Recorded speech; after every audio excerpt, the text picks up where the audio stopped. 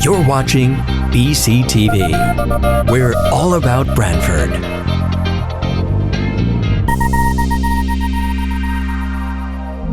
You're watching BCTV, Branford Government Television, a service of Branford Community Television. This program is brought to you in part through the support of the town of Branford.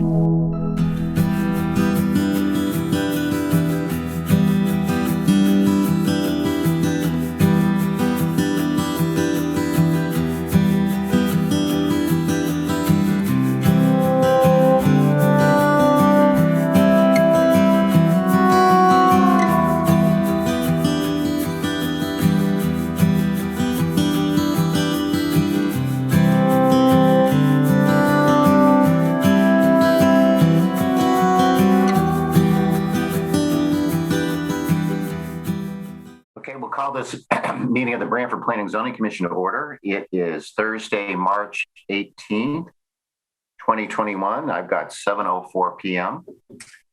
We'll first introduce members of the commission and staff. Recite your name and acknowledge your presence. John Lust. John, are you here? John Lust, present. Thank you, John. Chuck Andrus, chair. You're supposed to say your name as we'll go through whenever you speak. Joe Chadwick. Joe, are you here? Joe Chadwick is present. Thank you, Joe. Fred Russo. Fred, are you here? Fred Russo is here. Thank you, Fred. Joe Viuzzo. Joe, are you here? Viuzzo's here. And Paul Higgins. Paul, are you here? Did we lose Paul? I think we lost the phone for Paul. Let me go to the second page now. Oh, there's Massimo. So, all right, Massimo, I made you a co-host, so you should be able to unmute yourself as you need to. Great, Massimo's here. Thank you. Okay, Massimo Liguri. Thank you, Massimo. Paul, if you could raise your hand, I don't know which of the phone call-ins you are now. Harry, I'm here now. I had to unmute myself. Okay. Somehow. Okay, great. Paul Higgins here. Okay, Paul Higgins. Thank you, Paul. And our staff this evening: Town Planner Harry Smith. Harry Smith, Town Planner here. Evan Brining. Evan, you're here. Evan Brining, Assistant Town Planner, present. And Michelle Martin, our clerk recording secretary, I believe is also here. She is here. She's having some microphone problems. Okay. And Harry, can you read the notice of Chuck Andrus Chair? Can you read the notice of the public hearing? Sure. Harry Smith, Town Planner. I am going to,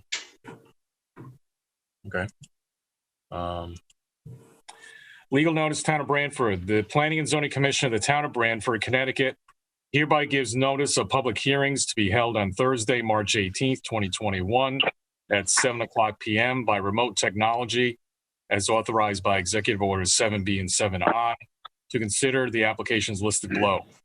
Information regarding how to participate in the public hearings will be provided on the meeting agenda that will be posted on the town's website at least 24 hours prior to the meeting.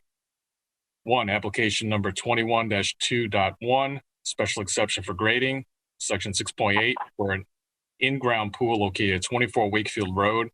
Karen, Yara Savage, and Kevin Genda, applicants and owners.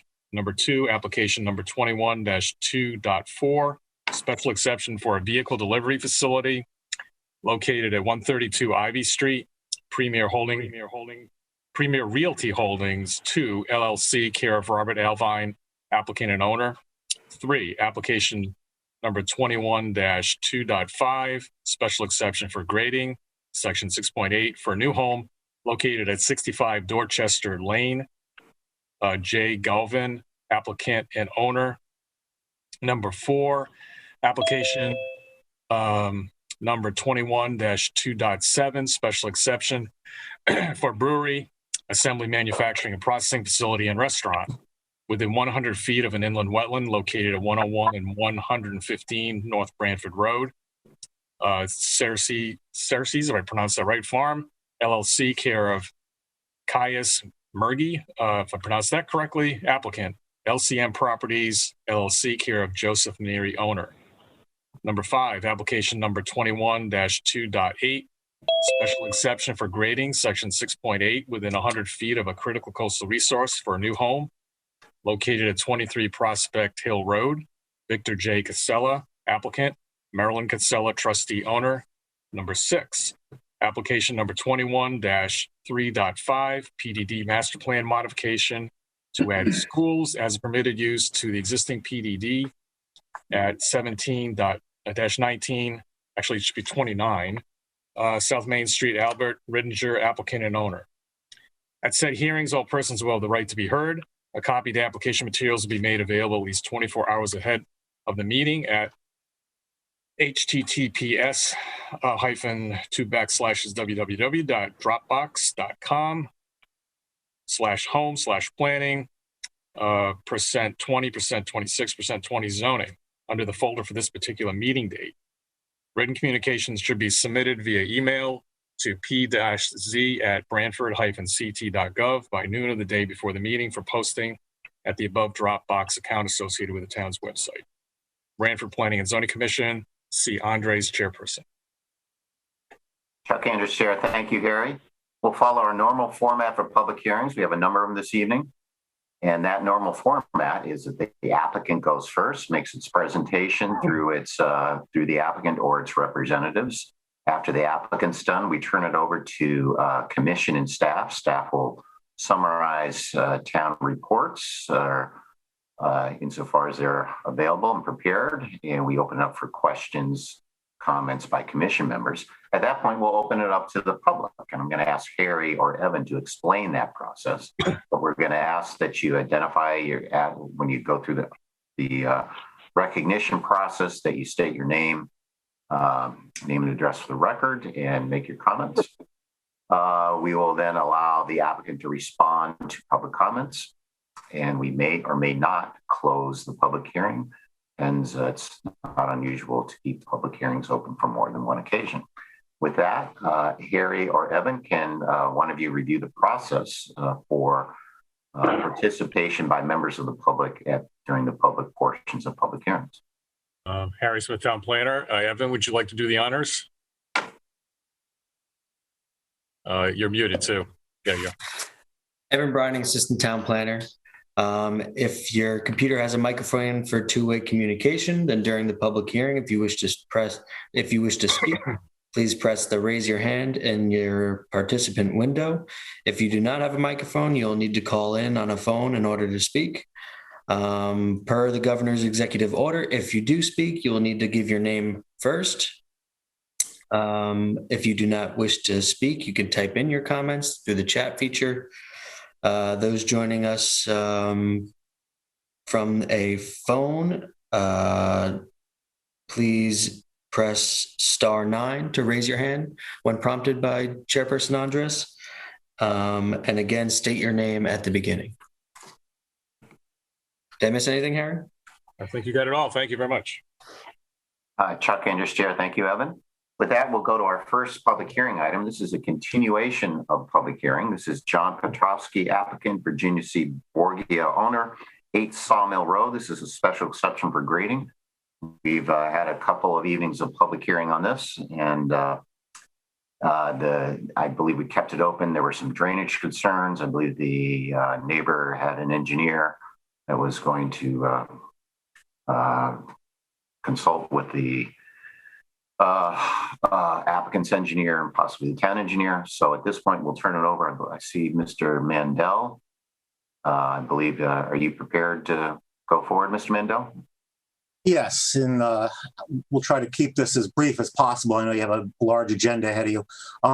Earlier this week, I did receive correspondence from the adjoining engineer. That was through Harry. I believe I received it on Monday. And then I did also receive a letter from the town engineer that was forwarded to Harry. And Harry, if you could read that into the record, please. I'll put it up on the screen here. Okay. And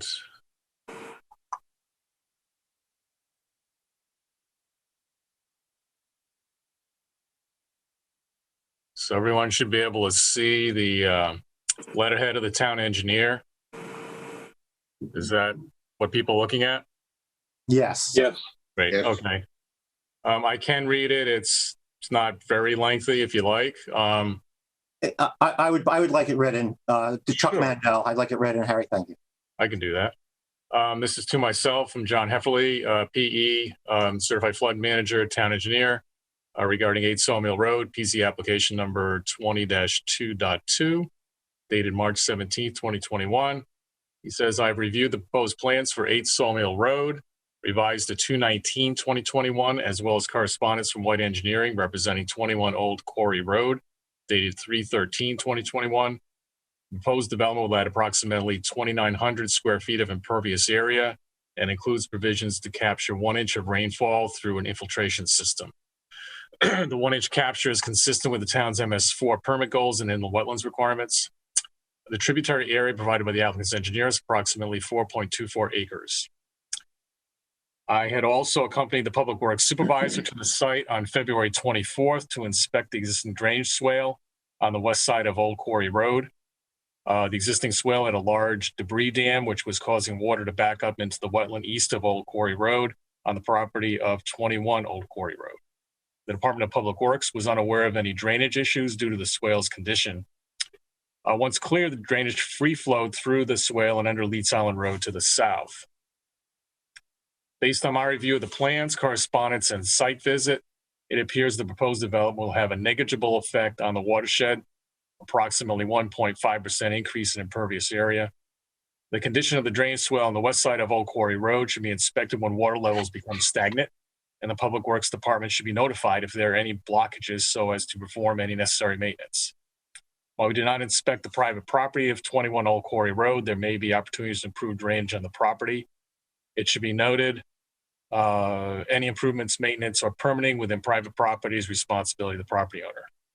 And that is the end of the memo. Okay. Thank you very much. Chuck Mandel again. And Harry, I did submit another letter that was done by Tom Stevens, PE. I'd like that read into the record also. I have the 3 things you sent here, so let me put that up. There's this. Okay. I'm having trouble. Actually, I mean, if you want to, I can talk about this as we go through, so we don't have to keep scrolling if you want. No, that's fine. Okay. Wait a minute. All right, let me go back. These are the 3 things attached to the email, so I don't know if I have the correct things here. That might have been an earlier one. That's okay. You can leave that up if you want, Harry. The Stormwater Quality Manual? Yeah. So if you scroll down a little bit so they can read the title of that. Let me make it wider. Okay. If I can. There we go.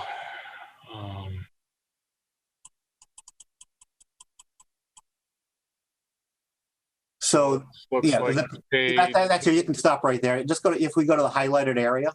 So this is from the 2004 Stormwater Quality Manual from the state of Connecticut that's used by engineering firms across the state. And it has to do with the 90%. So the highlighted area shows 90% of all annual storms are for the 1 inch. So 90% of all storm events, 2-year, 5-year, 10-year, 25-year, 50-year, 100-year storm, 90% of the storm events are actually capture the 1st inch, which is what we had done, satisfying the water quality permitting. The other thing is I did have a letter from Tom Stevens that stated, let's see, is that it? Sorry, I'm trying to find it. Okay. So is this what you're looking? Yes, actually, if you could read that into the record also, Harry, I'd appreciate it. It's very brief. Sure. Dear Commissioners, this is dated March 4th, 2021 at 4 p.m. Dear Commissioners, I'm writing this letter on behalf of the applicant, John Petrovsky, regarding the above referenced site. There has been a concern expressed by the neighbor at number 21 regarding the lot development and associated runoff. In my professional opinion, the runoff increase will be de minimis in nature.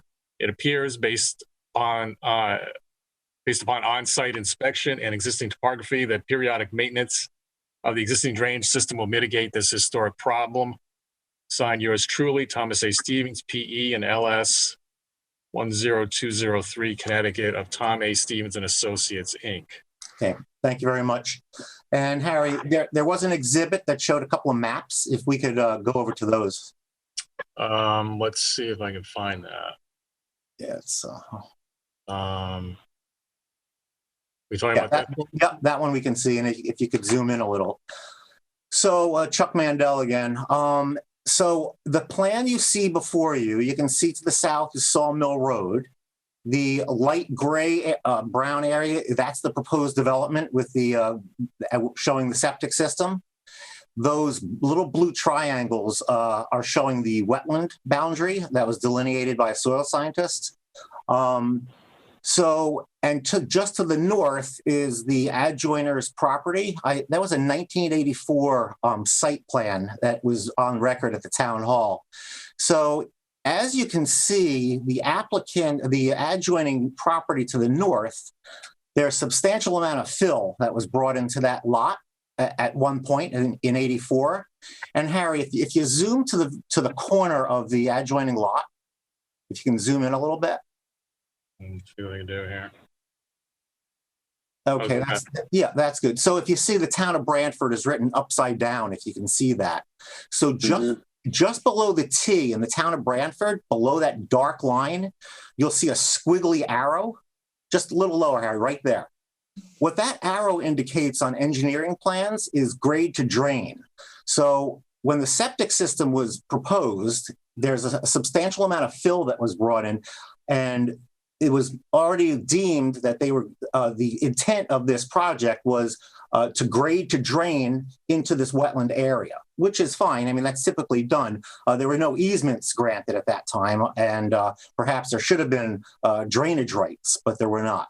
And I also went to the Wetlands Commission. I spoke to Jamie. Wetlands was adopted in January of '74. This happened in '84. There was no record of this being approved, but maybe the records got lost. That I don't know.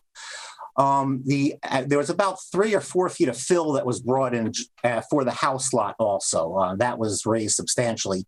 You can see there's a proposed grade of 40, there's an existing grade of 46, and I think the house is at elevation 50 or so. So there's about 4 foot of fill to the finished floor.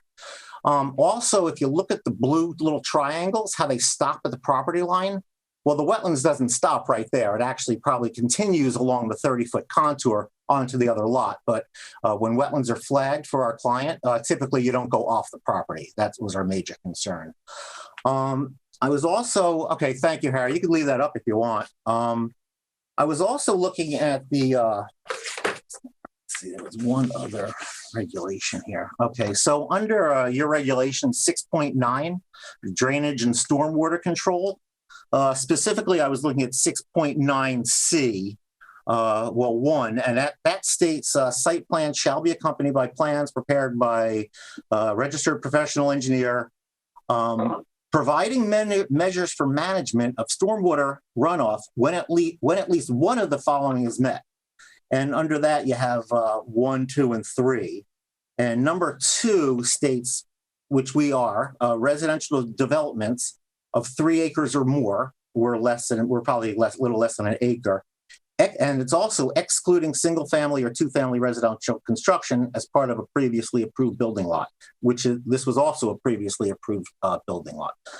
So I guess that's where we stand right now. There was a question of whether it was a 3-bedroom or 4-bedroom. Originally, when we started with wetlands, that was prior to health department approval. And when they looked at the house plans, it was actually a 3-bedroom, but if you have a media room or a TV room or an entertainment or an office, sometimes the health department considers that a bedroom because they don't know what the use is going to be in the future. So what we ended up doing during the wetlands application process, and which wetlands did approve the 4-bedroom, is that we had to switch, even though it's a 3-bedroom, the health department deemed it a 4-bedroom. So we did increase the tank size by 250 gallons, and there was probably another 4 foot of subsurface product, which had no effect on surface conditions. And with that, I'm going to leave it in the hands of the commission. Chuck Andrews, Chair. Thank you, Mr. Mandel. Harry, do you have any further staff comments? I know you've read the memo from the engineer. Is there other comments or input we've received that you want to call to our attention?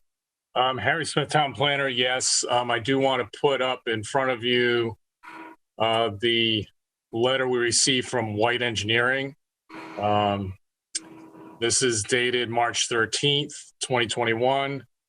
And I will not read this in its entirety, but I will sort of walk you through it here. And I could leave this to the budding property owner to do as well, but I did not see Mr. White here. So I can start through this, and if there's anything else the budding property owner wants to highlight, I can put this back up when they want to speak.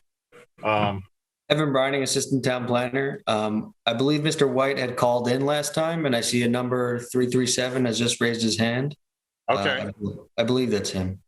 All right, so I will. I also see the neighbor down there, if he could confirm. Yep, that's good to know when we get to that part, so thank you. I won't go much into this because if the engineer's here, he can explain his own letter. He did request some additional information. So I think what I'd like to point out before we get going into public comment simply is the regulations. There's a little bit more to it in addition to what Mr. Mandel went through. So you have another section here in 6.9C, which is even though this development doesn't fall under 6.9C1. The commission has 6.9C2, which allows for site plans for other developments to be required to provide such drainage and stormwater control if deemed necessary to protect public health, safety, and welfare by the commission. So that puts you in the driver's seat if you, as a commission, want to require any additional information. The additional information that the regulations, if you did want to require it, to call for those three situations that this development doesn't qualify for, that Mr. Mandel cited, is on the next page. And they include calculating peak discharge from the 2-year, 10-year, 25, and 100-year storm, 24-hour frequency, distribution, this county, so forth. And states that no increases in peak flow should be allowed to leave the site, and provides possible methods of stormwater detention, retention. And it goes on to speak about detention volume shall be necessary to handle 25-year storm. Runoff should be calculated, variety of methods you can use, culvert design, stormwater systems designed to trap floatables, so forth. And then several performance standards here. Number 2 would seem to be applicable, but you do have evidence and testimony in the record that the actual increase will be de minimis. So I'm going to stop there, and this will be available if anybody wants to refer to it. So I forgot to share my screen, so I apologize. Let me just run you through that super quickly. I apologize. So here is the section 6.9C2. Health, safety, welfare by the commission. Next page, you have the information that would be required for those 3 categories, which this development does not fall into, and that you could require any or all of these. And they're the performance standards. So that is the section, and it's about shared facilities and maintenance. And permit may be required by inland wetlands, which has been obtained in this case, and no private drainage should be connected to the town's stormwater sewer system without approval by a town engineer. So I'm going to stop my share there, and that's all I have at the moment. Chuck Andrews, Chair. Thank you, Harry. Any questions, comments from commission members before we open up to the public? If not, then let's open it up for public comment. Evan, are you going to recognize persons who would like to speak? Sure. I'd like to ask first for anyone from the public that would like to participate, please use the raise your hand function. Add next to your name on the participation list. However, I think we're going to start with the adjoining neighbor and his engineer, if that's okay with you guys. Sure. Hi, this is Bob Smissel calling. I'm aware that they cleared out the debris in that creek from the other side of Old Quarry Road. I actually just raked it out again yesterday from all the wind and the storm that we had, and that my creek is still half full. That pipe is still half full. You guys can come out tomorrow and have a look at it, and you could see. That's really all I have to say. And my engineer is on tonight. His number ends in 337. Okay. Thank you. Evan Brining, Assistant Town Planner. I will unmute the engineer now. Mr. White.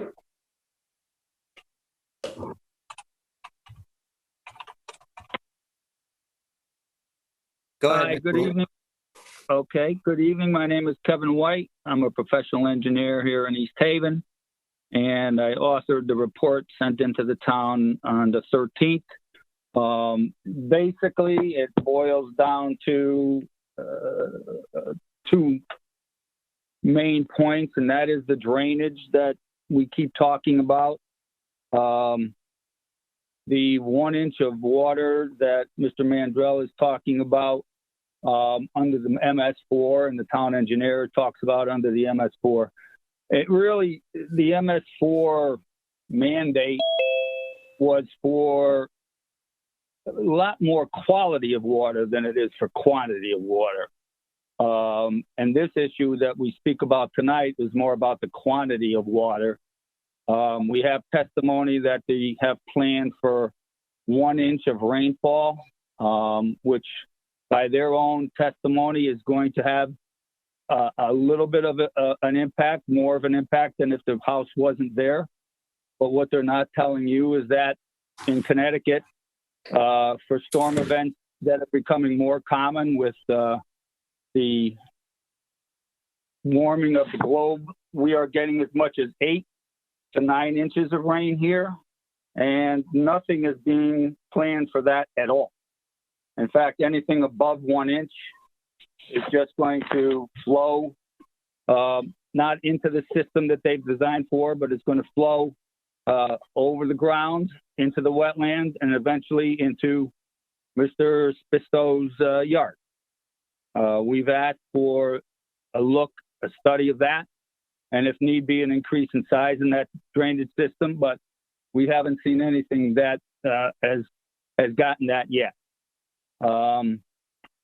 Also, the amount of fill, which, you know, there again is talked about being less than what was originally intended in their first application back in 2005, it's still over 9,000 square feet. It's rather a large piece of property. It's a 20% of a regulation football field, and it's, you know, that area that is a lot of material going in there. So we've had testimony from Mr. Pisto that the ground it saturates his yard and his driveway. We're going to have more of that, and we are against this development until these situations are corrected.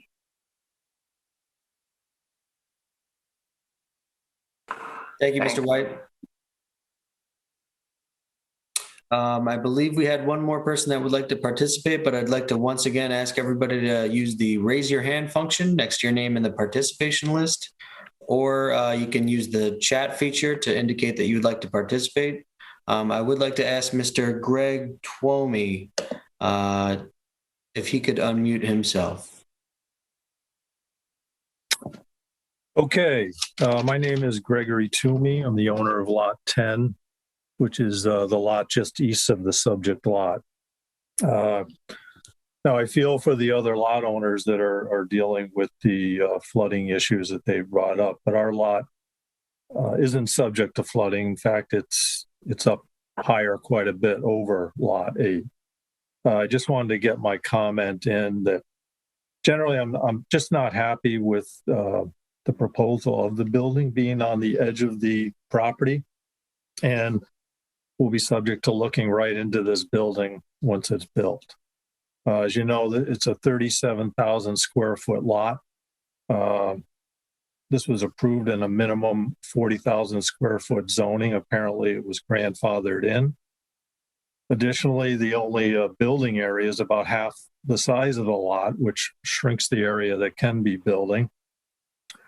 With that, the building is going to be within 25 feet of the property line, which I assume is the minimum setback. And the driveway is approximately 10 feet in from the property line. So I just wanted to get it on the record that I'm not happy with where the building's situated, essentially just about on the property line. That's it. Thank you, Mr. Toomey. It looks like we have one more participant that would like to speak. Ms. Kernan?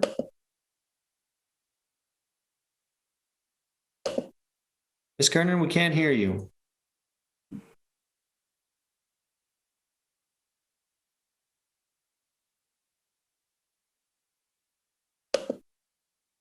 Go ahead and try unmuting one more time. If you'd like to type in your comments to the chat, that's my best option at the moment. Yeah, your microphone might be muted. I don't know. You're not muted on our side as far as we can tell.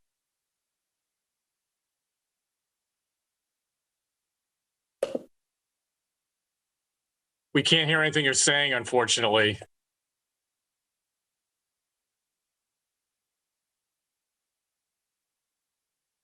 Yeah, you'd have to type the comments in or find out.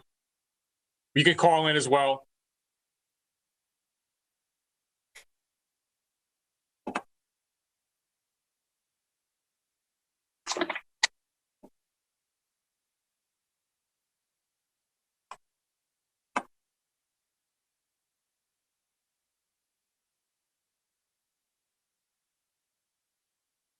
Okay.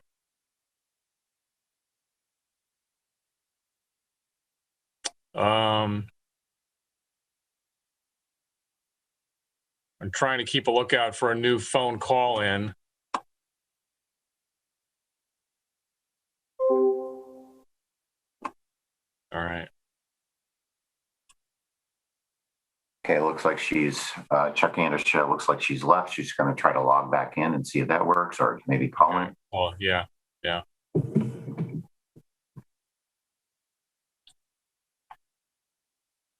Are there other members of the public, Evan, that would like to speak? I don't see anyone, and everyone who has used the chat feature to indicate they would like to participate. It was just Ms. Kernan and Mr. Toomey. Okay.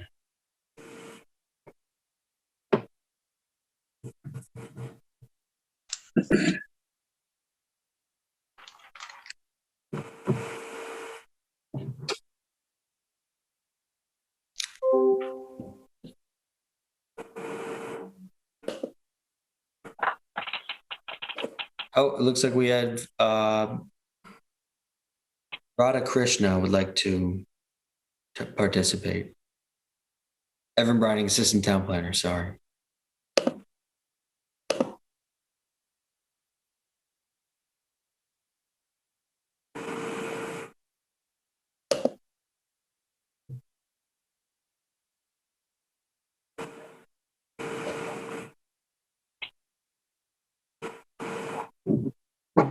Mr. Krishna, could you unmute yourself? Oh.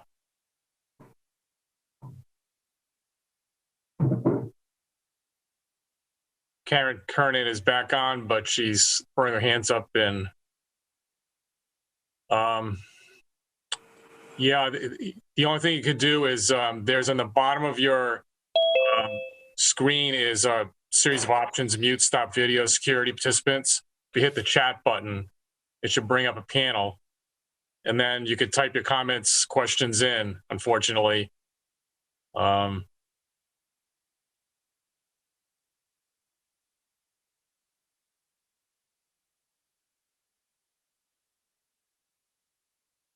as well as try calling in. We can put the number on the screen if you'd like us to do that. Okay.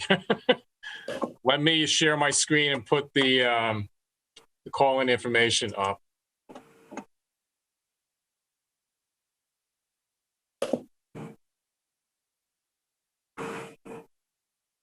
So here's the phone number and the passcode and the meeting ID. So hopefully you can see that. 646-5858. 8656. Thank you.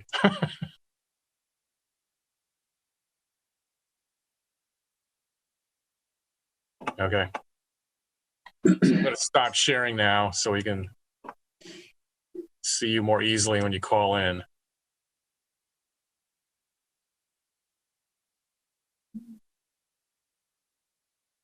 Not working?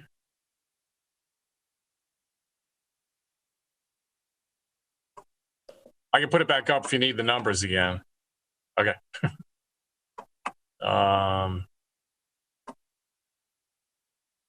Good Lord.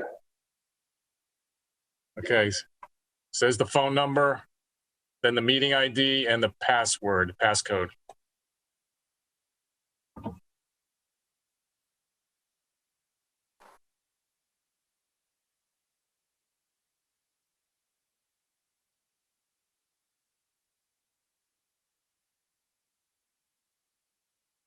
All right, she's on the phone. Yeah, she's shaking her head.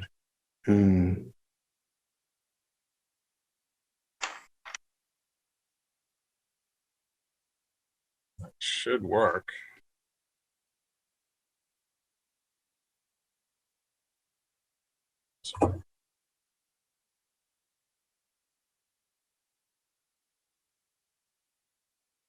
Yeah, that's the way the other folks have got on with the phone. So I don't know.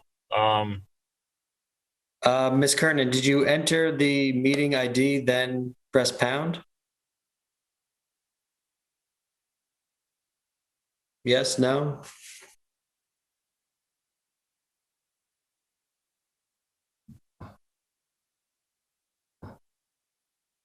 And if you're on a cell phone, you don't need to use the 1.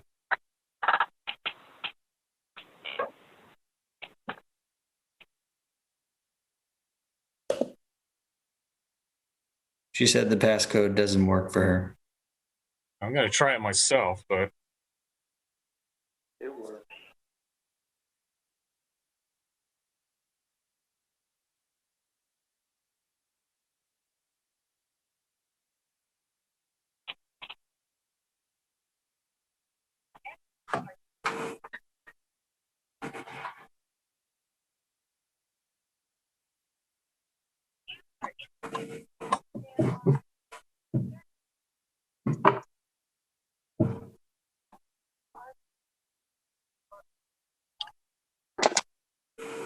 I just called in and I got in, so I'm going to hang up. I'm hopefully creating an echo. So all the numbers do work.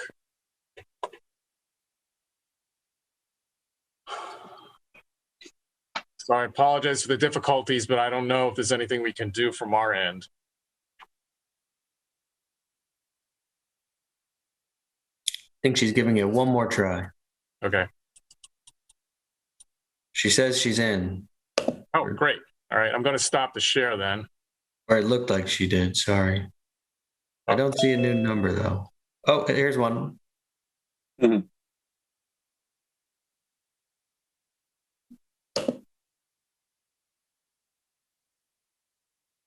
Is your phone number end in 728?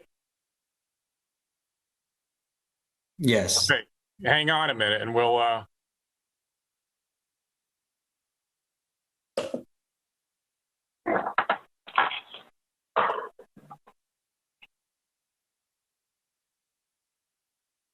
so if you do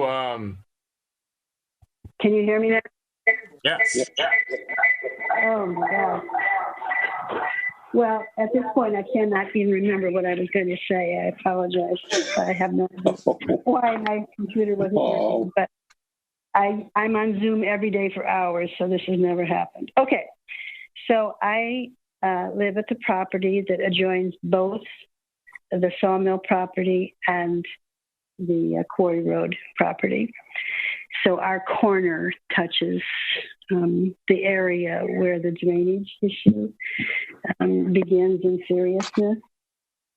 So I just want to support the concern, very real concern, because in any heavy rain, there's water drainage there. So any amount of additional drainage that comes downhill from Sawmill Road is definitely going to come downhill onto the corner of our property, but much more to Spitzo's property.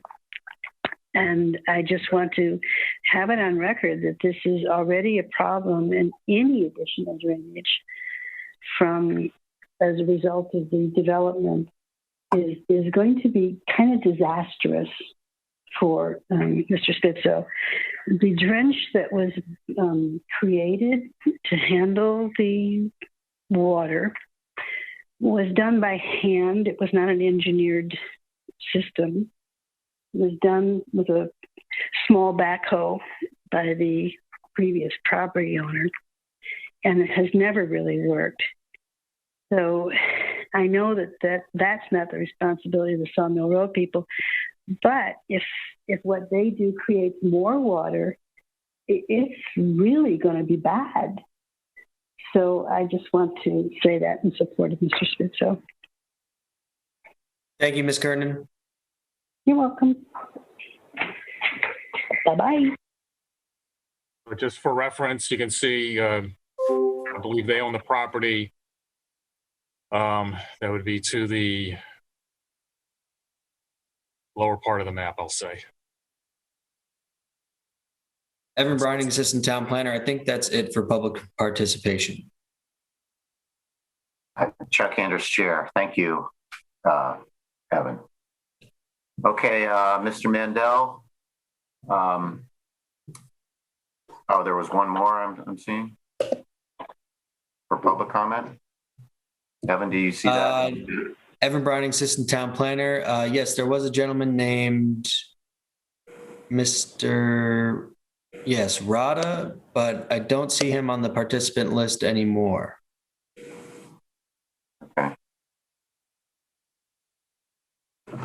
Okay. Then we'll turn it back over to the applicant, Mr. Mandel.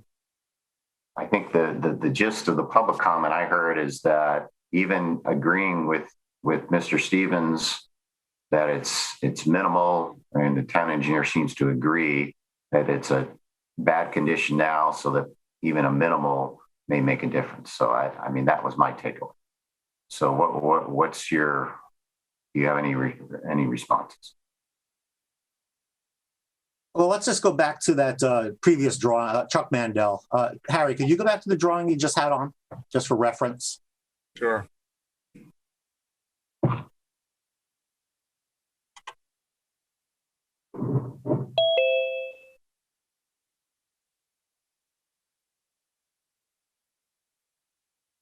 Everyone can see that? No, it's not. You didn't get it on yet. It's it was one of the upper tabs you had there before. Hang on a second.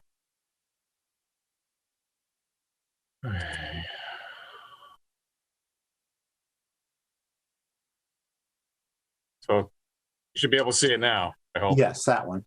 So as the commission can see, I superimposed the two lots in question, the adjoiner to the north. As I stated earlier, those little blue triangles stop at the property line, but the wetlands does not stop at the property line. So if a soil scientist was to go out there, excluding the area of fill where the house is, that was probably filled wetlands, which made the situation worse. That wetland pocket still does exist. So that anything to the south of that driveway, I believe if a soil scientist went out there, would be considered inland wetlands. The actual increase is we are increasing the flow by 1.5%.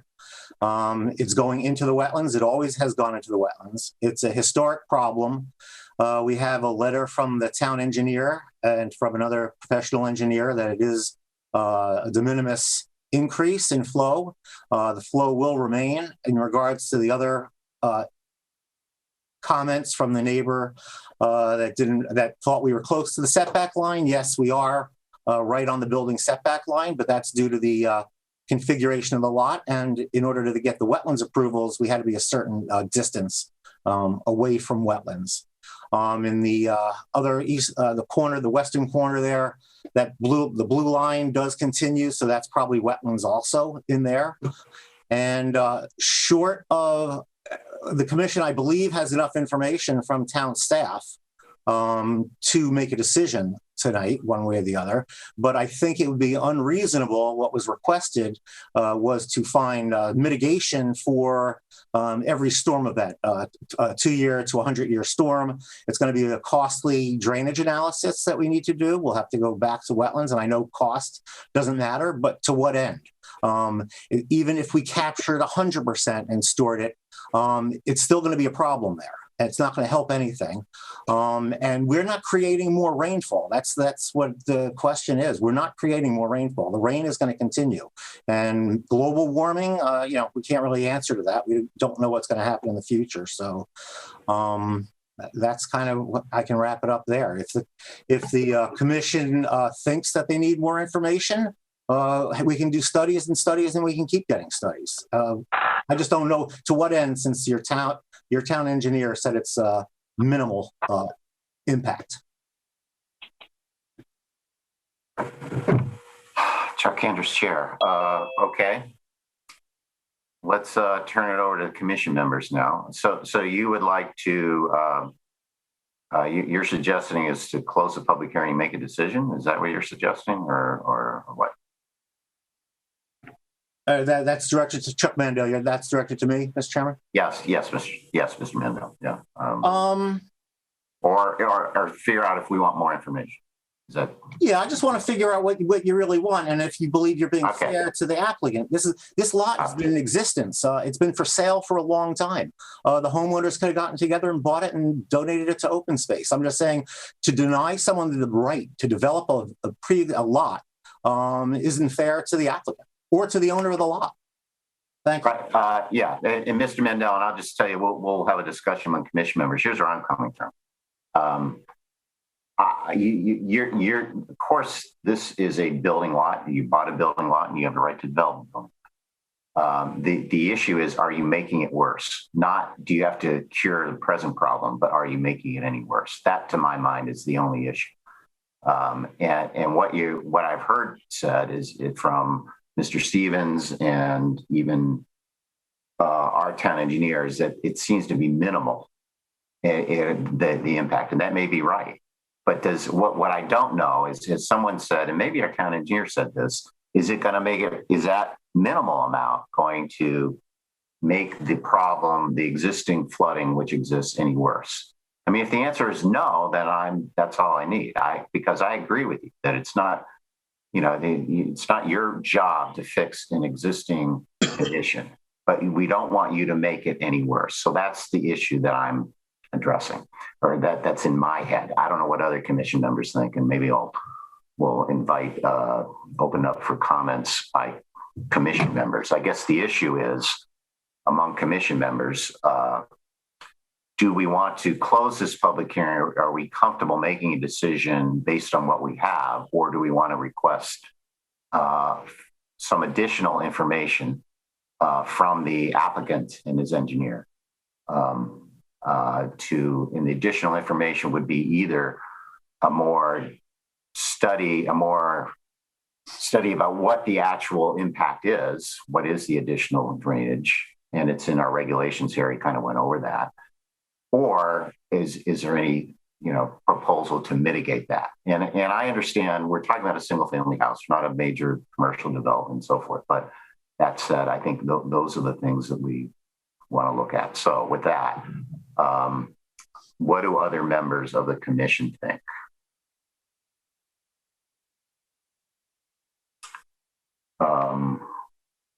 Joe Chadwick speaking. Can we quantify minimal? It sounds like not a big deal, but how minimal is minimal? Do we have a number for that? Yes, Chuck Mandel, it's a 1.5% increase to the total watershed.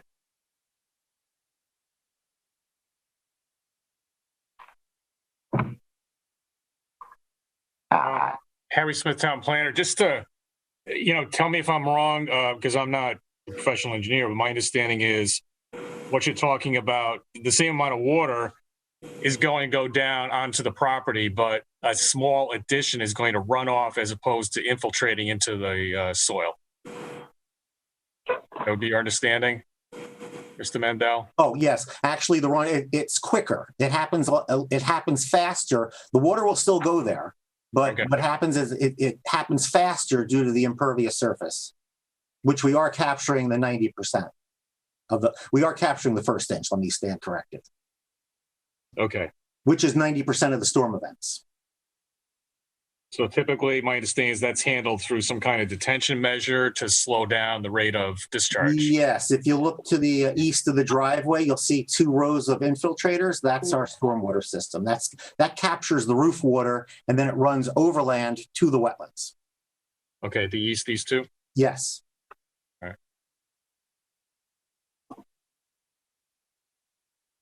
Evan Brining, Assistant Town Planner. I would like to bring the commission's attention to the chat section. Ms. Kernan and the neighbor have been commenting throughout this conversation. Not sure if you want me to read those out loud, but I just want you guys to take a look. Well, yeah, I mean, yeah, this is the problem with the public hearing. Now we're back into public stuff here. Sure. I'll allow the people to read. Anyone want to make further comment in the chat? We'll put it on there and allow the applicant to respond. But at some point, it'll be up to the commission to decide what we want to continue this or not. So yeah, I'm reading the chat now.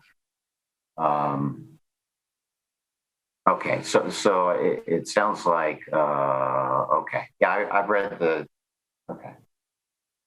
Talking about the existing conditions, there are problems now, and that's correct. Understand that?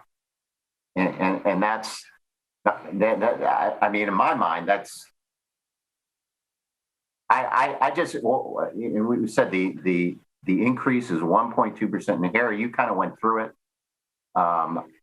Is that 1.2% is being added to the watershed? Is that watershed going to affect the neighboring property? I mean, it doesn't. Well, Harry Smith, Town Planner, maybe Mr. Mandel would be the better person to explain this, but you're talking about the peak discharge. So that's the greatest amount of water that is coming out, I believe, at any one point in time. So the same volume, I think, as Mr. Mandel said, same volume of water is eventually going to drain off, but it's sort of a graph. It just comes up to a peak and then drops down again. So that peak is going to be a little bit higher. So that's the maximum amount that's going to run off at any one point in time, if I understand it correctly. Chuck Mandel, Harry, that's correct. It's increasing by 1.5%, the runoff, not the actual volume. The peak runoff, right? Peak runoff, yes. Yep.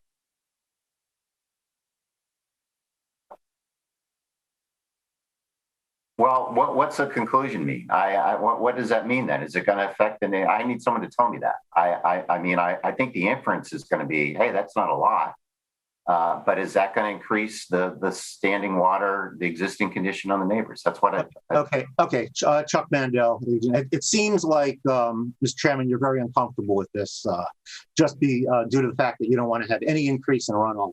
It will require some more information on our part. One being that we would need, if we wanted to get topography, there are a couple of things that we would have to do on the adjoining lots. If you want this quantified, if you want to know exactly what the effect would be, we'd have to do topography on the adjoining lots, and we'd have to get a soil scientist out there to delineate the wetlands and see where we actually are with this.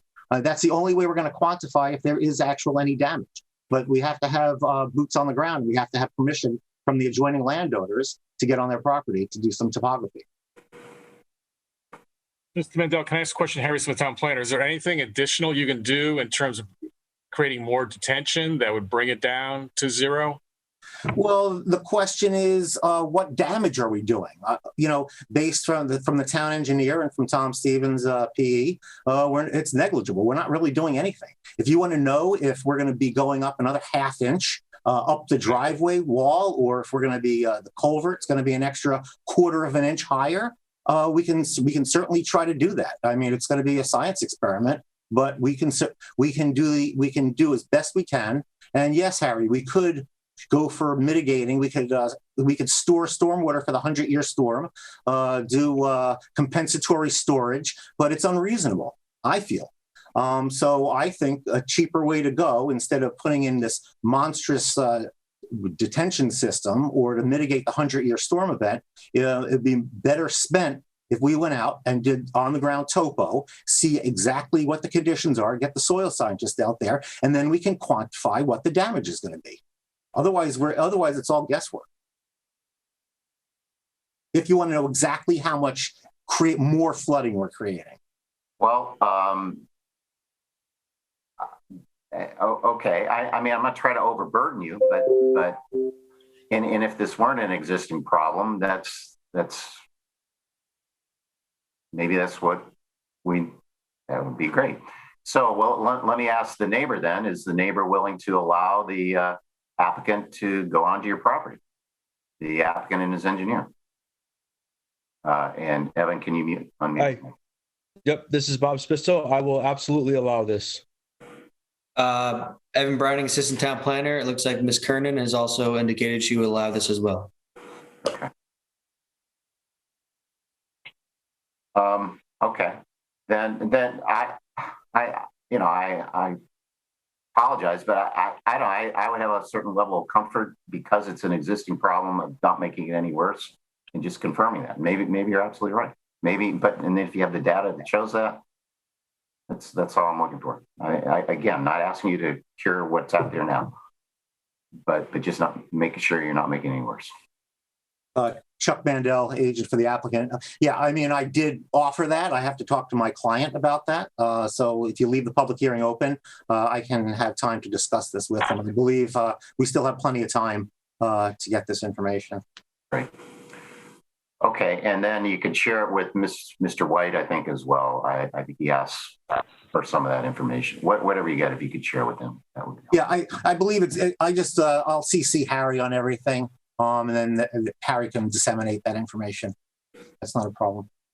Okay. Yeah, Harry Smith, Town Planner, we can do that. This way, everyone's in the loop. And I believe we may have to get the Wetlands Commission involved again also. If you change anything, I mean, if you do any additional regulated activity, otherwise, I don't know. Correct. But okay. I mean, if it may show up that you're not making any work, so whatever. So okay. So are we okay then? We can continue this matter as a public hearing, and you can let us know. I mean, if you're not done at our next meeting, which is April 1, we can continue it beyond that. Yes. Okay. So what we'll do is then we'll continue this to our April 1 meeting, and then and then possibly further if we need to. Okay. Thank you, Mr. Mandel, and thank you. Appreciate. And thank you, members of the public, for your comments. Okay, so that brings us then to item number 2 of our public hearing. This is 56 Stony Creek Road, the special exception for grading, Faird Stony Creek LLC. And I understand this is a matter that we're going to continue to our April 1st meeting. Is that correct, Harry? Harry Smith, Town Planner, yes, I've been in contact with the applicant and trying to work out whether the additional application to modify the site plan could be done possibly by myself as staff if it's a minor in nature, and probably just get moving ahead at the next meeting, hopefully. Okay, so item number 2, we will continue to our April 1st meeting.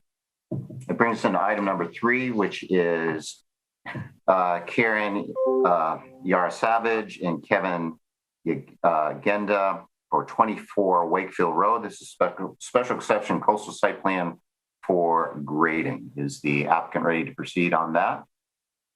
Okay. Mr. Preddy, looks like.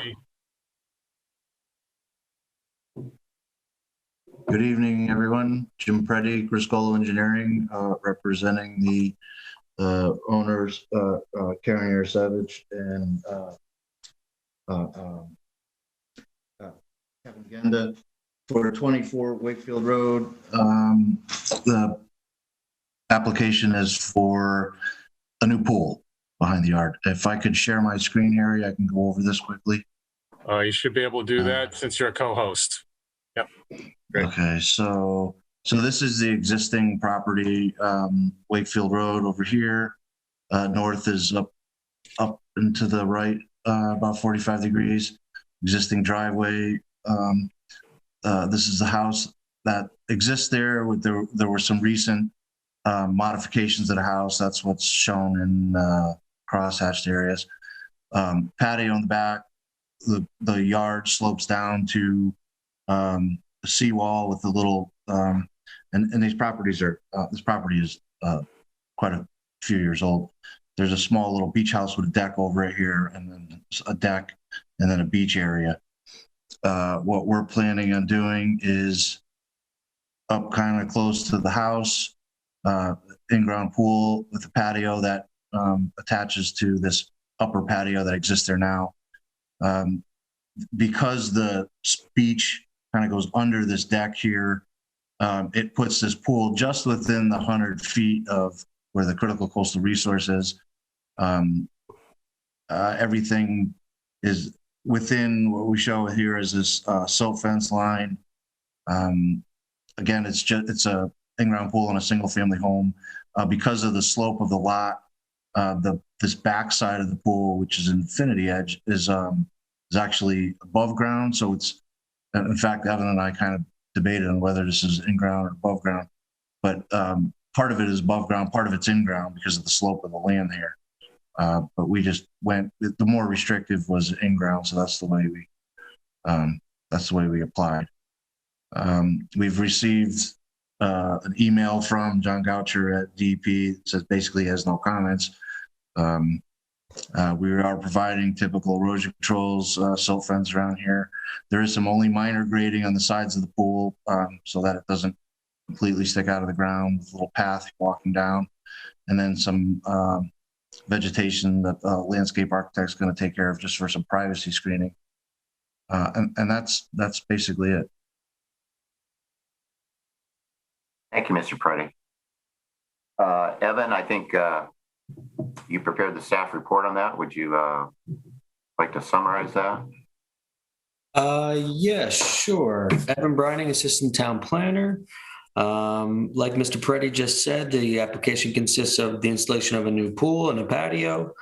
The proposed use would require site plan approval. However, it's within the 100 foot of a critical resource area, so it would require a special exception. Bulk requirements, the project meets all of the setbacks. The applicant did not provide a erosion and sediment control plan, but did provide extensive details for mitigating these issues on drawing 2 of 3 and drawing 3 of 3, respectively entitled Coastal Site Plan and Erosion Sediment Control Notes and Details. No significant regrading.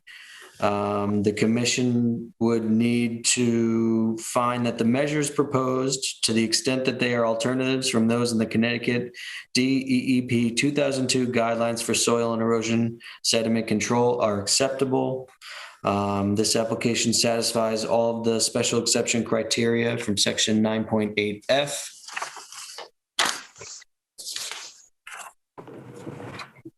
A referral from this application was sent to DEEP. They responded saying they had no comment.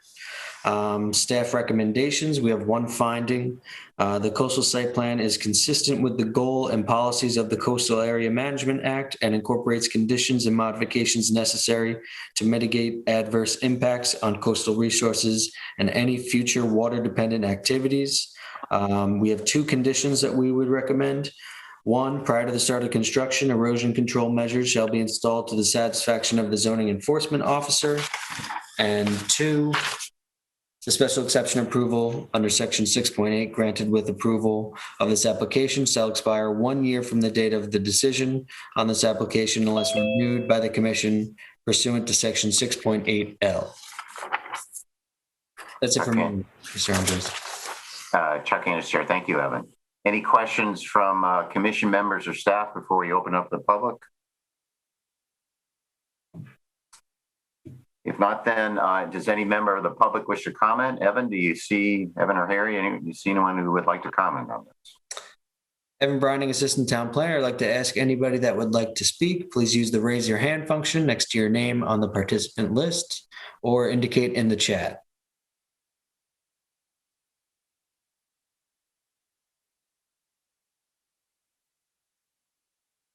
I'm not seeing anything at this time, Chairman Andres. Okay, Chuck Anderson, Chair. Thank you, Evan. Mr. Preddy, do you have any comments? I assume you're okay with the findings and condition? Absolutely. Jim Preddy, Cruz Cole Engineering. I have received the staff report at a time. I'm okay with everything. Really not much to this one. Great. Chuck Anderson, Chair. Thank you, Mr. Preddy. Any further comments from commission members or staff or applicant? If not, then we will close this matter. Item number 2 is a public hearing. This is something we can take up later. Thank you. That brings us then to item number 4, which is Premier Realty Holdings, LLC, and 132 Ivy Street, special exception for vehicle delivery facility. Is the applicant prepared to go forward with that one? Harry Smith, Town Planner. Oh, there's Mr. Ott. I will make him a co-host. I didn't know if you were going to get here in time, but he has made it. So, all right. You are now a co-host, Mr. Ott, and can mute or unmute at will and share your screen if you need to. Okay. Thank you, Harry. Good evening, commission members, Mr. Chairman. Yes, I just made it in time from a meeting in Madison. I'm glad I made it in time before you started.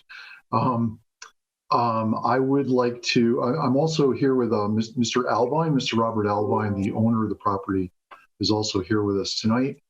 I will share my screen if I can. Bear with me one second.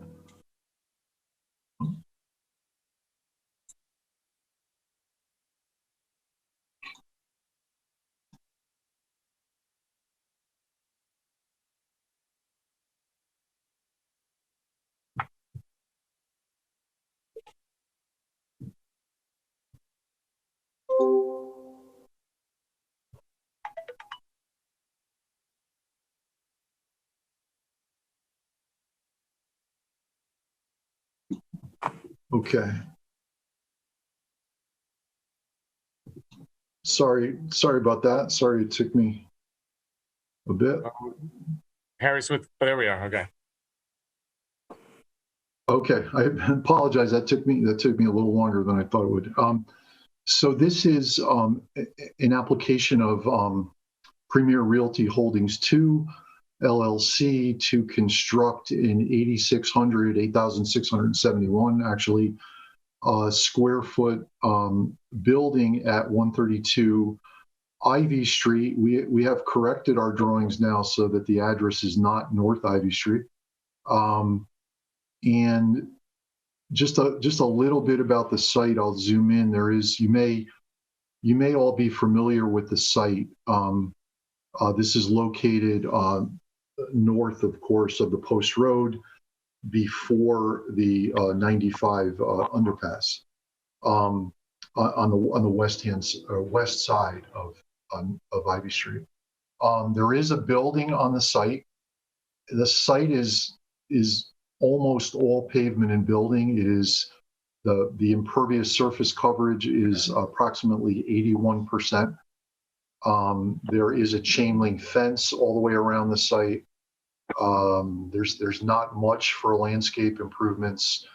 There is a wetland pocket that you can see located at its closest point about 45 feet from the site's western boundary. We received approval from the Inland Wetlands and Watercourses Commission for the regulated activity permit application that we submitted for the site. The plan would be to demolish the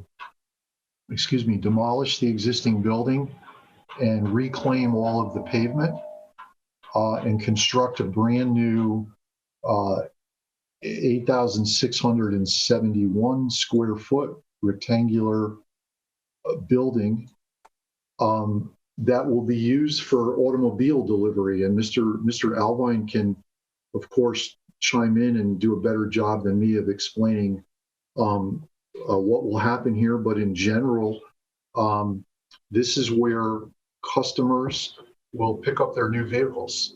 This is where the vehicles will be delivered to them, where the operation of the vehicles will be explained, and the customers will drive off site with their new vehicle from this location. We are proposing to, like I said, in addition to constructing the building, to reclaim all the pavement and construct the new parking area that you see. There are 30 stalls in this parking area. We propose exterior parking area lighting as well as building mounted lighting. We submitted an exterior lighting photometric plan as well as basic architectural drawings for the building. Hopefully they're in your record. There is a landscaping plan which I can go to next in the drawing set, included in the drawing set. And trash receptacle area is shown here in the bottom corner of the site. We are proposing to construct a stone surfaced portion of the parking area in the rear. This is the hatched area that hopefully you can see.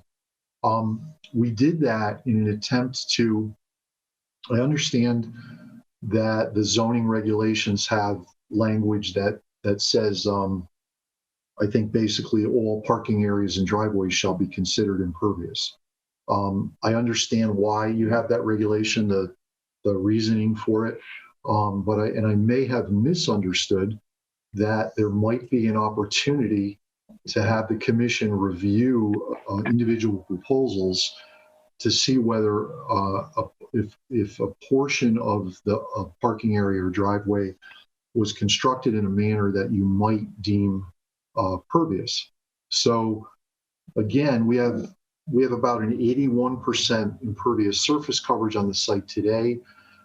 If this area, this hatched area, was deemed pervious, we would reduce the impervious surface coverage to 60%, which would bring the site into compliance for that specific regulation. If the commission doesn't deem it acceptable, the impervious surface coverage will still be reduced, but not as much. It would go from 81% to 70%. So that's something that I would like to, I wanted to explain and maybe get the commission's input on. The building, there will be new underground utility services to the building. The existing building is currently served by the town's municipal sanitary sewer system. It will continue to be served by it. There is a floor drain system within this building today, and that floor drain system is connected to an oil grid separator structure and a holding tank structure beneath the parking lot and the west end of the building.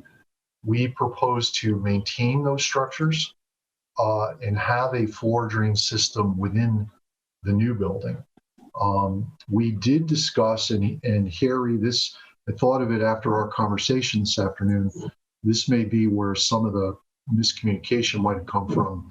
We did reach out to the town engineer early on about the ability to make a connection from the oil grid separator to the municipal sewer system. But John got back to us and let us know that there's limited capacity in this particular area and that we should maintain the holding tank for this floor drain system. So that's what we intend to do, is keep the holding tank structure in place. I think that's a quick overview of the site. Again, there is a landscape plan that I can go over. And there is, hopefully you have in your record, the photometric plan as well as the building drawings. So I could try to answer any questions you might have at this point. Chuck Anders Chair, thank you, Mr. Ott. I think at this point we'll turn it over to staff to summarize their comments and staff report. Harry or Evan, I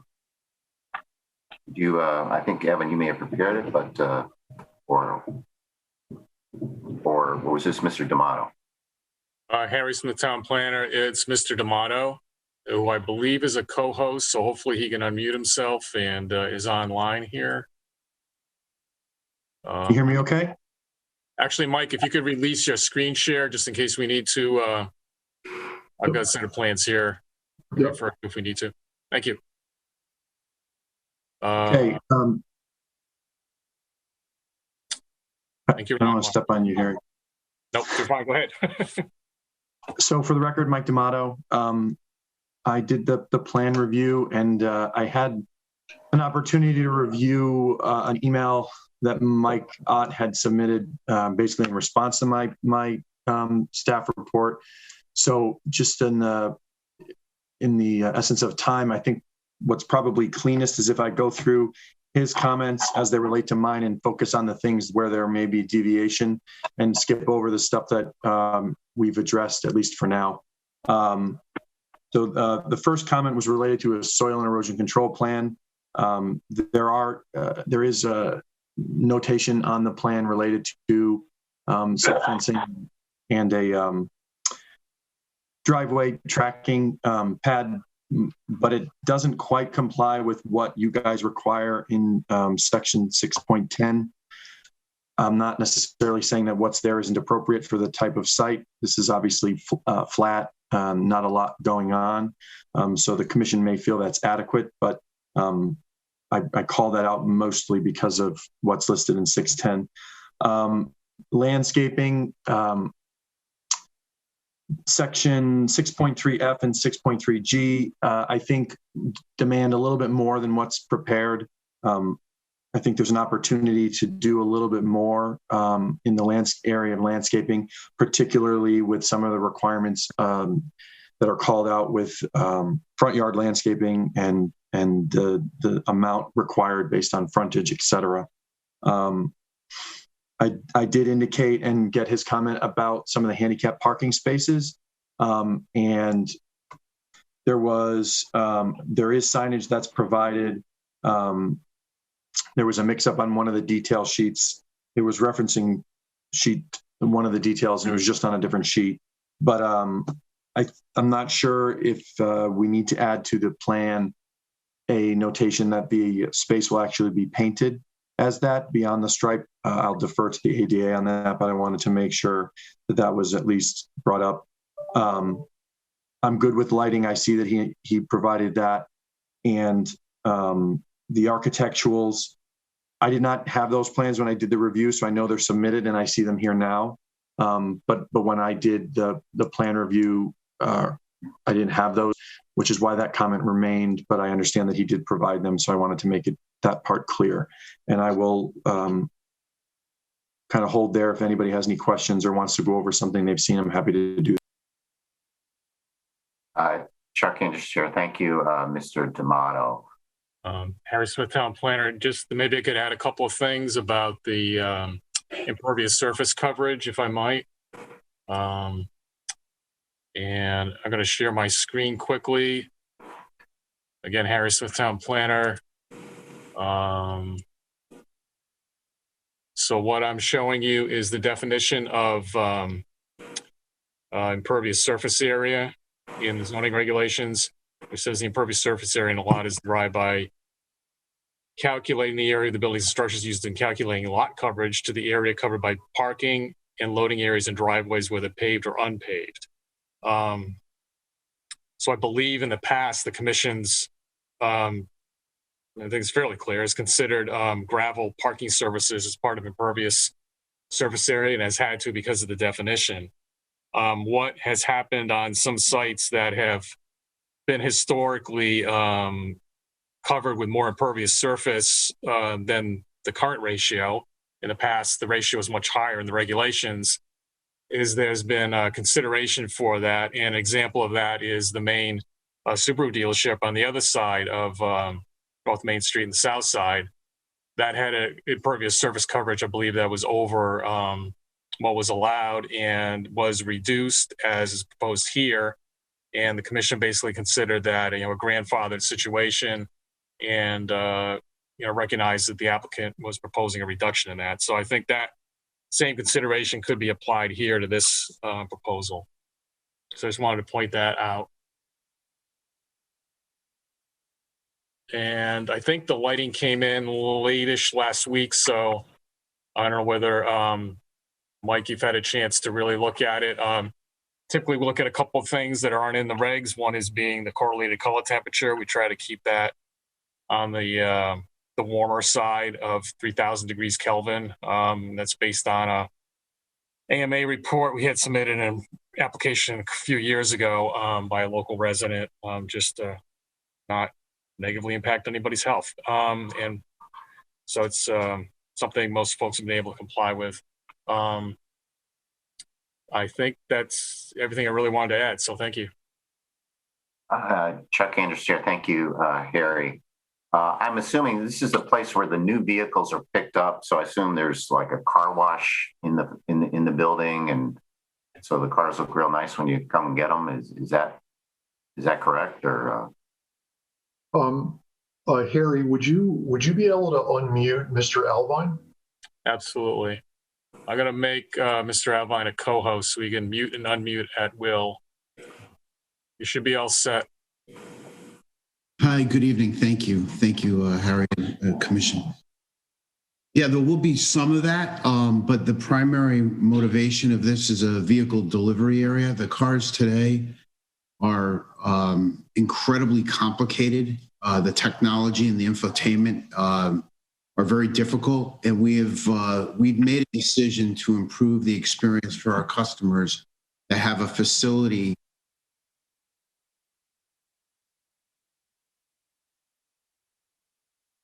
Oh, I think we've lost temporarily.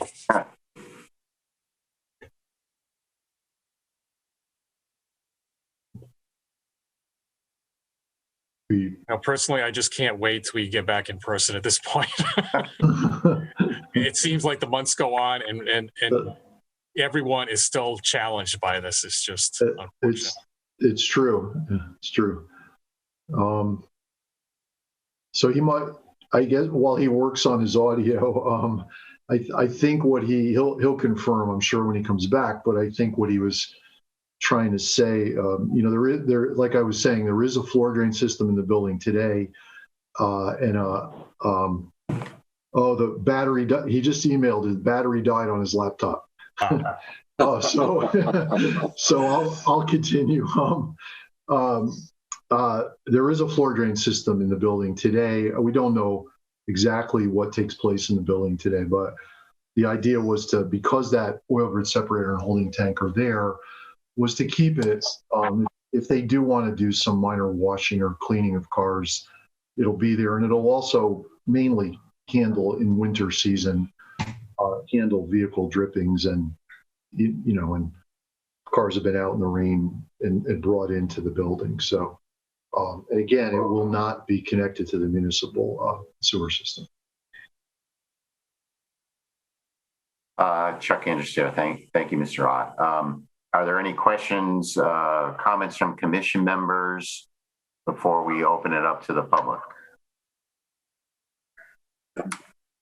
I don't see any. We can open it up to the public then to see if there's any public comment. Evan, you want to handle that? Evan Brining, Assistant Town Planner. Anyone that would like to speak, please use the raise your hand function next to your name in the participant list, or indicate that you'd like to speak in the chat feature.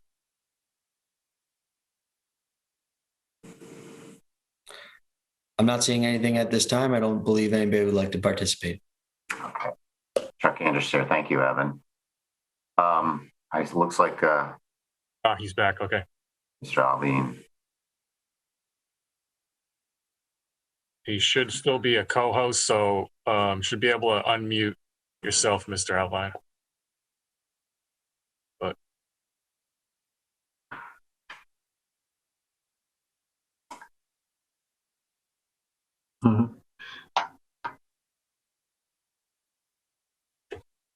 Looks like we might have lost him again, maybe.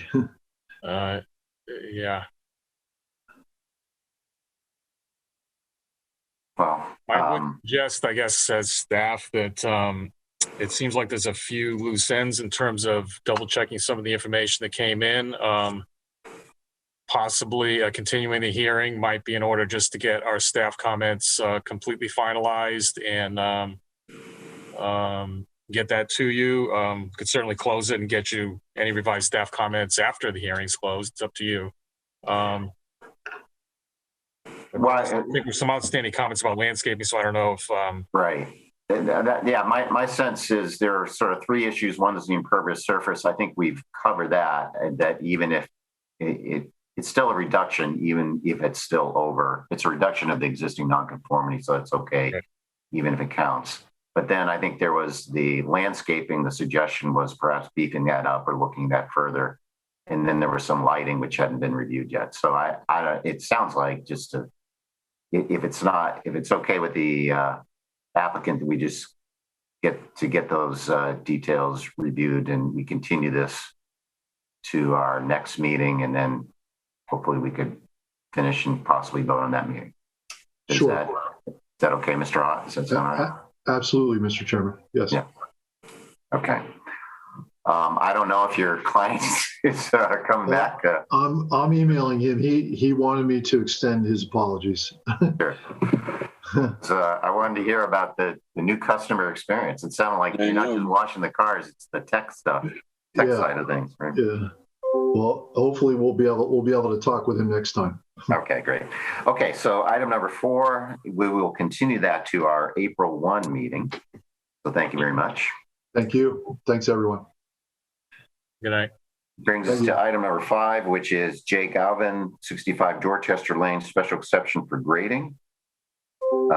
Is the applicant ready to proceed on that one?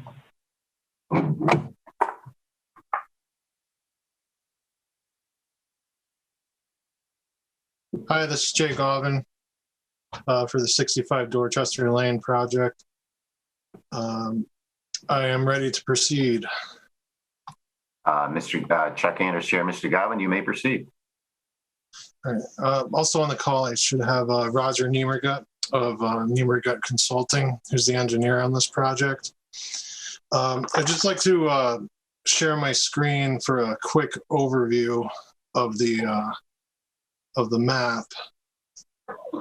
Evan Brining, Assistant Town Planner. Jay, I think at the bottom of your screen, there's a green button. It's saying host disabled, participant sharing. I'm going to make you a co-host, so you should be able to do that in a second. Okay, try it again.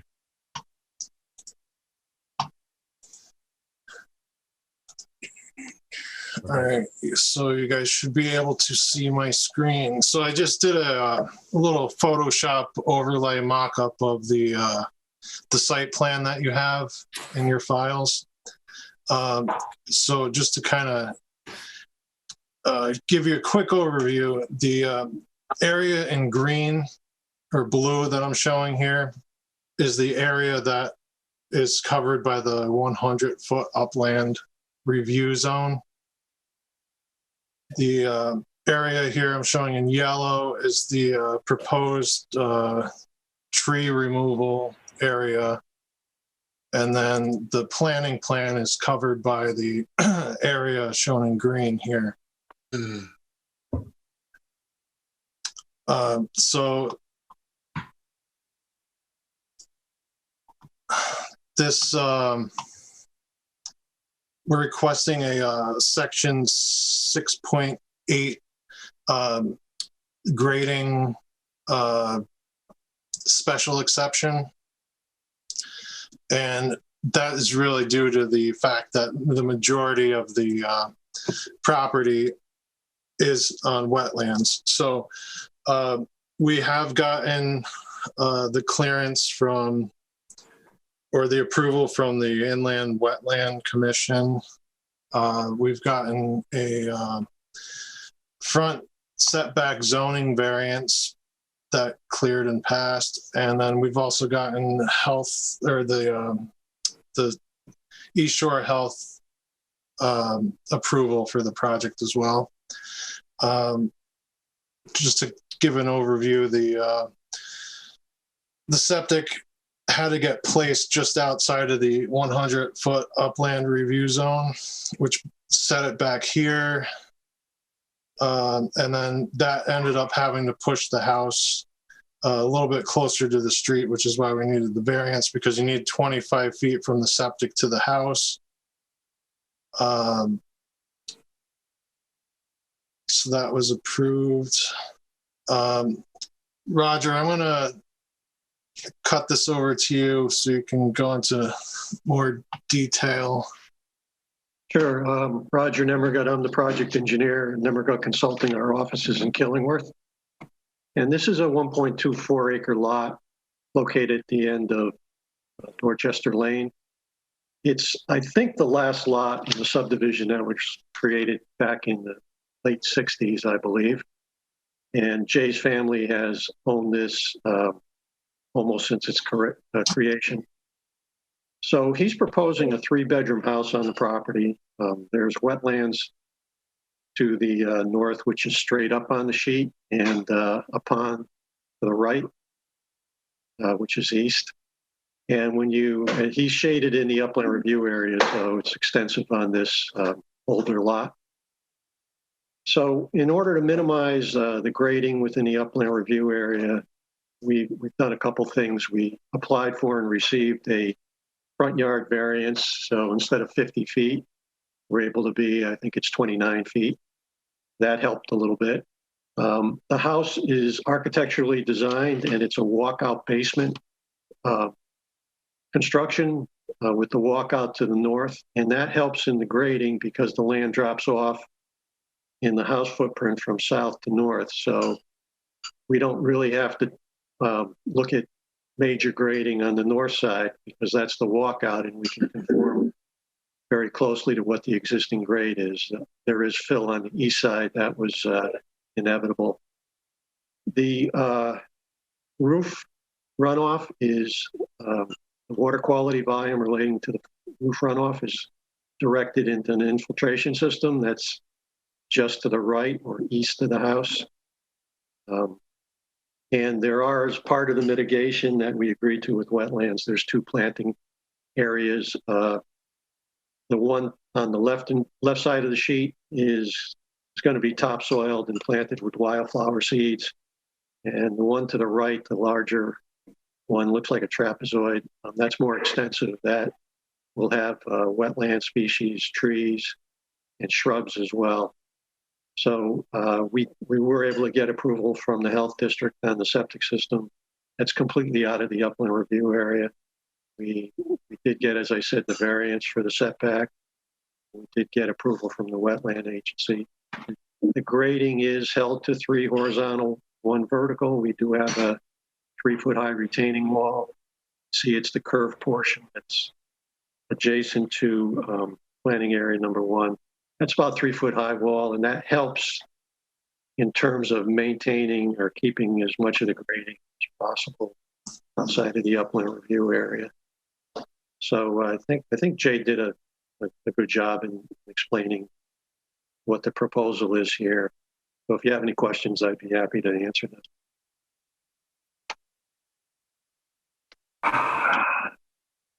Chuck Anders here. Thank you, Mr. Nemmergut and Mr. Gavin. Do you have any other comments at this time on behalf of the applicant? No, I have no further comments. Okay. With let's turn it over to our staff report. I think Evan, Evan and Harry, Evan, did you do the staff report on this one? Yeah, Evan Browning, Assistant Town Planner. Jay and Roger covered most of the information. But again, this is construction of a single family house on a 1.24 acre lot. This activity would typically require a zoning permit, but being that it's within 100 feet of an inland wetland, special exception approval is required.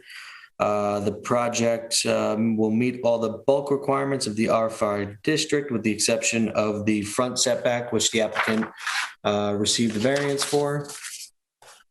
The applicant proposes minimal changes to the grading, including retaining wall to be built behind the single family dwelling.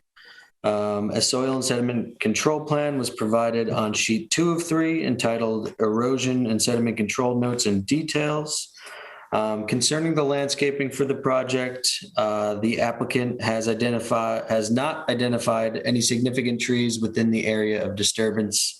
But in a conversation with Mr. Gavin, he indicated that there were no trees or significant trees within that area. The limits of vegetation on sheet 1 of 3, site plan and erosion sediment control plan, show a 15-foot wide access way and view lane to the pond.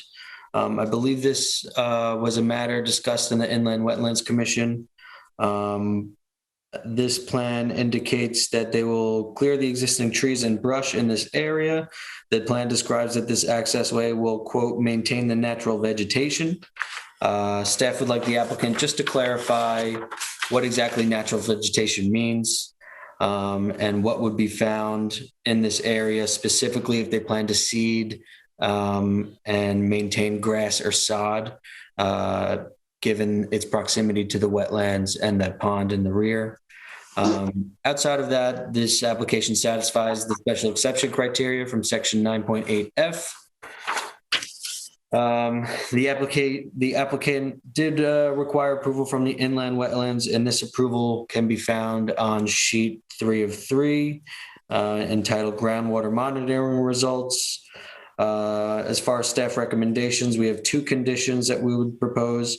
Prior to the start of construction, erosion control measures shall be installed to the satisfaction of the zoning enforcement officer.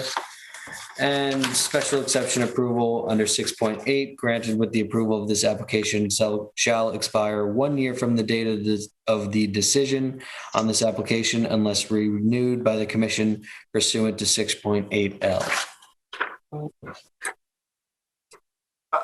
Chuck Andrews, Chair. Thank you, Evan.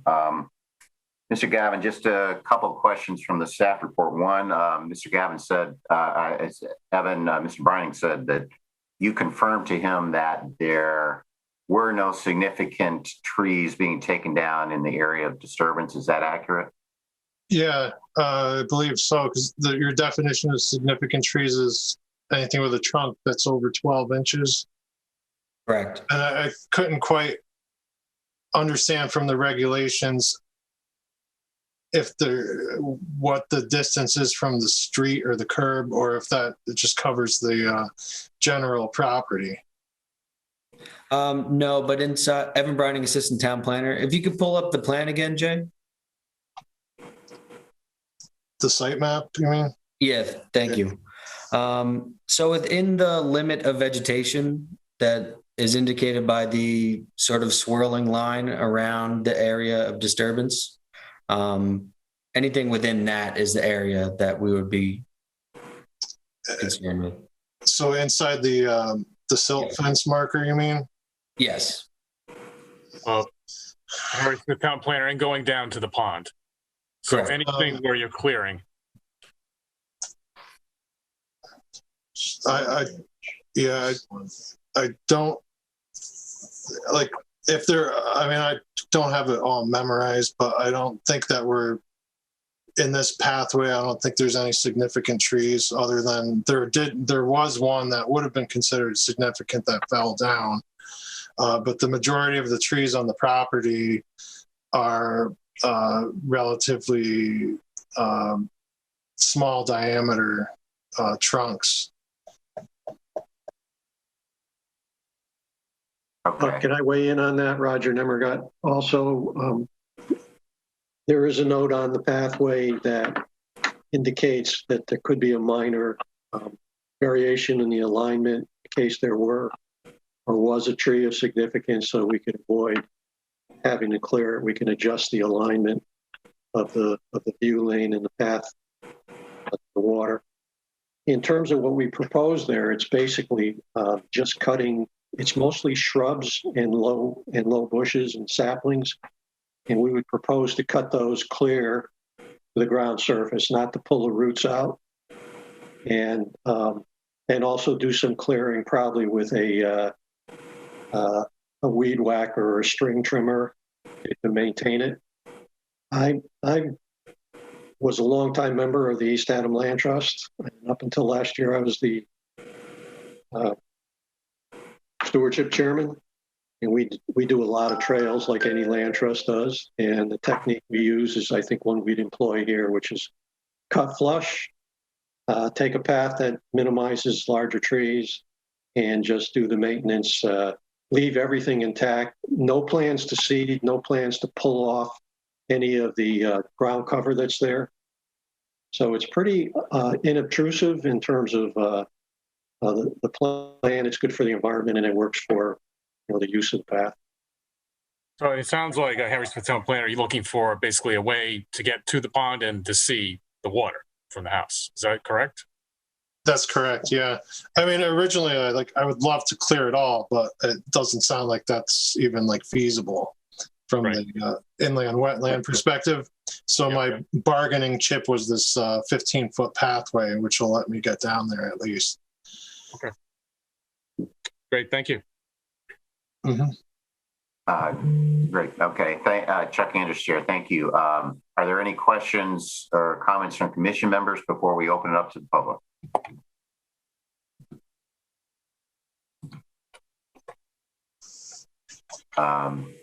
Seeing none, then we can open up for public comment. Perhaps maybe we can get our screen back, the regular screen back at this point, so I can. Oh, sorry. Yeah. Evan, do you any member of the public wish to comment? Evan Brining, Assistant Town Planner. Anyone who would like to participate, please use the raise your hand function next to your name on the participant list or indicate in the chat.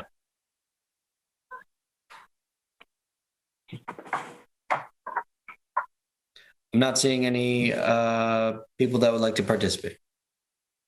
Okay, Chuck Andrews, Chair. Thank you, Evan. Okay, are there, does the applicant have any further comments? Applicant or the commission or staff, any further comments by anyone? Jay Govin, no comments. Okay, commission staff, hearing none, then I think we can close this matter as a public hearing, and it's probably something we can take up later. So item number 5, we'll close that as a public hearing, and that moves us then to item number 6. What time is it? Oh, yeah, well, let's do this one. Ceres Farm LLC, LCM Properties, 101, 115 North Branford Road, special exception for a brewery with a tasting room. Is the applicant ready to proceed on that one?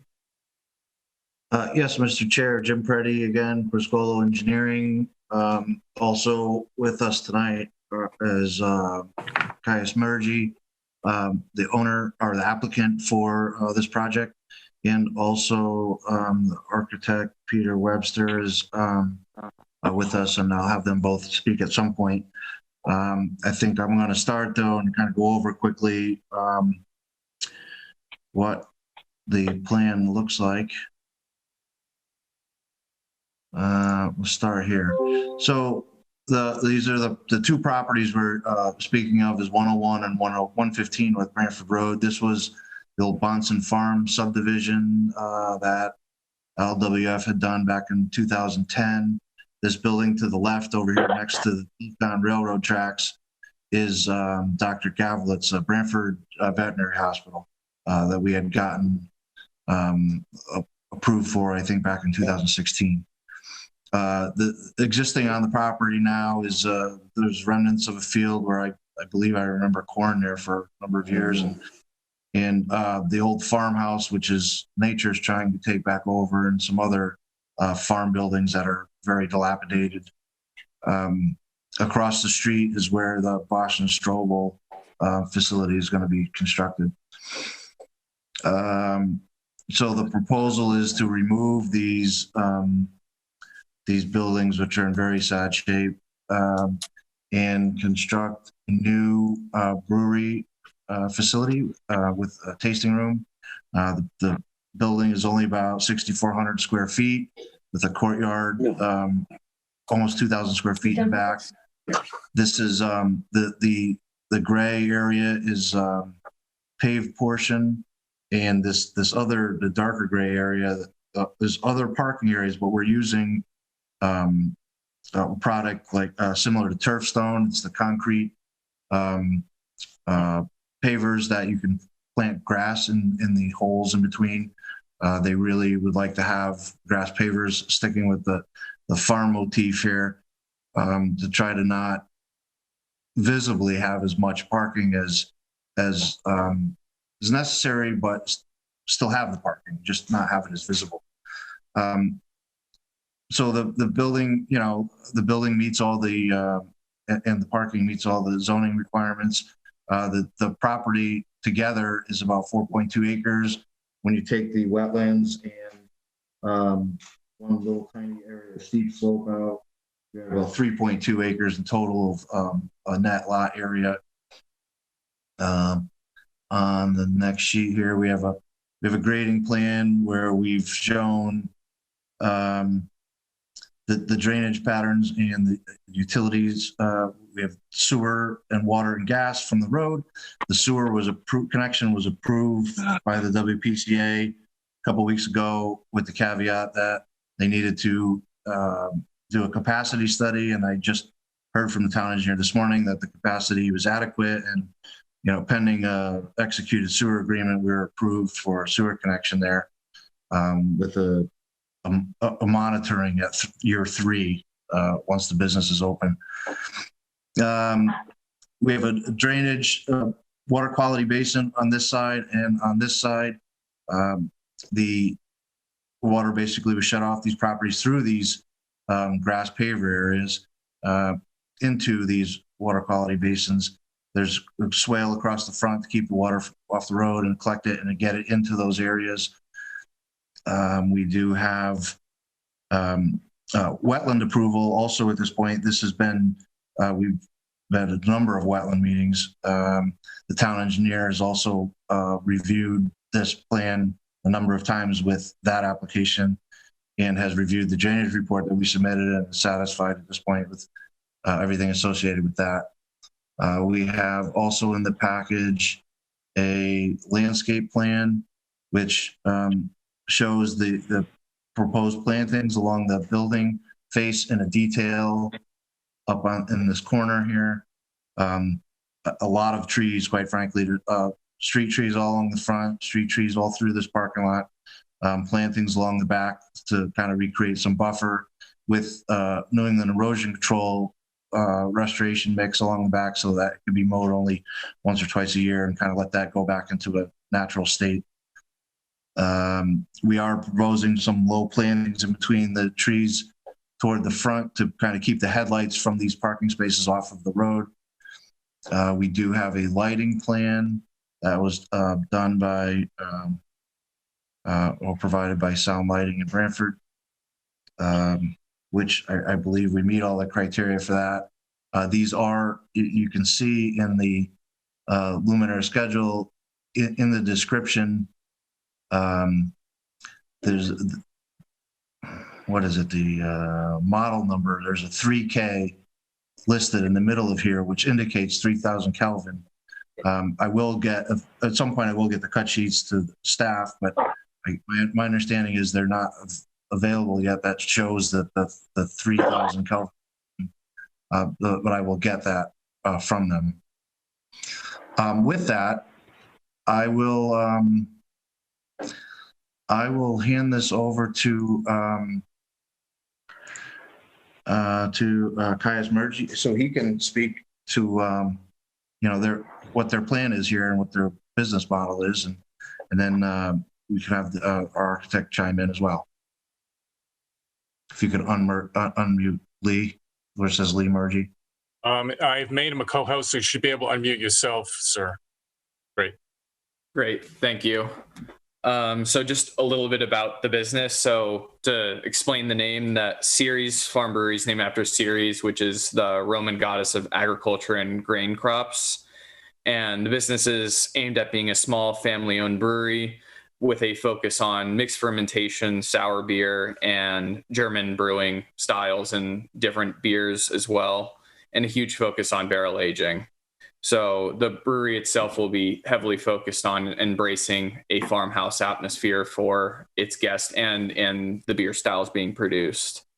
The styles stem from my experience and formal education traveling in Europe, my brewing education in Chicago and in Munich, and then also inspired by my experience working professionally in California in the industry and meeting a lot of people and kind of culminating my experience into this business. And I just want to share the styles and my passion for the industry with the local community and keep it as a small family-oriented brewery. And I also want to make sure there's always a style for everybody. That way it's a very welcoming place.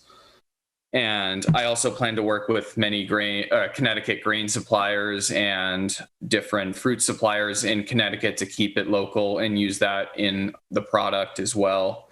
And going off the farmers, I will be coordinating with at least several farmers to pick up the spent grain from the brewery. And the bins themselves for the spent grain will be picked up at least once a week to minimize any smell, and will be covered with elastic tarps. That way any wind can't carry odor anywhere. That way, just to really minimize that. And I think that really kind of sums up the goal of the project, to be this family-owned small local brewery for Branford. Chuck Anders, Chair. Thank you, Mr. Murgy. Are you planning on making product to sell at package stores, or is it all going to be made for on-site consumption? It's all made for on-site consumption.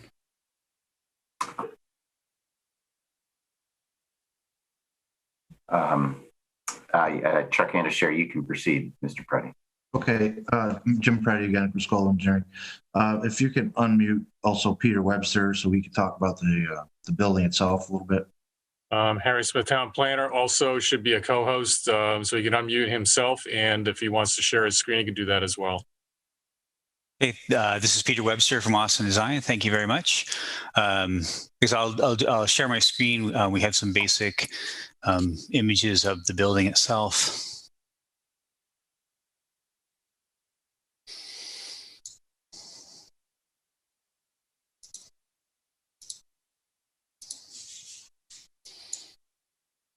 Is that good? Is that gone on now? Yes. So this is the view. We are, as was said, Ceres Farm is the Roman god of crops, and we're kind of taking that one step farther. And the design of the building evokes both the natural barn structure that we have here, and also combines that with the Roman style, the basilica, which was a gathering place for people and businesses, and it is a sort of square structure with two rows of columns down the middle that creates the clear story above. I'll go to the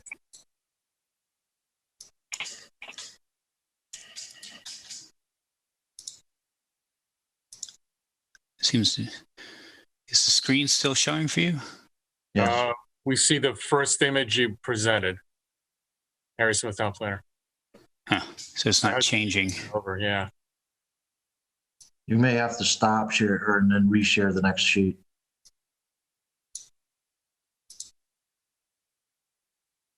Huh. That's unfortunate.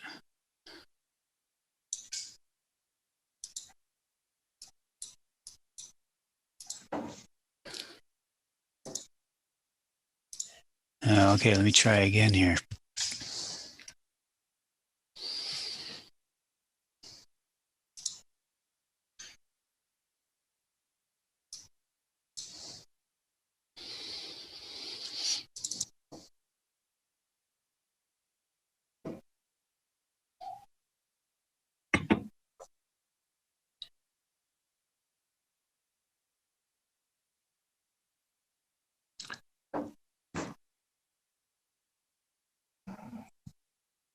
Jim Preddy, Crystal Engineering. Peter, if you're having technical difficulties, I can share it. Okay, well, do you have it now? Yes.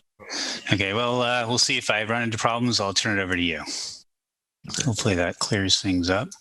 There you go. Yeah. Okay, so as we just saw on the site plan, there's a parking lot that lies in front of the building. This southeast perspective is the view that you'd have as you park your car and you're heading towards the building. So the farm building does stretch away from you, and you have this sort of a large entranceway, and that's to guide people straight into the building. The building itself will be a stucco kind of finish in the Roman tradition, along with some more modern wood and organic components to warm up the whole feeling of it. The structure here to the left-hand side is the courtyard, which you can see in the bottom view, a little aerial perspective. So the idea is that people would enter the building. This end of the building is the tasting room area, and the far end would be the brewery area. So that people will be able to enter the building and be able to sample the beers there. In the appropriate season, they'd then be able to go outside into the outside areas. We're trying to keep this as more of a German-style courtyard beer garden area. And then also there's an opening that will allow you into the fields beyond, so you can go relax out in the fields, play with your dogs, frisbee, and that kind of thing. Just to quickly go through the interior layout. Here on the left-hand side of the page is our entryway, where you come into the tasting room itself. This little tap service area, offices and bathrooms, and then the far end of the building is the brewery. So we do have a separation of the public use area, the bathrooms, and the courtyard from the actual functioning brewery. Won't go too much into how all this works, but just wanted to give you the layout for the public interactions there. The back end of the brewery is the working end of the brewery. So that's where our loading area, where we have shipping and receiving, and so forth. So that's all on the opposite side. I guess the building itself, I think it was in the documentation that we submitted, but it is the height is about 9 feet tall where the spring point of the roof is, and it's 28 feet tall at the peak of the roof. So it's not a large building as far as barns are concerned. So you have any specific questions about the building? Not about the building. All right, then I'll relinquish that share.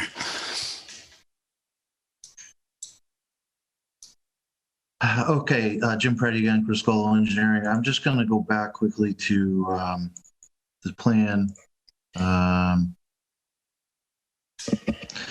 Just to go back to what Peter was saying, this area over here would be for loading, employee parking. This was where that loading dock door that he was talking about here, and we do have garden areas reserved here so that they could grow some of the berries and hops and things for their beer. But again, just for what they use here, it would just be for the product that's made and sold on the premises. It's not for, other uses, basically. And with that, I guess I would entertain any questions from Commission or staff. Chuck Anders here. Thank you, Mr. Preddy. I've got a couple of questions. I know we have a staff report and other commission members may have some as well. First, as APCA may aware, we have the fortune of having a number of breweries in our town. So question one would be about food or food trucks. Is there a plan or expectation to serve food or to have food trucks on site for this use? Caius Murgy. Yes, there will be food trucks on weekends to provide meals for the patrons, but also on site there will be pre-prepared meals such as just cheese or crackers for people, but it will be pre-prepared. That way it requires no actual kitchen preparation. Okay. Yeah, in terms of the food trucks, then I don't know if that's shown on the site plan or the location where that would be, where they would be parked and so forth. But Jim, we haven't chosen a spot for them, but prior to that happening, we could indicate that somewhere on the plan for staff at that point. Sure. Yeah, and that affects the parking and so forth, but just. Right. Well, we have more, again, Jim Preddy, we do have more, I think we've calculated for. We have a few more spots, so losing 2 for a food truck wouldn't be a big deal either way. Sure. Okay.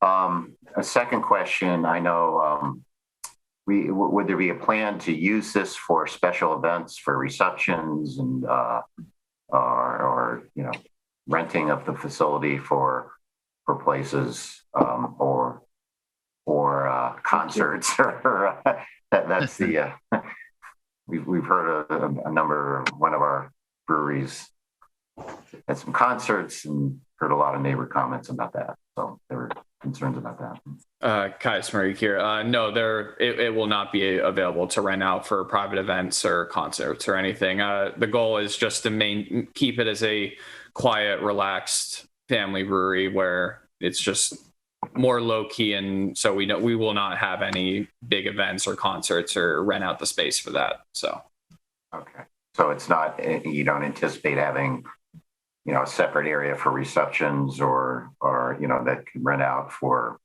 anything? No.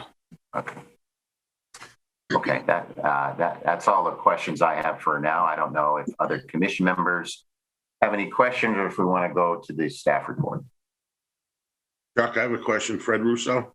Sure, Fred, fire away. Just wondering, what days of the week will they be open?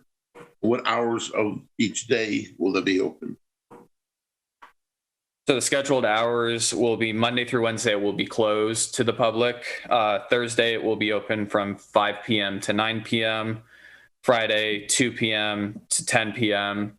Saturday, 11 a.m. to 10 p.m. and Sunday, 11 a.m. to 8 p.m. Thank you. Thank you, Fred. Any other questions from commission members before we turn to the staff report? Hearing none, then the staff report is this. I think John Koskowski did this one, or is this Mike? Mr. D'Amato, are you covering this, or how are we handling this? Yep. So Mike D'Amato here. My colleague John Koskowski prepared this report, and a lot of the topics that he referenced were covered in the applicant's presentation. So I just want to touch on again a few of the key points. The first was that he was really looking for a narrative to make sure that because this is the type of use that this is, wanting to make sure that there was enough evidence to be able to judge that this would be a good fit and good proposal. A lot of that was discussed. At the time that we did the review, the Wetlands Commission had not acted, but I see in the record that it was recently approved on March 11th. So that comment was satisfied. Another comment related to stormwater and overall water and sewer. And I also see that comments have been received by the town engineer, basically outlining that there were some minor details that needed to be worked out, but nothing that should hold up the application here. The applicant did touch on that they would provide cut sheets for the lighting, which is something that we'd like to see.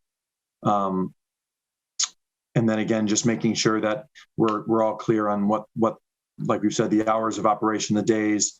Is there going to be food service inside or accessory to?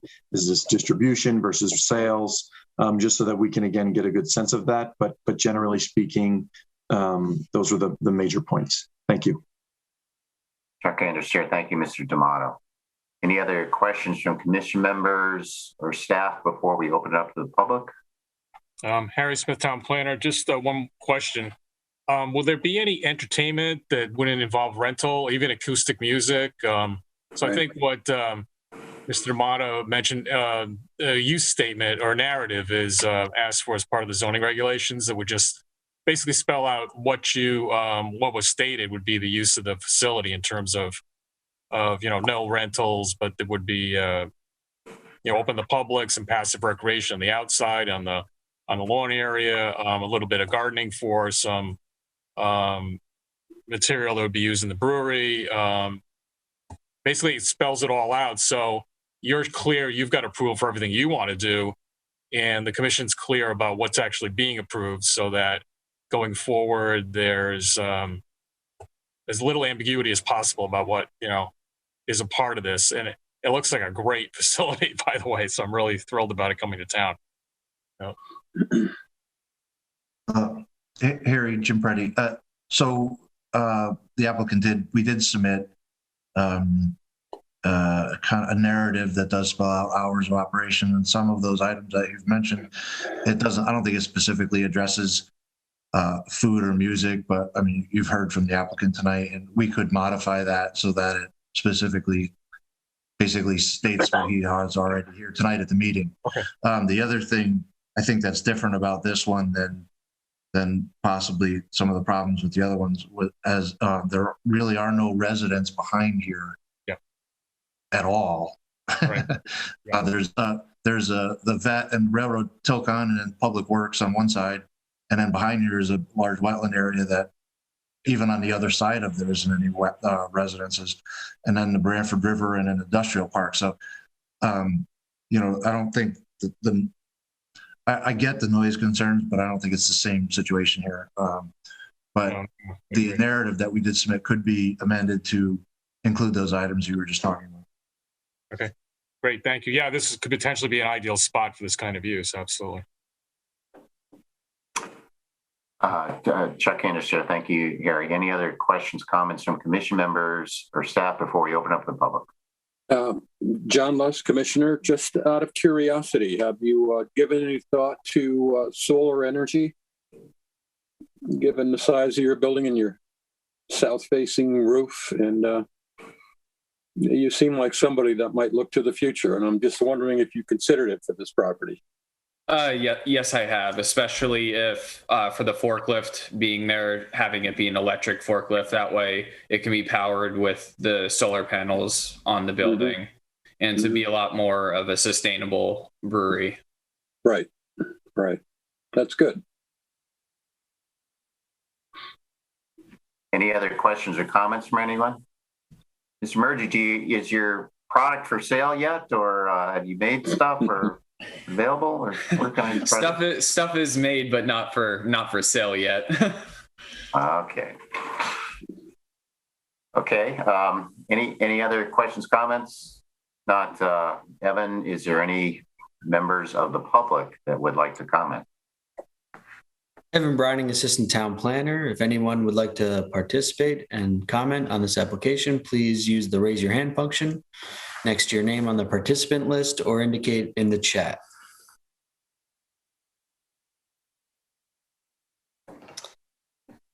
Chairperson Andres, I'm not seeing anybody at this time. Okay, thank you, Evan.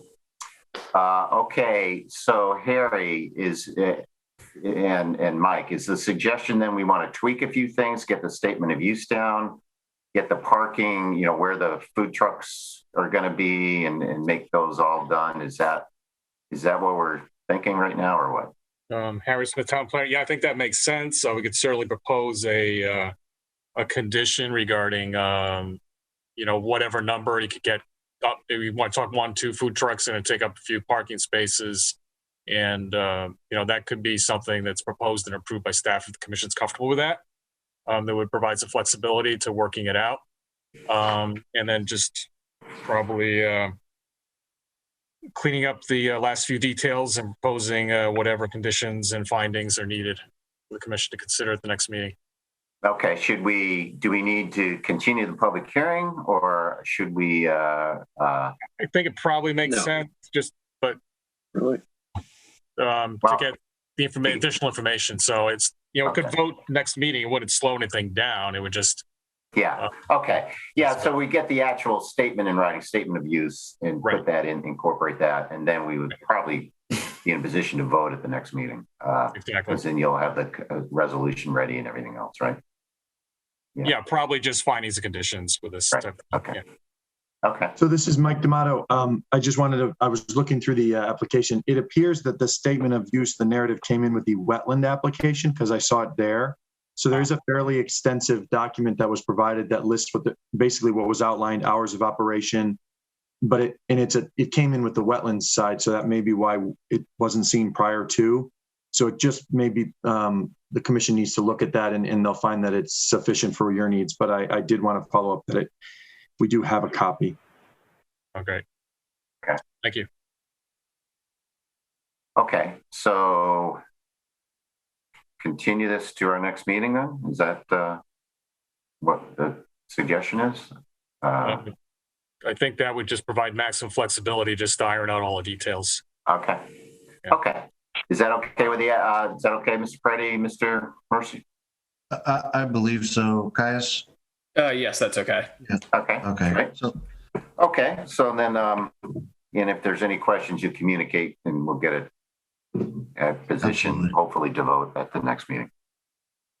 Okay. So thank you so much. Then we'll continue this matter to our April 1 meeting. That's item number 6. Yes. Joe. I'm just an outside thought. You know, they said they're not going to serve food and they're not going to have any events. I'm not sure that's something they should. I'm just thinking that, you know, the other brewery said that, and then they came back later. They wanted a small area to serve food, to prepare food, a kitchen or whatever. And the same thing with events. I'm not saying it shouldn't be there, but maybe they should consider it for future use. So this way they don't have to come back and get it all spelled out right now. And even if they don't keep the store open, instead of closing it right now, the way they seem they're doing. That's thank you, Joe. That's something for the applicant to consider before our next meeting. If you want to modify the statement of use to add food servicing, again, you indicate you're going to have food trucks, and maybe that's all you need, and stuff won't be prepared on site. But if there is a restaurant component or something you want to consider that, you could let us know before the next meeting. That's right. That's what I'm saying. Yep. Okay. Thanks, Joe. Any other comments from commission members? Then we'll continue this matter to our April 1 meeting. And at this point, we've been doing this for 2 hours and 15 minutes, so we're going to take a 10-minute break. Thank you. Thanks.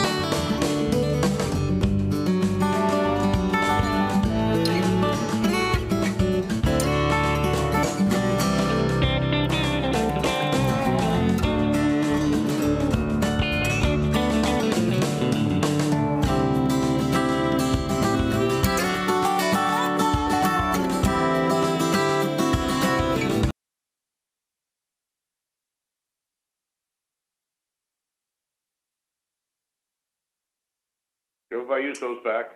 Joe Vayuso, right? Fred. I see Fred.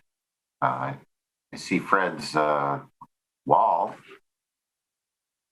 It's got his video on. I'm here, Chuck. Okay, John's here. John's here. Joe's here. Joe Vayuso's here. Joe Chadwick's here. Paul. We got Paul somewhere. I see him. I see his name. And Massimo. Massimo's here. Massimo's here. Great. And I see Fred. Okay, so I guess we can get started. And our next item on the agenda is item number 7, Victor Casella, Marilyn Casella, 23 Prospect Hill Road. A special exception and coastal site plan for grading for a new home.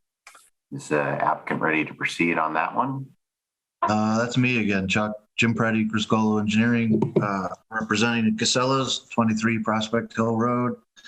The project is a tear down, rebuild of an existing house with some other improvements, namely a new septic system. We did get a couple of variances approved a few months ago because the existing house is non-conforming, and we did get East Shore approval for the new septic system. I will put the plans on the screen. This is, so assuming you can see that. This is the existing property, Prospect Hill Road. The existing driveway here. The house, which is 2-story in some portions and 1.5 stories, and it's kind of been, I believe it was added on a number of times over the years. Deck and a patio with the retaining wall situation here, and then some other retaining walls that exist from the Foster property coming across and then turning onto our property. The little L-shaped retaining wall here, and then this one that's down at the lower level down to a pier. We'll come back to that. So this existing house, if I could zoom in a little bit, was only 5 feet from the property line on this side, and 7.4, 6.3, where it overhangs here, 6.6. So what we did with the design of the new house is to basically center the house in the property to try to even out the setbacks, and those are part of the variances we received. The new plan. So we're more or less in the same footprint. This darker dashed line here is the old footprint. So you can see we're more or less the same footprint. We're moving off this road a little bit here.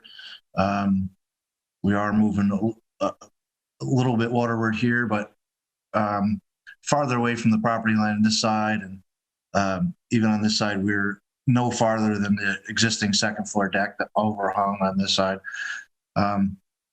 So this is where the old house was 4-bedroom, this new house is 3-bedroom with a screen porch at the end, a planter situation here because of the grade change, and some steps to go down.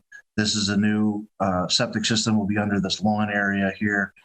The retaining wall that curves here will be, the curved section will be taken out, and we will extend it across and over to a new set of stairs, basically in the same place the old stairs were, which are in bad shape right now.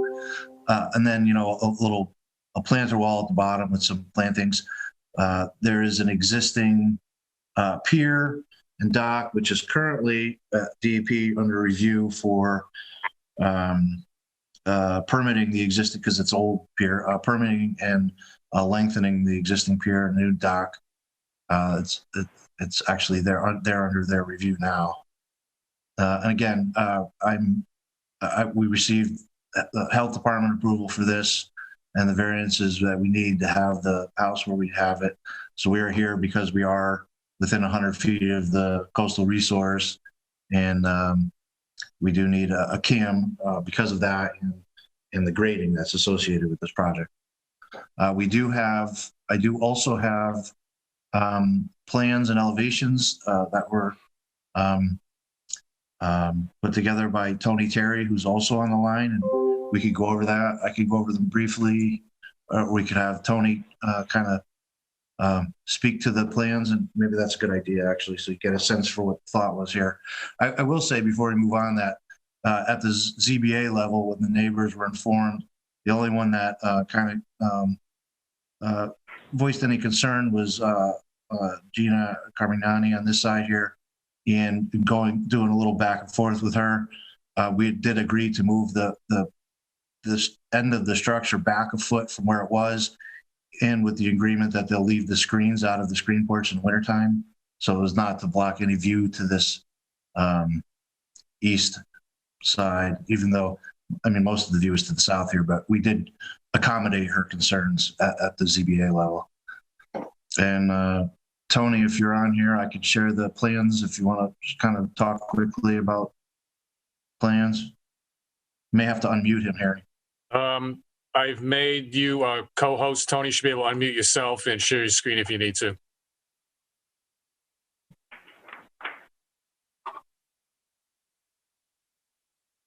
Jim's already got the plans up. Tony Terry, architect in town. This is the ground floor plan. And you can see that a major component near the street is a 2-car garage. So a certain amount of driveway was taken so that any cars that pull in that do not go into the garage are well off the street. That overlap between driveway parking and street parking is a problem in this area, and we're trying not to be part of that as well. The garage takes up a fair amount of the first floor, but it keeps cars out of the way and out of the street. So what's left on the first floor, considering that on this very narrow lot, the side-to-side space is difficult, and so the house, to cover the functions, had to grow in the north-south dimension here. And so the main living level is actually on the second floor. This is a inter-gathering storage area, a bathroom with a shower for people coming in from the water, a four-season room that opens onto a screened porch.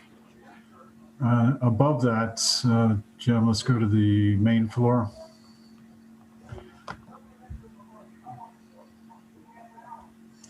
Above that, over the garage, a couple of bedrooms and the main living space, kitchen, dining, and great room, which open onto a roof deck over the porch below. The master suite is tucked into the attic. There are minimal dormers that extend that space. But Jim, if we go to the north and south elevations, that'll be more clear. There you go. Yeah, these coming up. This is the side facing the water. You can see the porch, the roof deck. You can see the main living level off the roof deck. And you can see a bay window coming out of the attic. These dormers on the side are fairly minimal in size. If we go back to the side view, Jim.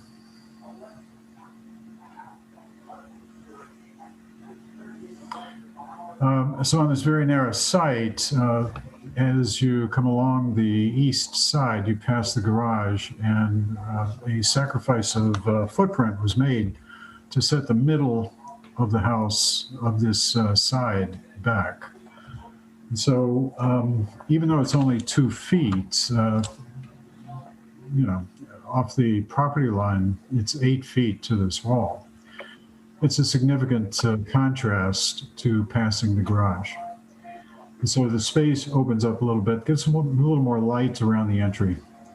And then from there, you again pass a wall that lines up with the garage. It's a little tight, but then you get out into this incredibly open space.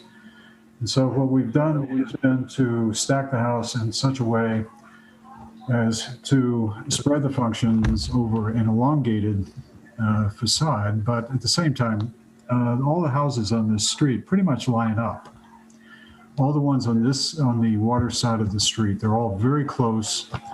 It's like people on beach blankets at a beach. I mean, it's just very tight, but everybody gets along, and the negotiations with the neighbor were very polite, and everybody's moving on and satisfied. So the house is compact side to side. It's a little bit elongated, but we had to restrain ourselves. We, at several times, cut square footage out of the house. We cut length out of the house, and then we were asked to do that one more time, and we did that too. Jim, I think that's about it. Thank you. Okay. So I will say we did get kind of just a couple days ago, or early yesterday, I think it was, from comments from, sorry, Jim Preddy again, Chris Collinsharing, a couple of comments from DEP via email. One was about the dock and pier, saying that it was an illegal structure, but the fact of the matter is there is currently an application up there, and that was pointed out to the reviewer, and she has since responded, thank you for pointing out the application number to her. So that item's not an issue.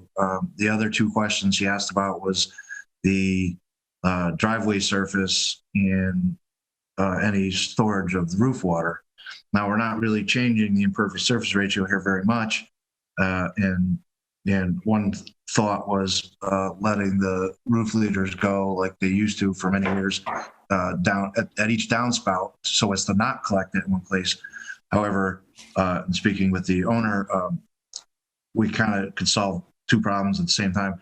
We're going to make the driveway is going to be a pervious paver stone kind of driveway, and we're going to set some galleys under the driveway to capture the roof area, to bring it away from the water side for 2 reasons. Number one, that DEP doesn't really want any point source discharges at that end. And the other thing is we can't be more than 50 feet away from the septic system with any kind of infiltrators on the downhill side of it, because there isn't enough room. So we're going to do that under the driveway on the street side. Other than that, I mean, I think Evan wrote the staff report. He can go over it, but there was only a couple of suggested recommendations, which we have no problem with. So at this point, I guess I'll let Evan take over. Chuck Candace, Chair. Thank you, Jim. Evan, do you want to review the staff report? Sure. Evan Brining, Assistant Town Planner. I think Jim and Tony covered most of this information, but like they said, the activity consists of the removal of an existing 4-bedroom home and the replacement of it with a 3-bedroom one.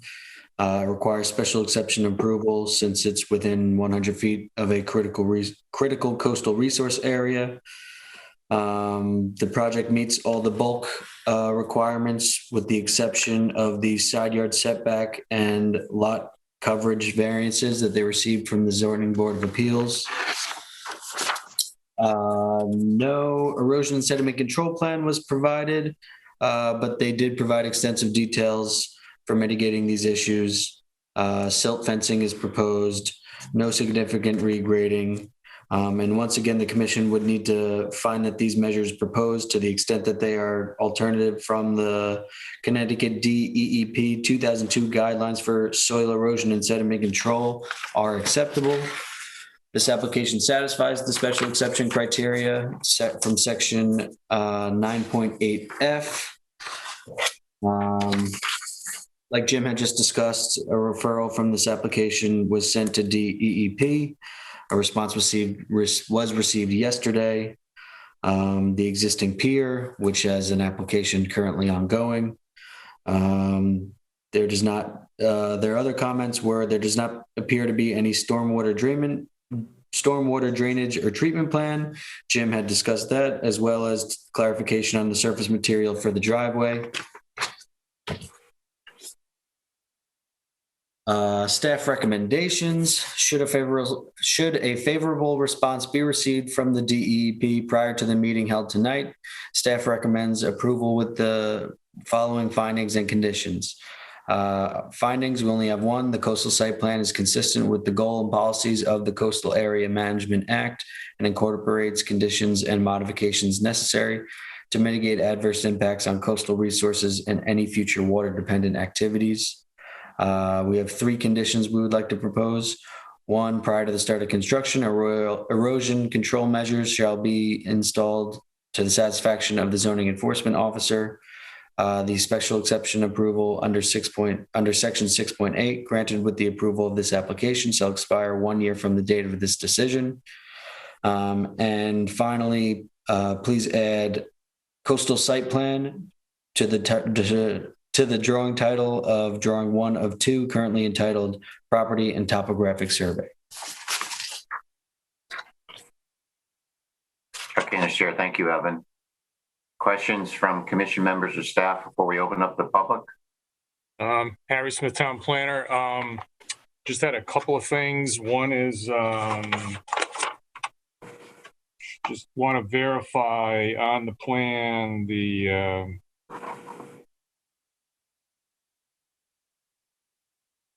I see the height is proposed is less than 35 feet. So just want to clarify that that's been calculated using the average pre-development grade up to the highest point on the roof. Okay.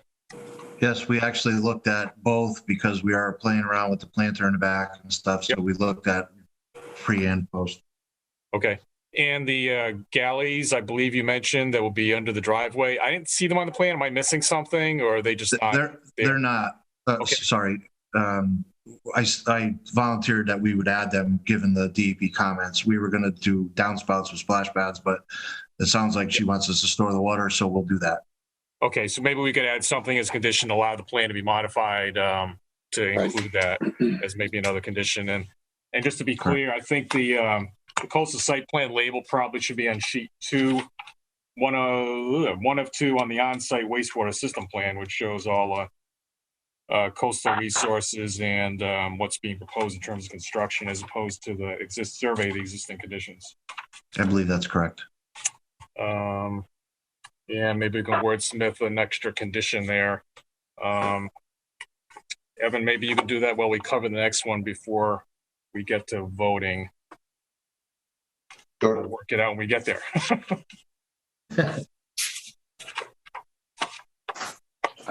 Chuck Hands, Chair. Thanks, Harry. Any further questions, comments by commission members? Now let's open up the public. Any member of the public wish to comment? Evan, see anyone? Once again, please use the raise your hand function next to your name on the participation list, or indicate in the chat if you would like to participate.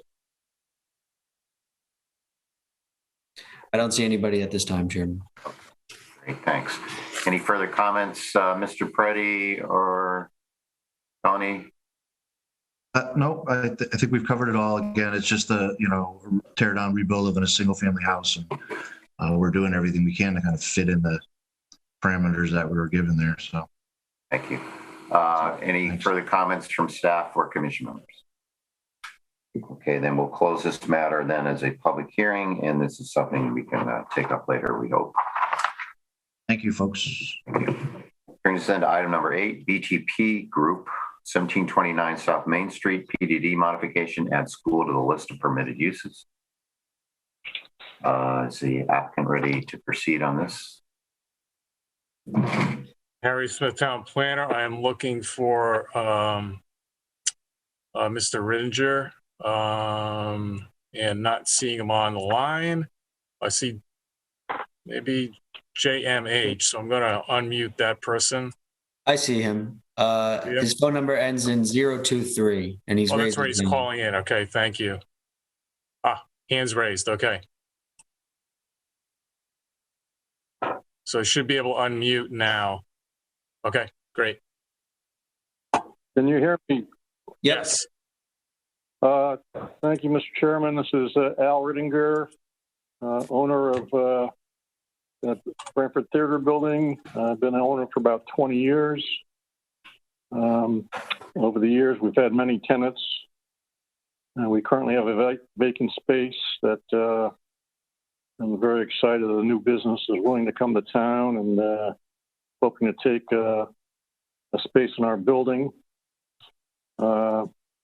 This new tenant I kind of view as a commercial business with the word school in the business name. However, the zoning regulations say differently, and hence this meeting. Many years ago, Branford Hall of Business occupied the second floor of the building, but I'm told that this pre-existed the PDD approval, so that this school does not get grandfathered into the regulations. However, at the time when we applied for the PDD, on the first floor, northeast corner, there was a karate school. The school pre-existed us owning the building and remained there for a good 10 years. And at the time when we did the application and got the approval, the zoning department at that time took no exception to the school being there. So I was kind of assuming that a school, driving school, wouldn't be an issue for occupancy. Also, we currently have a yoga studio, a dance studio, and rowing studio, which all are providing instructions to groups of people. So driving school seems to be consistent with the current uses that we have. So I'm just requesting approval of those zoning sections that are preventing this new business, the driving school, from opening. I'm willing to answer any questions or clarification that anyone may have. Thank you. Chuck Anscher, thank you. Gary, do you want to review the staff report on this one? Sure. Harry Smith, Town Planner. The other uses, the karate and the dance and so forth, is my understanding, are considered indoor recreation, and a collection of them were present, I believe, when the PDD was approved.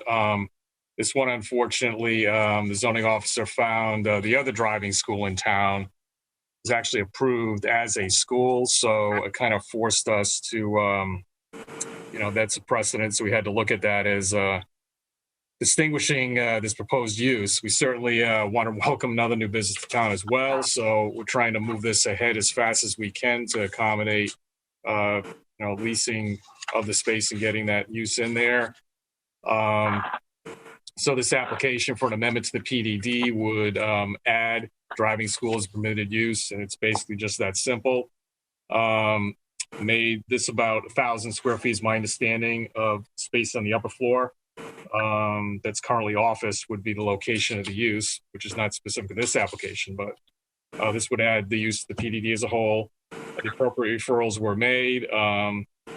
We received some responses. Fire department had no comment. I believe the police department had no comment as well.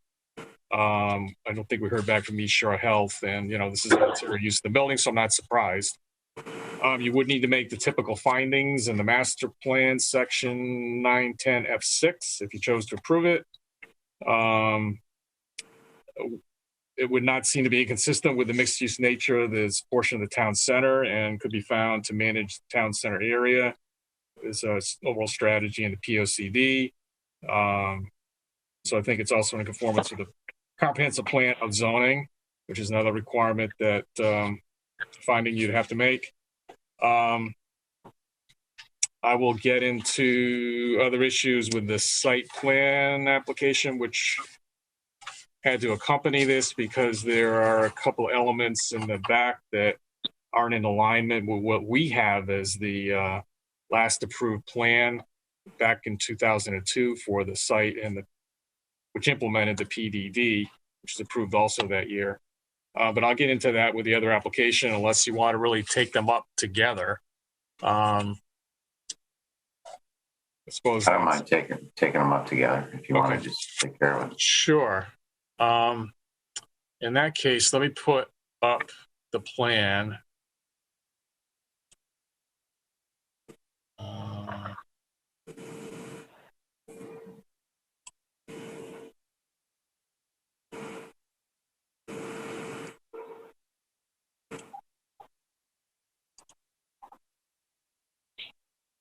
So this is the old Branford Theater building, of course, and north is to the right, south to the left, and west to the top and east to the south, the bottom.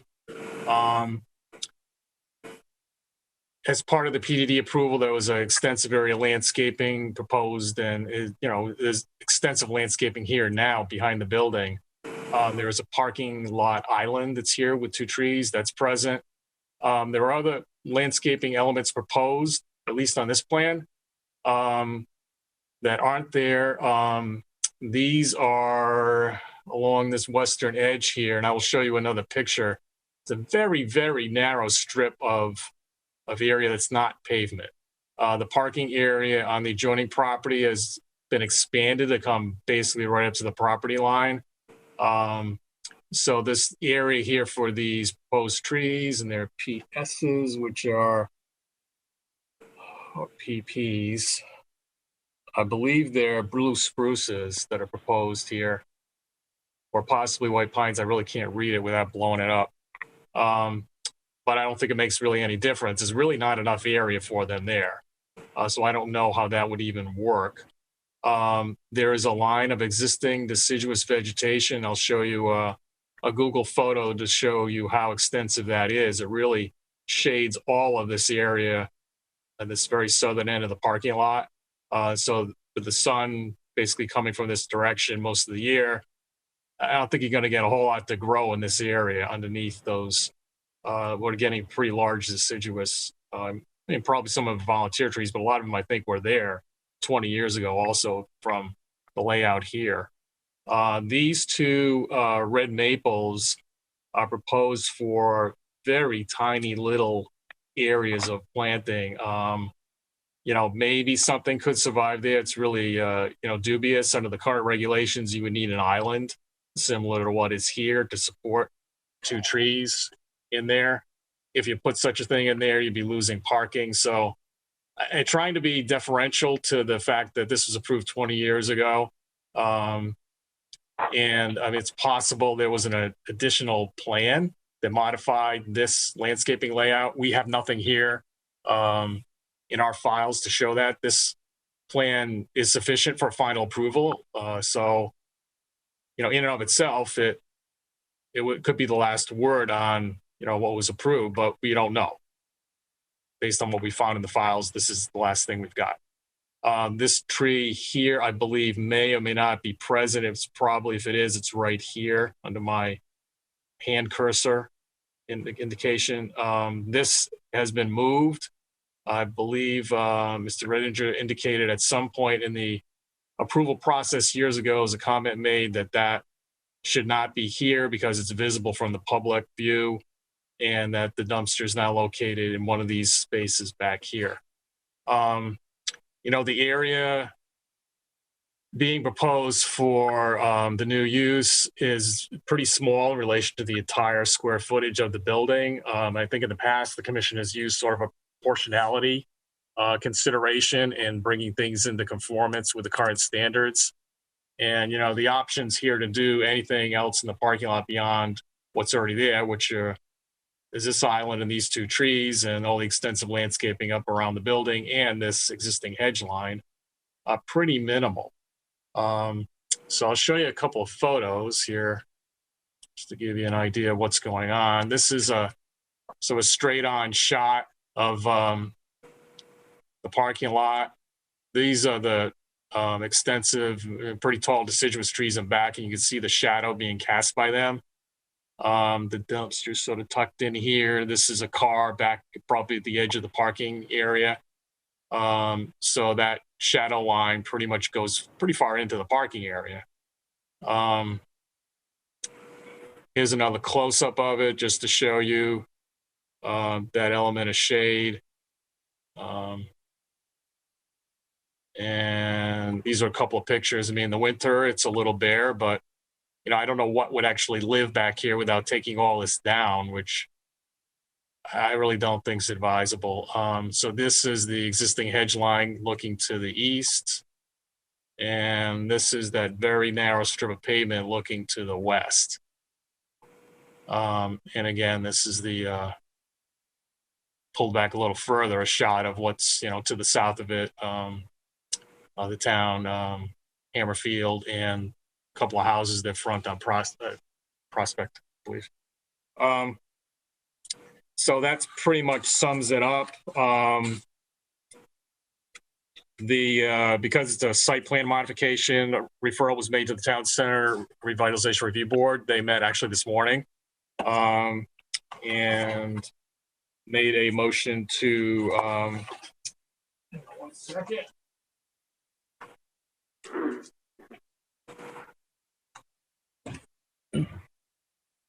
Recommend approval as presented, approval of the landscaping changes as presented in view of the previous CO issued for the property. And they wanted to recommend to the Planning and Zoning Commission that the parking lot be restriped, which I believe you can see some striping here. And I believe Mr. Rithinger is, you know, as a maintenance item about to undertake restriping anyway. So I think simply in terms of the PDD mod, I proposed the necessary finding,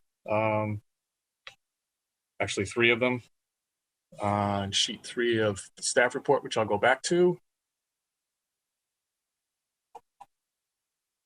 Let's see.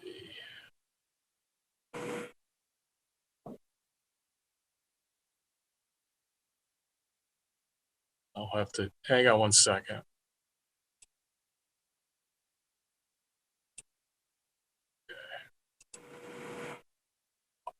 So here's the staff report and proposed, oh, this is the site plan.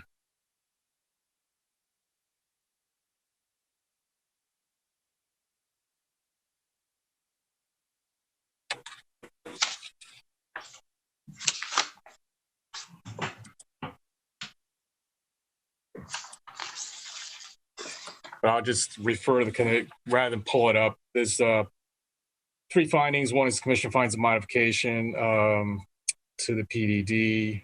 Uses is proposed, is consistent and conforms to applicable sections of zoning regulations, comprehensive plan and development, the comprehensive plan in quotes, and the 2019 plan of conservation development. The commission also finds in accordance with section 910F with the required findings. There's 4 of them, and I can do all this after the hearing's closed. And another finding saying, proposing the commission say that in issuing this approval, commission notes relies on the following: the previous planning and zoning commission approvals remain in full force and effect. And I proposed the B, which I'll probably take out because the time I wrote the report, I thought it was in conformance with the 2002 plan, but we subsequently have an application for a site plan modification to make that actually true. And a couple of conditions were no additional signage or new replacement lighting without P&Z commission approval or that of its staff, whichever is appropriate. And condition 2, to ensure continued compliance with zoning regulations, all landscaping would be maintained as an ongoing requirement of this approval. And then for the site plan, basically a finding that the subject compliance with the conditions below, commission finds the applicants demonstrate excellence in landscaping design for section 6.3L2 and waives the required landscaping as proposed on the annotated site plan, which would eliminate the requirement for these plantings because there is a requirement for a planting strip alongside property lines of 5 feet.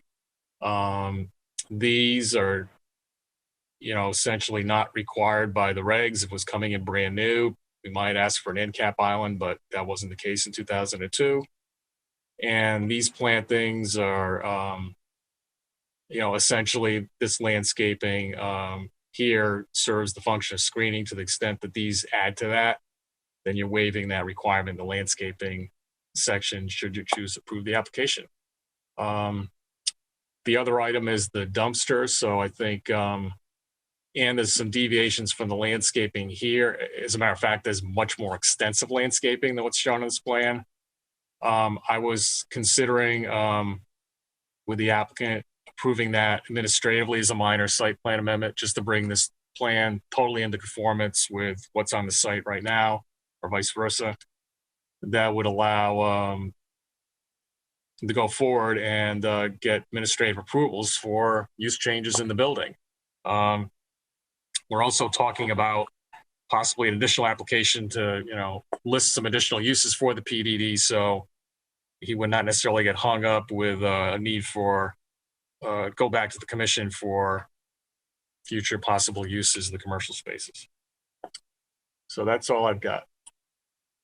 Okay, Mr. Chair, thank you, Harry. Mr. Rittinger, Jenny, any further comment? I know we covered the site plan revisions. It looks like Harry was fairly comprehensive. Did you have anything to add before we open it up to the public? One point, the drawing here and what's on site is quite different in certain aspects, but the zoning department did review and approve what we have and signed off on the certificate of occupancy. So there were some modifications that aren't properly documented, is my take on things. Great. Thank you, Mr. Rittinger. And that's one of the purposes is we'll get them documented now, it sounds like. So any further comments from commission members and staff? Now let's open up to the public. Evan or Harry, you see anyone from the public that wishes to comment? It's like Mr. Maresca.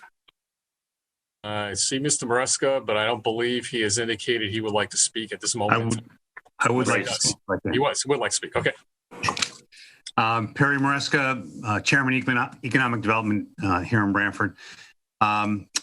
Personally, I think this is probably one of the easiest applications you guys have ever had put in front of you.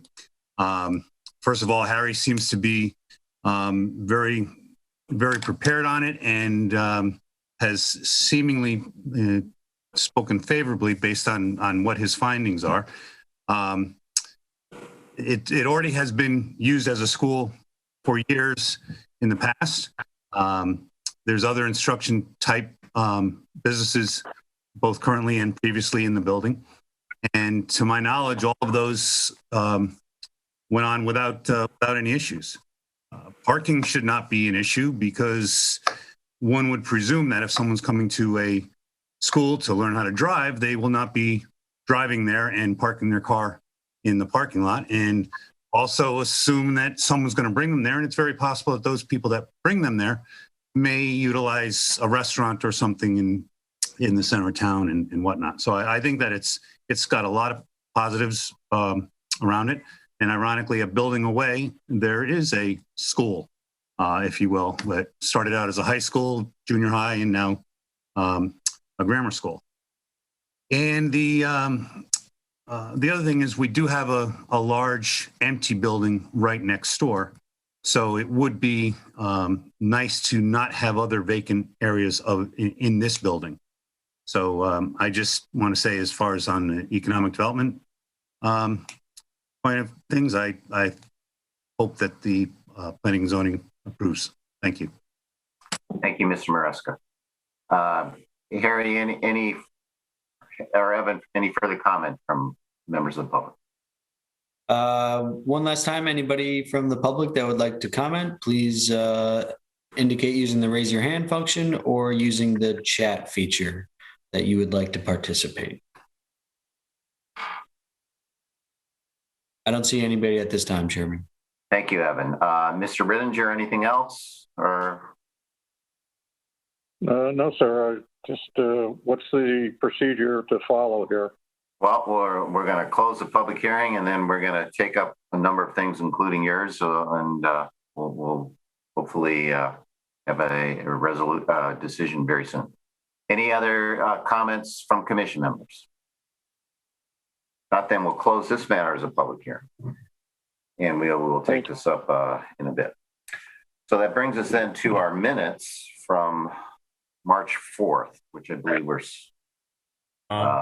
Harry Smith, town planner. We did get a comment regarding someone who spoke at the meeting.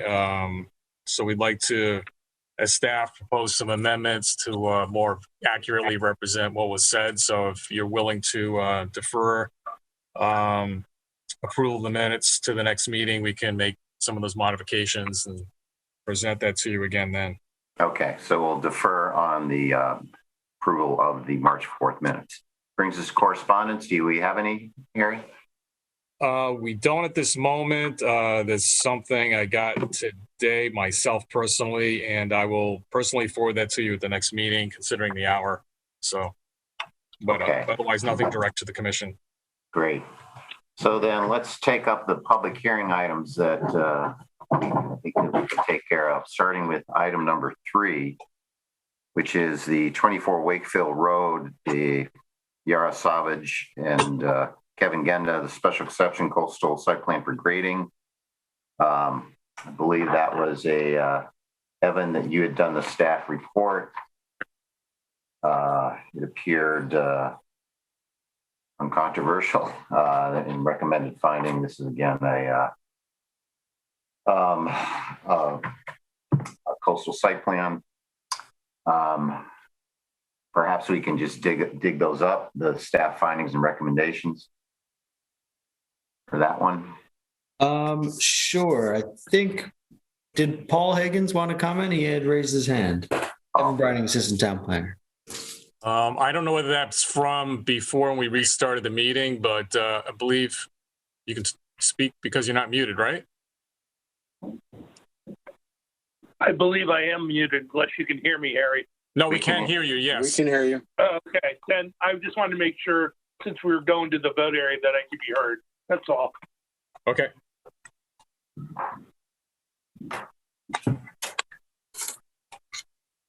Okay, 24 Wakefield, putting a pool and patio in the backyard. I believe this is presented by Ms. Preddy, and you're going to pull this up.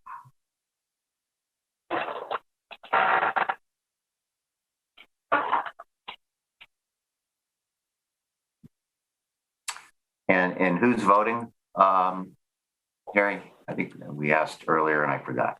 Paul? Or... I believe it is Paul.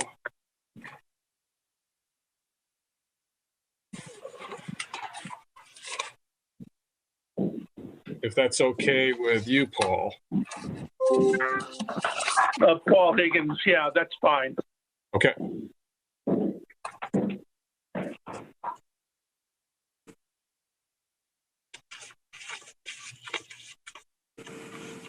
So, Evan, you're digging up the staff report, right?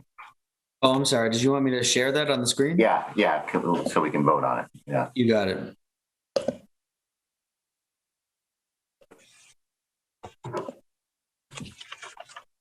Just, yeah, go to the end.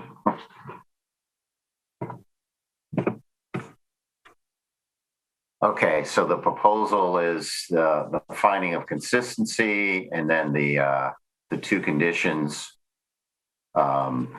which are standard with the soil erosion control measures be installed prior to satisfaction of the to the satisfaction zone enforcement officer maintained, and then the approval of the 1-year expiration date. So with that, I don't know if anyone has any comments.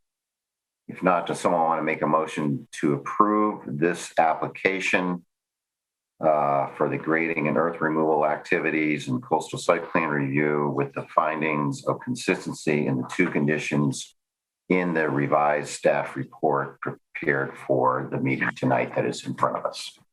Someone want to make that motion? Chadwick makes that motion. Okay, motion made by Joe Chadwick. Is there a second? John Lust, Commissioner, will second that. Second by John. Any further discussion? All in favor? John, are you in favor? John Lust in favor. Joe Chadwick. Joe, are you in favor? Joe Chadwick is in favor. Joe Vayuso? Joe Vayuso in favor. Paul? Paul Higgins is in favor. Chair is also in favor, so that application is approved. Item number 3. Next public hearing item for voting is 65 Dorchester Avenue. Another special exception for grading for a new home. And we can maybe dig the staff report up for that one, Evan. Yep, right here it is. Okay. And again, this one, this was the new lot, the undeveloped lot that got the wetlands approval. I think there was, were there any tweaks on this one? I know there were questions. They appeared to be answered in terms of the significant trees and the in the path to the pond. I think they were answered. That's my recollection, at least. Anyone? And the answer was there was, no significant trees in the area of disturbance being taken down, and that the pathway was going to be maintained like a land trust. They weren't doing any additional plantings. They were just moving it. And if they encountered some trees, they'd have some flexibility to move around. So it seemed to be sufficient. That's my recollection. So with that, if anyone wants to make a motion to approve the application, we don't have, this is not a coastal site plan, so we don't have to make the finding of consistency, which we normally do in these, but you do have the two conditions about the erosion control measures. And then the second one, again, is that the 1-year approval. Okay, Joe, you made that motion?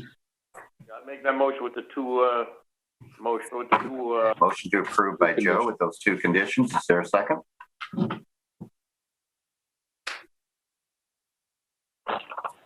Paul Higgins approves. Oh, go ahead, Paul. We'll give it to Paul for the second. So any further discussion? All in favor? John, are you in favor? John Lust, Commissioner, in favor. Joe Chadwick? Chadwick is in favor. Joe Vayuso?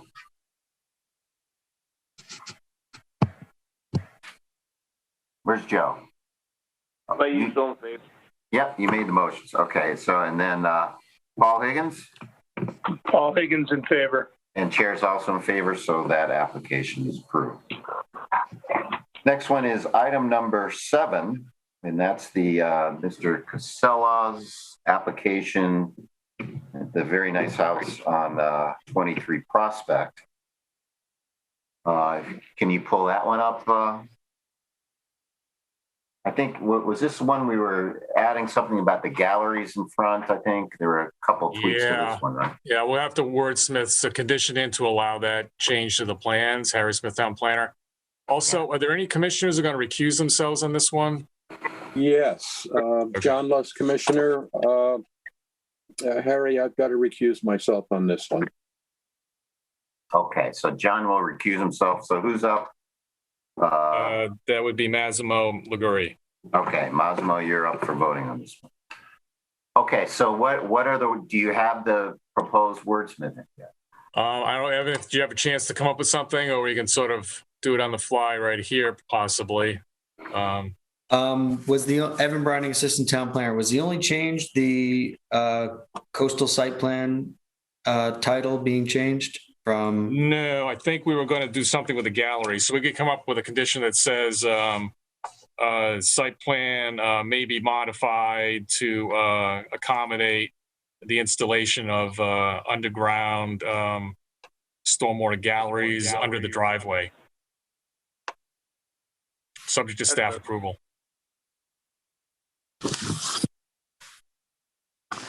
That work?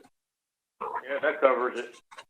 I think that works. And then was there a correction on the plans to put the title on, or yeah, it should be 2 sheet. I think it's just the title. It is one of 2, and the title, instead of property and topographic survey, is on-site wastewater system plan. Okay. Okay, so there's an amendment to condition number 3 to strike property and topographic survey and insert on-site wastewater plan, and then adding the new condition 4 about the site plan may be modified to allow for the installation of underground galleries under the driveway, subject to staff approval or something. That it? Yes. Okay. So I want to make a motion to approve this application with those findings and conditions as modified.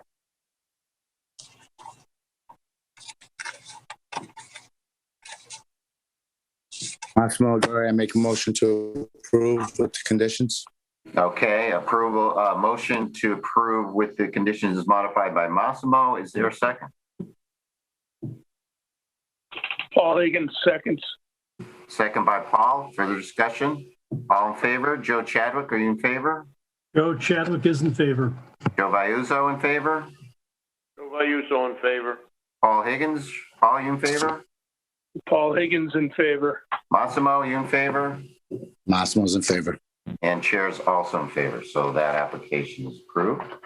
That brings us then to item number 8, which is the planned development district modification that we just heard on 1729 Main Street.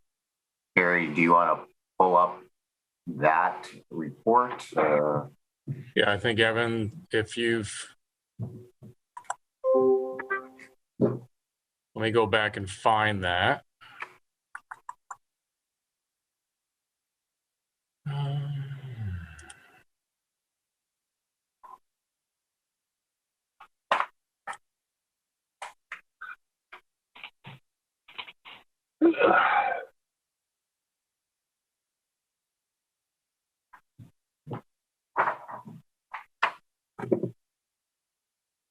Sorry, it's going to take me a minute to dig it up.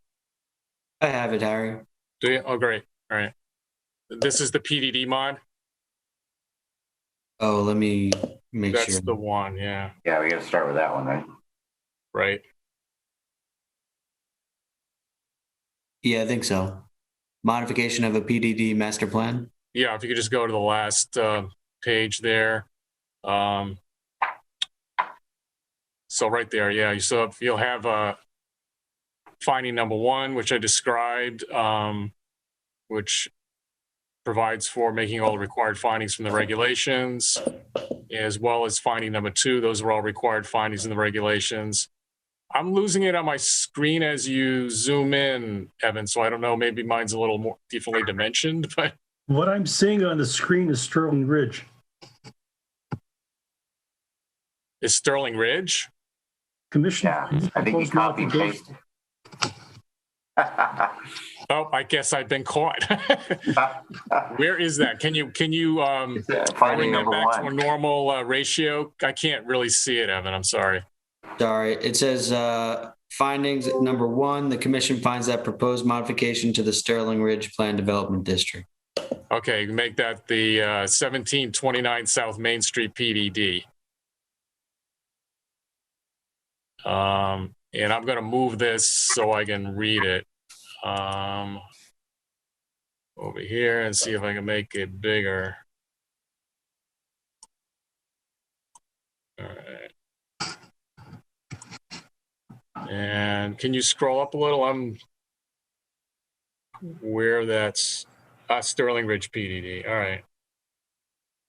So if you strike Sterling Ridge Plan Development District, Sterling Ridge PDD, and change that to the PDD at 17-29 South Main Street. That should cover it. And I made the appropriate change on the 3rd line. And these are all required findings in the regulations. So if you keep scrolling down to finding 2, these are another set of findings required in the regulations. And finding number 3, we should strike B, because that is not exactly correct. And then there are 2 conditions further down, which should be fine. Okay, thank you, Harry. Any questions, comments? Not someone want to make a motion to approve the PDD modification with the findings and conditions as modified, changing the name, striking Sterling Ridge, deleting 3B, I think, in the findings. And we need to set an effective date since it's actually a regulation amendment. So we need to get it in the, let's say the 24th. It should allow us time to get it posted on the website and also filed in the town clerk's office. Okay, so we'll add that as well with an effective date of March 24th. Someone want to make that motion? Joe Vayuso approves that motion. Okay, motion made to approve by Joe Vayuso. Is there a second? Chadwick seconds. Second by Joe Chadwick. Further discussion?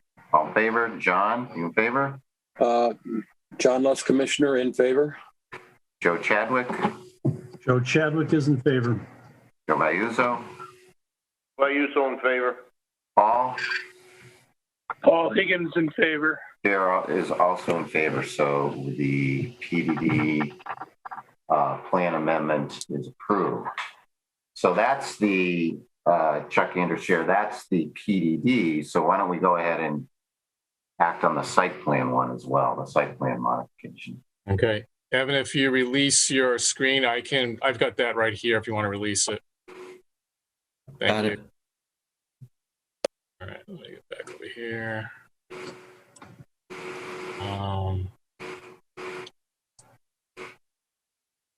Okay. It's going to take me 1 second. I got to reshuffle things here.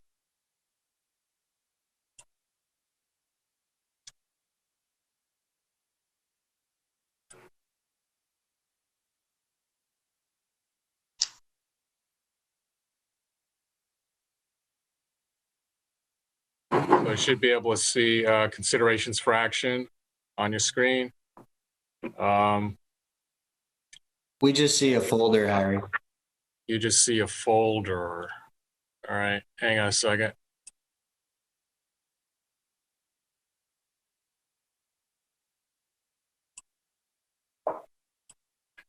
How about now? It should work. Okay. Yep.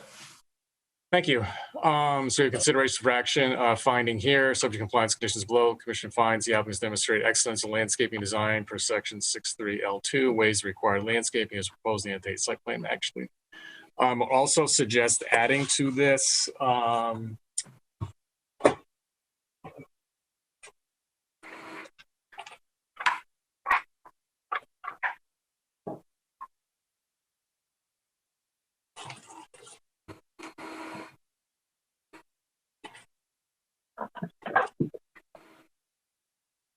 Finding that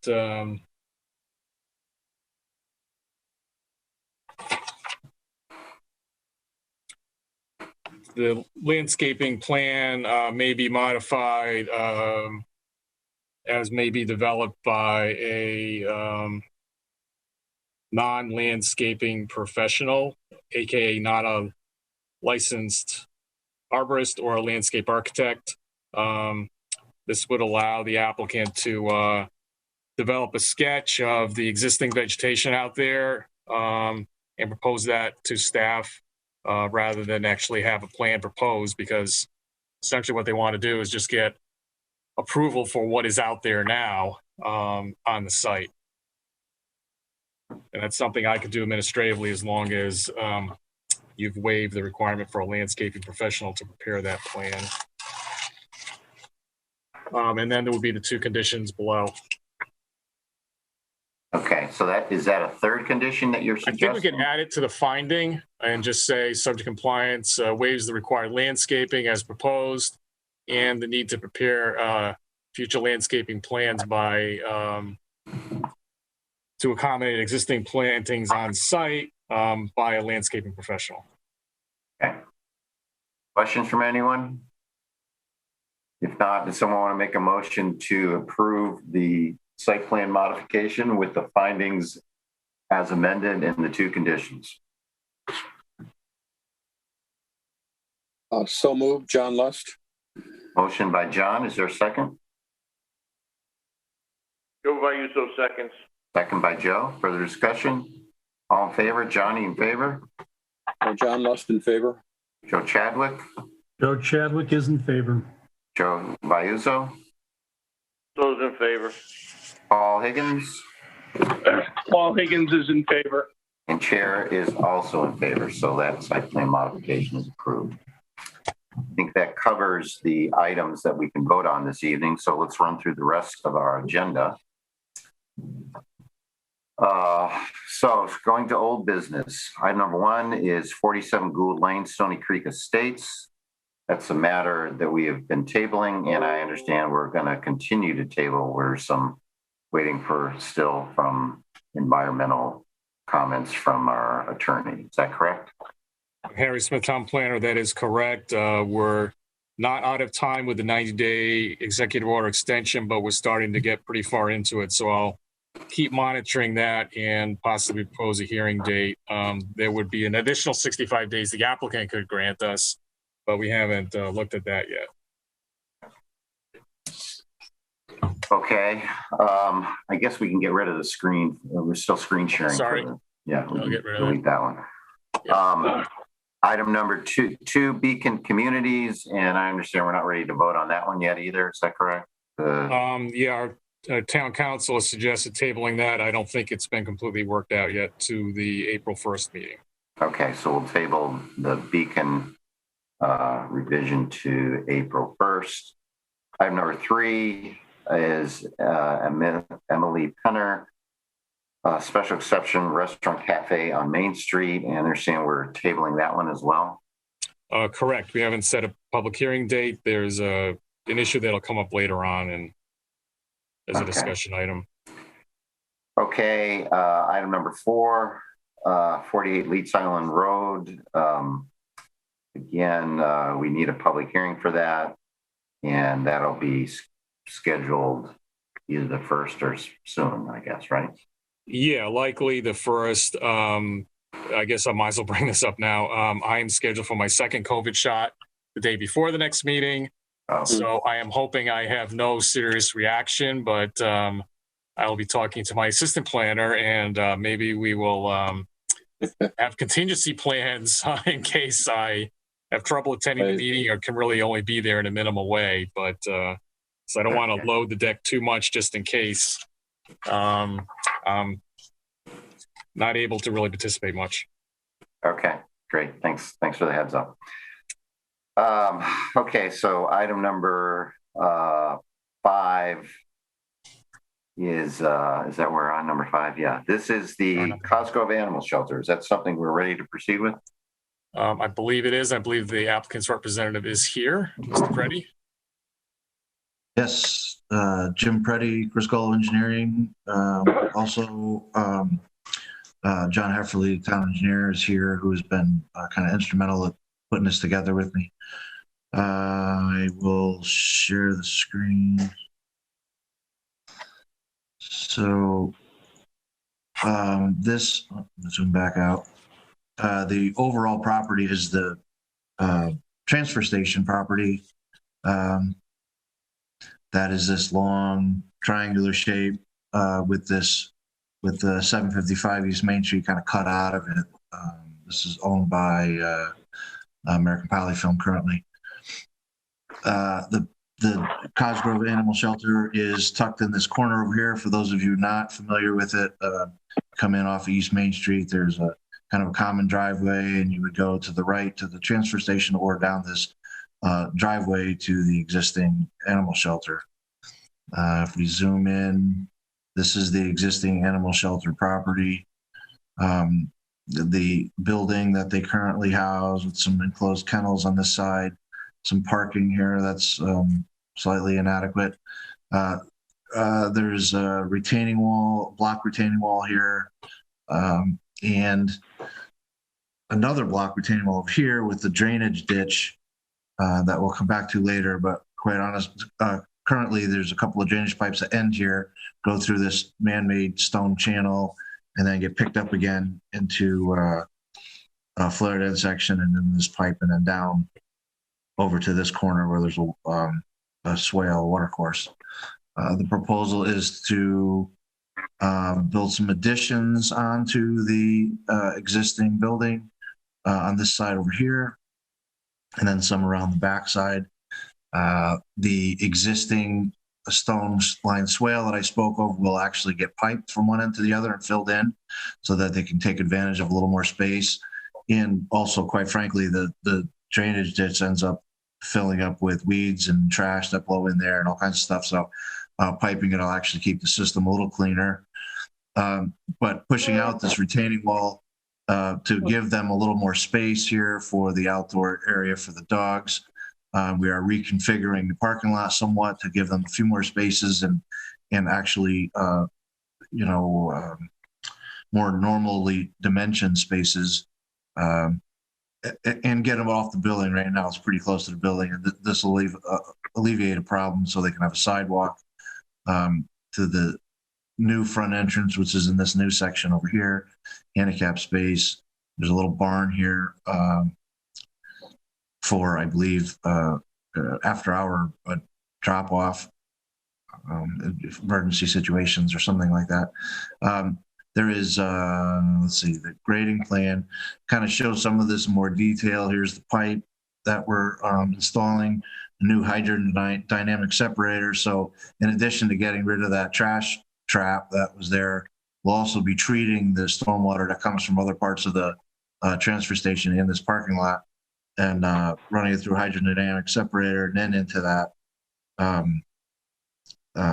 water course that's in the back. So we are improving the water quality that exists there now.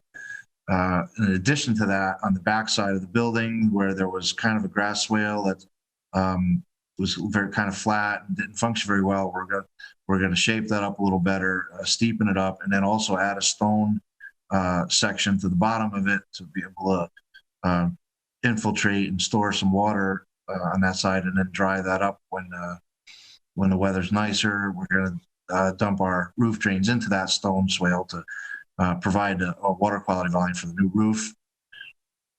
Let's see. Again, the reconfigured parking lot, some more drainage there. This cross-hatched area here is all the new sidewalk. There's an existing There's an existing shed at the end of the parking lot that we're going to move over to here. There's a dumpster that's in a parking space. We're going to build a dumpster enclosure along this end over here, kind of tucked into the bank a little bit. So it'll be a block retaining wall type dumpster structure. We have proposed as an alternate at this point because of the other involvement with the town property and budget concerns, realigning this driveway to make the entrance to a number of things, make the entrance to the animal shelter a little easier to navigate coming through here, and also to line it up with the driveway across the street that I believe is parking lot for La Cucina. The offset is, usually undesirable when it's that close. So lining this up was a better. DOT has actually weighed in on this and they're in favor. Let's see, what else do we have? We have some details. We do have a landscape plan, which involves adding some trees along the new edge of the parking lot in between the neighboring property there. So as kind of as a buffer, some building plantings along the front, some trees in the back for the dog area.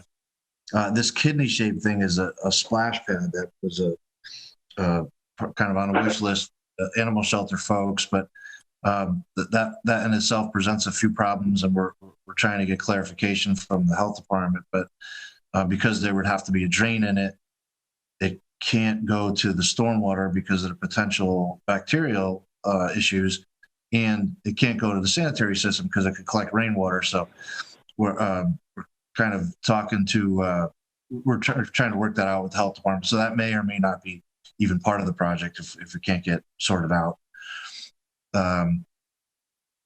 Again, this was the planting plan. We also have a lighting plan that was done by Sound Lighting. And I don't know if Joe Seapot is on the line, but here is the new floor. Joe's here. I don't know if Joe, if you want to talk about the floor plan at all. Sure. Joseph Seapot Architects in Branford, Connecticut. Jim, if you want me to start the entry vestibule, we'll walk down. So most of the new addition we're creating, current building is about 2,600 square feet. We're going to be proposing a 3,400 square foot addition. And most of that is going to be common space, public space, and administrative. So we're going to come in, we have a new entry vestibule now and a much larger waiting room. I don't know if anybody's been there now, but they are cramped and on top of each other right now. So we can create a much larger entry vestibule and then a reception desk. Over to the left or the west of it is a new meeting room, which will be used for animal classes, volunteer training, I think, and the likes, with a large storage area in the back for tables and chairs. Then we've created more administrative area off of towards the back area there, a larger break room, and then director's office, staff, and the staff toilet area. As you go down the corridor through here, now you get into the semi-public, semi-private area. This is where you'd have to be escorted in, but if you're there to adopt a cat or a dog, you would come down this area, the cattery, which would be to the north right there, a larger area that would be able to house the cats. And then as we come down the corridor, there's an existing vestibule that is the existing entry. We're going to be using that as a staff entry if they're bringing in animals before they've been checked out and examined. They would bring them in this entry, take them into the exam room right to the east of that, and have them looked over rather than now coming in through the public entry, which is a much bigger benefit. In that area there, that's going to be a total private. That is not open to the public over there. That we have the maternity cat room, sick cat room, quarantine cat room. So this is, this is the area for treating the sick animals or the pregnant cats. As we go back out into the corridor, we have dog visiting rooms now, so it makes it easier for potential people or families who want to adopt some dogs. They could have an area there where they could sit and kind of meet with the animal and get to know it. And then the kennel in the back is pretty much the same layout as there is currently. So what we have is the individual pens, and then we have a grooming area, and then each of the pens have an outdoor area with a guillotine door that separates them to the outdoor.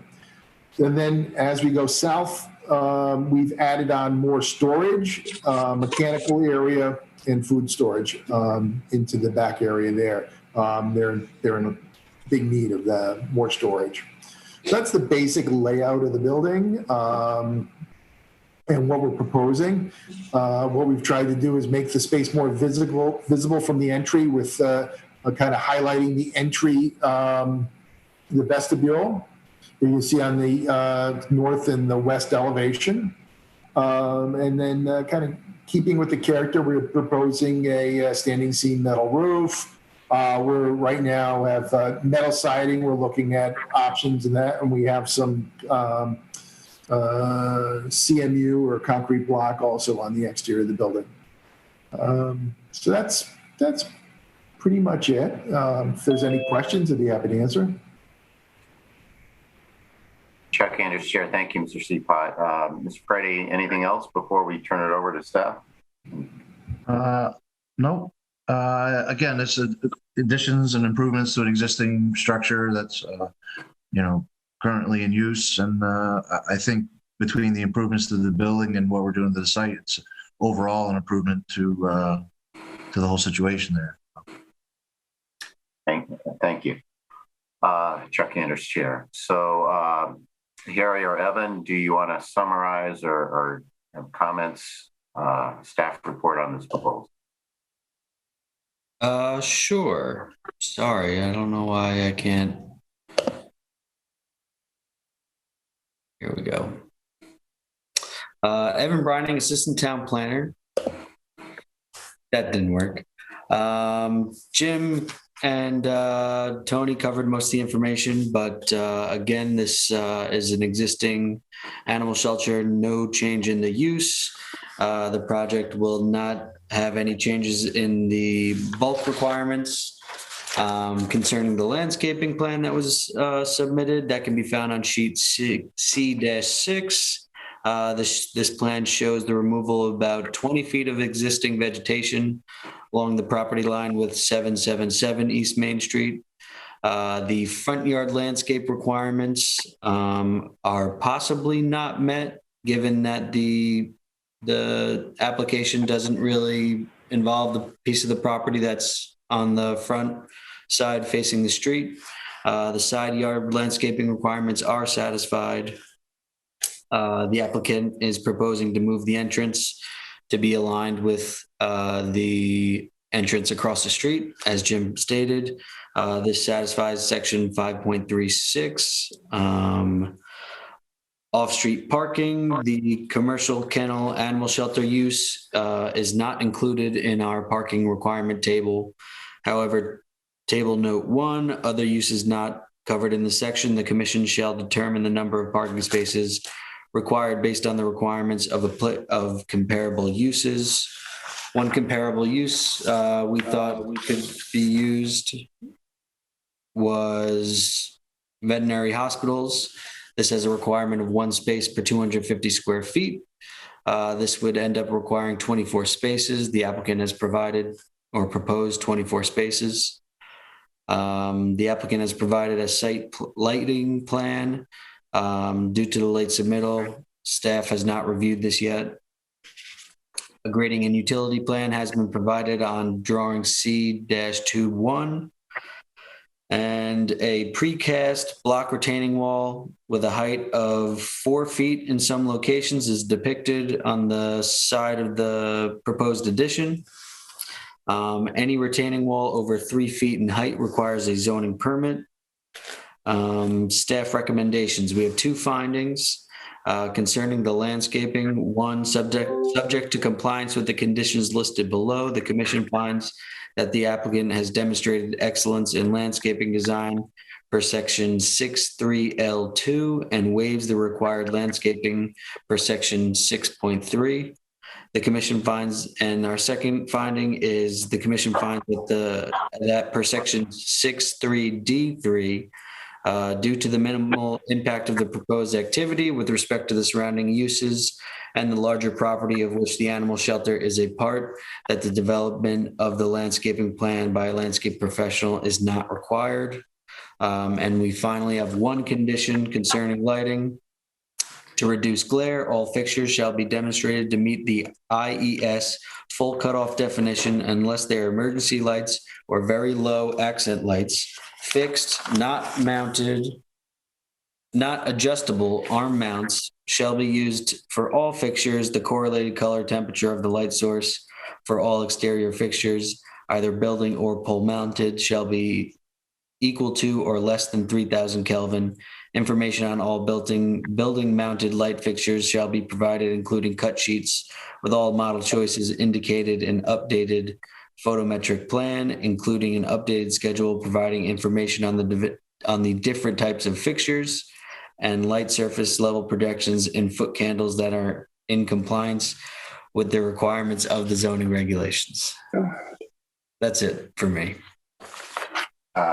Chuck Anders, Chair. Thank you, Evan. Any questions, comments from commission members or staff? No. Harry Smith, Town Planner. Just have a question actually, for Jim Preddy. You mentioned there was one element that you were looking to obtain approval for, which I think was how to handle some wash off, I guess, with potentially bacteria. Is that a feature on the plan that you may not be able to actually do? Trying to accommodate it either way. If we need to like put in something that says it can be deleted or not built because you actually can't follow through with it, we can throw something in now as a condition. Jim Preddy, Crisco Engineering again. It's a splash pad. Oh, it's a splash pad, right? So it's some kind of water fountain type features that we turn on and off. It is a desire of the director there to have it. We're going to try to make it work, but if the health department says no, then that's that. Okay, if we put in something as in condition 2, the splash pad may be deleted if desired by the applicant or something. Does that make sense? Just sure. In case. All right. Chuck Anders, Chair. Thank you, Harry. Any other questions, comments from any commission members or staff? Are we in a position to vote on this, you think? Staff would suggest yes. Okay. I heard that there were 2 findings, mainly, and I think they're related to the landscaping issue. And then the 2 conditions, one was about lighting, basically to ensure that complies with the plan. And the second was the splash pad being able to be deleted. Was that a fair summary? Yes. Okay. And I know Evan did read those. So then if that's okay with everyone, is everyone comfortable? Someone want to make a motion to approve the application with the 2 findings that Evan read, as well as the 2 conditions, one relating to lighting and the other allowing the deletion of the splash pad. Motion made by Joe Vayuzo. Is there a second? Chadwick seconds. Second by Joe Chadwick. Further discussion? All in favor? John in favor? John Lust in favor. Joe Chadwick? Joe Chadwick is in favor. Joe Vayuzo? Joe, you're in favor, right? In favor. Yep. Paul Higgins? Where's Paul? I think he has his hand up. He must have muted himself. So I clicked on ask to unmute. You should be able to unmute. There we go. Paul Higgins in favor. Okay. And Chair is also in favor. Okay. So that application is approved. So thank you. Great. Thank you. Thank you. So, and then moving on to our agenda, item number 6. is a special exception for the drive-through at the Grand Haven Plaza. And we need to schedule a public hearing. That'll probably be at our next meeting, you think, Harry? Probably, I would suggest just sort of leaving that with the standing approval to allow setting of the public hearing by myself and you. Okay. And again, we'll look at, it's possible we may set some of these things for the first and warn the applicants, look, we may have to push it off depending on how many Evan might be prepared to handle by himself with a little assistance by me, should that be the case. Right. Okay. So, and also item number 7, 46 Paris Farm Road, a special exception for accessory apartment. And again, we're tabling that one. It's before wetlands, my understanding. Yeah, so that will not be ready for the first. Okay. Item number 8, that's another special section for accessory apartment. We also are going to table that. That may need wetlands approval as well. Correct. So we'll schedule the public hearing when it's appropriate. That gets us to new business. Item number 1 is a dog grooming at 650 Main Street, and we will need to schedule a public hearing for that. And Austin will just do that when, as we normally do for these, when it's appropriate. Yeah, probably the first. Yeah, probably the first. Item number 2, Sound Real Estate 101 West Main Street, car storage parking lot. That will need a public hearing. So, yeah, that's the most recent one. So likely we'll look at the workload too for you folks, because, we're getting close to 4 hours of meeting time here. So there's that factor as well. Right. And probably that may not be able to be put on for the first. Right. Okay. And item number 3, we approved. So, good. Brings us to other business. We have a couple things to discuss here. Item number 1, possible changes to parking requirements on the Main Street Overlay District. Harry, you want to run over that? Sure. You may recall about a year and a half ago, this is Town Planner Harry Smith. The commission approved an overlay zone extending through a lot of Main Street on either side of the town green down, I believe, just about to GZen and about out to P&M Deli. I think we may have excluded them. And down a portion of Montague Street.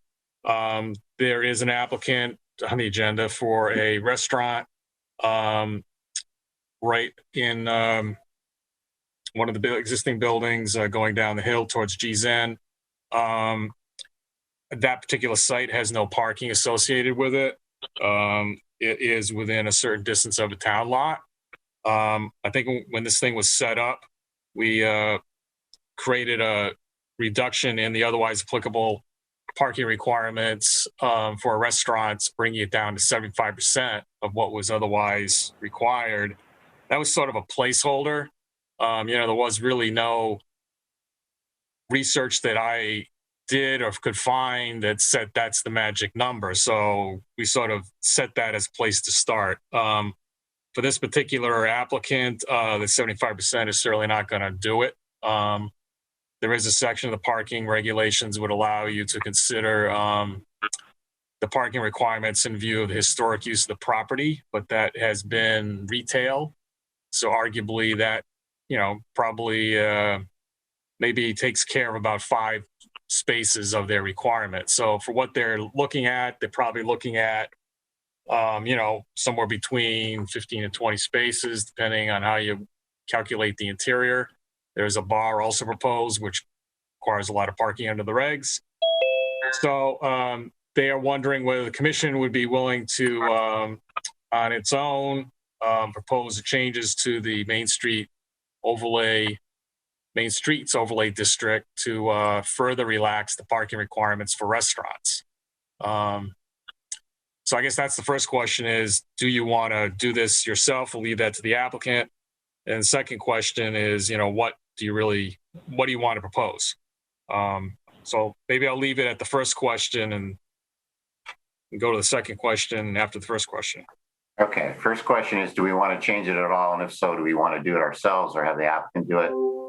My recommendation is, I think it's worth looking at. Just parking downtown is an issue. And I'd rather we do it than they do it. I would just, I feel better it's worth looking. We looked at it once, we made an adjustment, and we can do it again. I think I think that, we have some background experience. We kind of know what's going on, and we would have a better sense of what the repercussions would be for other sites that we need to keep in mind. So that would be my suggestion for doing that. So what do other people think?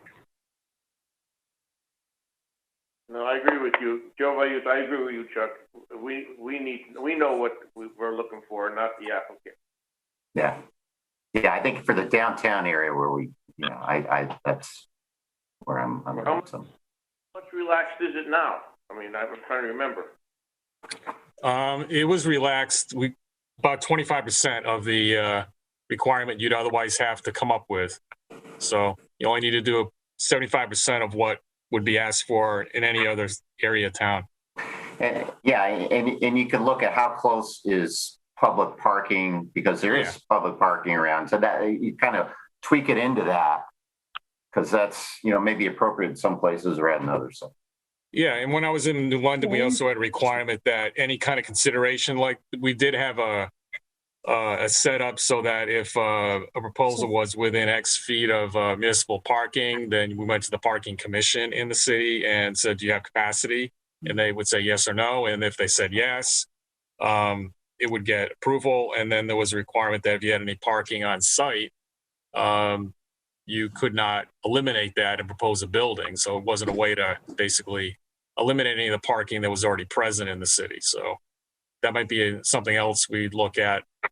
And so it sounds like looking at proximity to municipal parking lot, bringing it down to maybe 25% or something like that of the otherwise applicable requirement.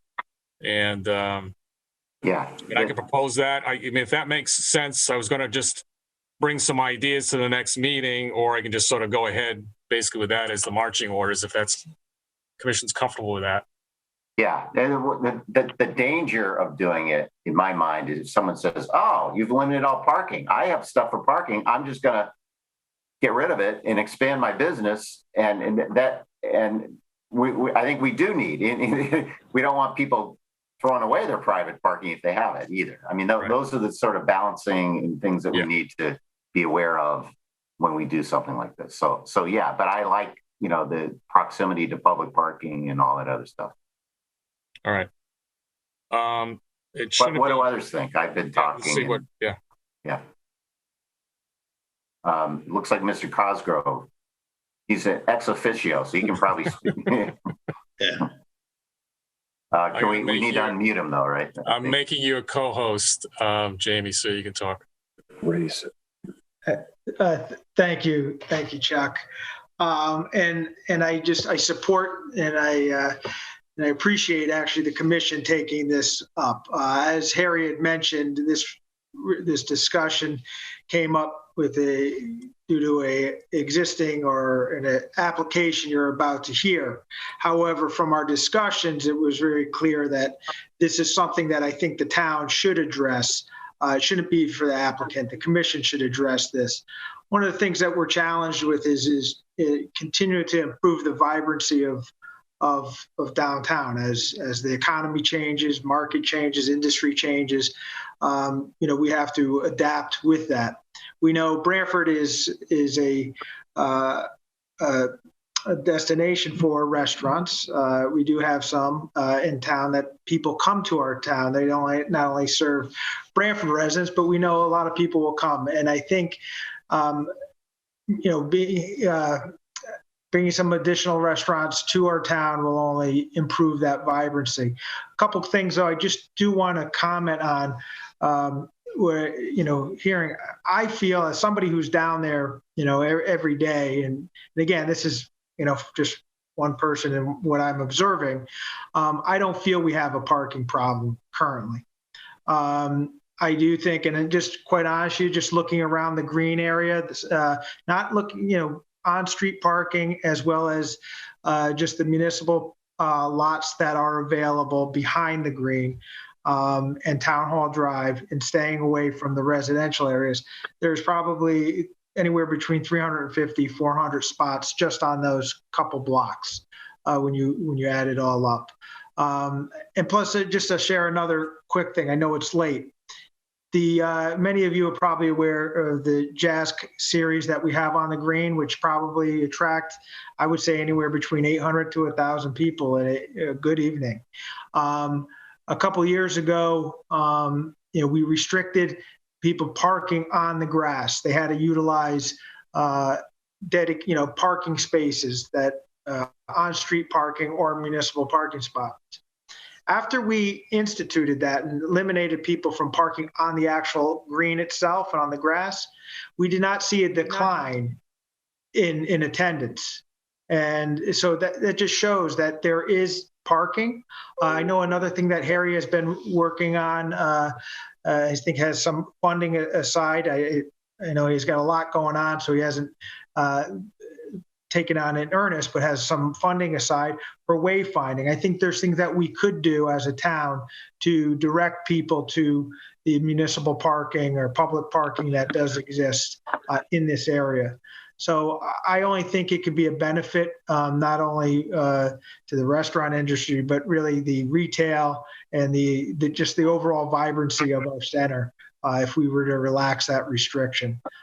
Just one other comment. I know there's a concern. Well, what if it gets too, overwhelming? It's overwhelming success. Well, that would be a great thing. I think right now, though, we do know it is an obstacle to some businesses coming into town. So I think, I would encourage you to let's look at the obstacle that we know rather than making a decision based on a hypothetical outcome.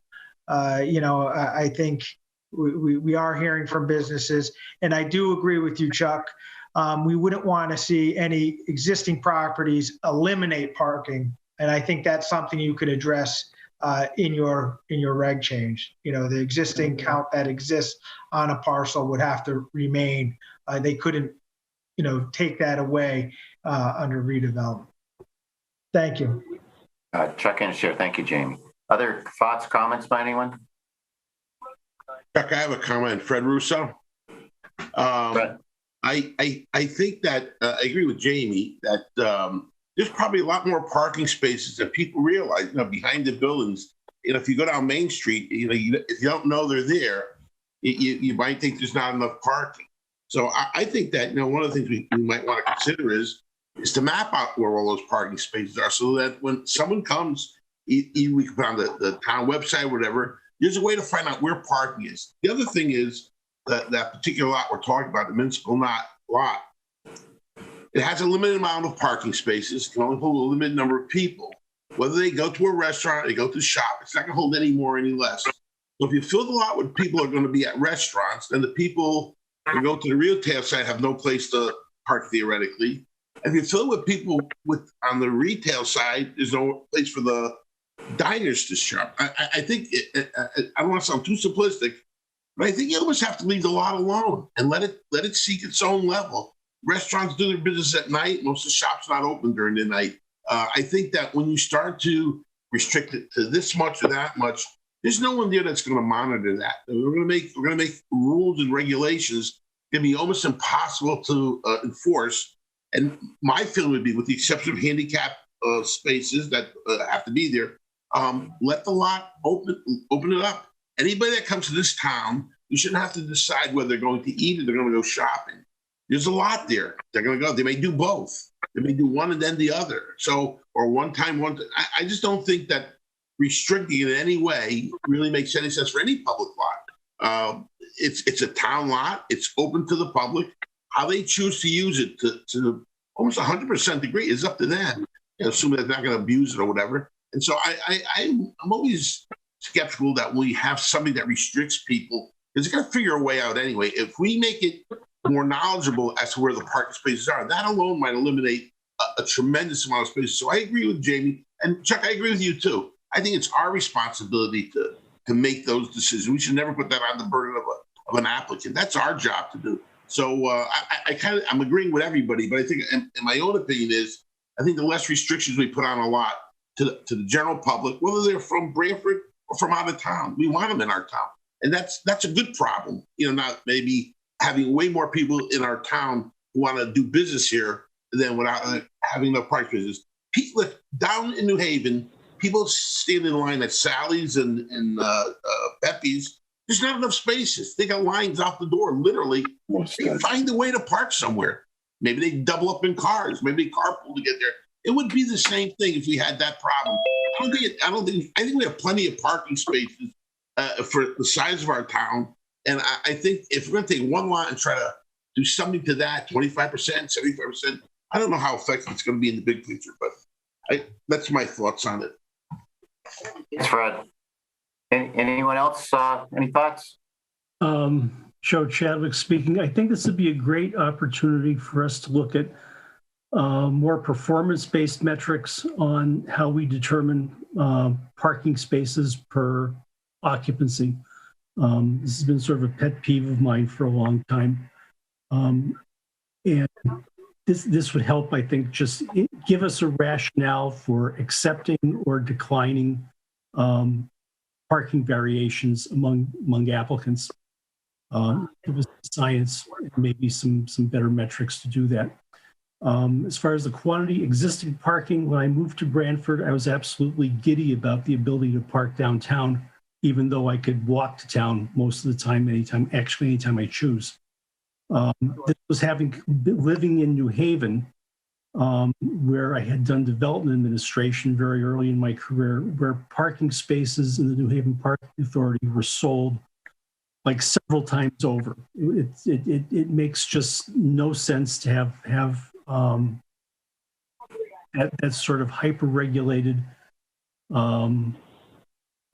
approach to parking. I think we're on a good road here, and this could be a great opportunity for us to make logical quantification of parking and make a more desirable place for people to come, just because it's easier to park.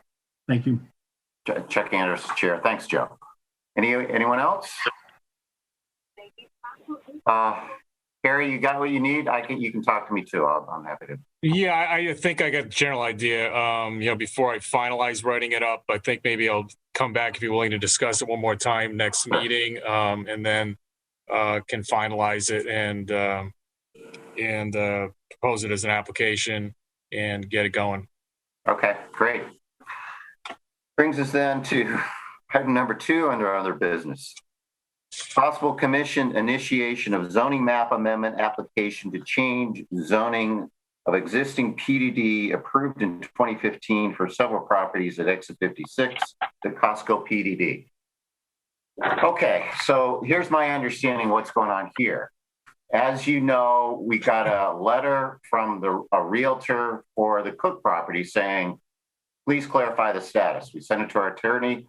Mr. Yanukovych came back with an opinion saying that you're in a dead PDD. You're a PDD, but the master plan's expired, so you can't do anything. You basically got to start over, but you're still in a PDD. So basically, they can't do anything now. That's basically what his letter said, that you're in a PDD, but because the master plan expired, you really can't do anything. So that was that letter. Then we got a letter from the Economic Development Commission suggesting, we look at the status of possible hybrid or look at there. And the response to that, I think, was that, I gave my preference, I think others, which is any non-residential use kind of open to it. but you got to talk to the property owners. I don't know what's out there. That's something where you gotta, I think the property owners, gotta tell us what they want rather than us impose them what we think it should be. I think that's kind of in a situation. The model I use here is what we did at Exit 53. Property owner came in and said, we're in a BL retail zone, but we're thinking of another uses. We can't put retail is going to cost us too much, the traffic improvements. So we want to do this BL hybrid, and basically it talked about the fulfillment center. and more of a warehousing use because that's a possibility. So they came up and they presented that to us with the zone. They had some experts which gave us the traffic impacts for that, made their case, we approved it, and it's in place. I mean, that's kind of the model I think would happen out there too. And maybe they want something. I have no idea what they want to do. If they wanted a fulfillment center, that simply you can, the best way to do that is simply add that to an industrial use. That's an easy job. Add it just like a special exception. But to get the whole thing started, I think we need to get rid of the PDD, frankly. As much as I would love that Costco came, I voted for it. I remember it was a 3-2 vote by this commission. There was people acting in good faith that could go either way. I understood that. I was in support of it, but it's dead, as far as I can tell. And there were great features about it. It had the exit coming right off 56, and it went to all the property. That said, I think that was needed because you had a major regional retail use, drawing people from all over up to Old Saybrook or whatever, and the traffic that needed that. For other non-superstore uses, it's probably not as necessary. So I think the way that you get started with anything, because right now you can't do anything, is for us to remove the PDD and restore the status quo, which is IG2. So that would be my suggestion, which the zoning regulations say that if they don't build it out and it's expired, and it expired a couple of years ago, and my thought was, well, if they can get the team back together and they want to reapply, then please do. But apparently that ain't happened. So then, since they can't do anything now, none of those 7 properties can do anything or whatever it is, because it's a dead PDD, let's at least get it back to the status quo, to IG2.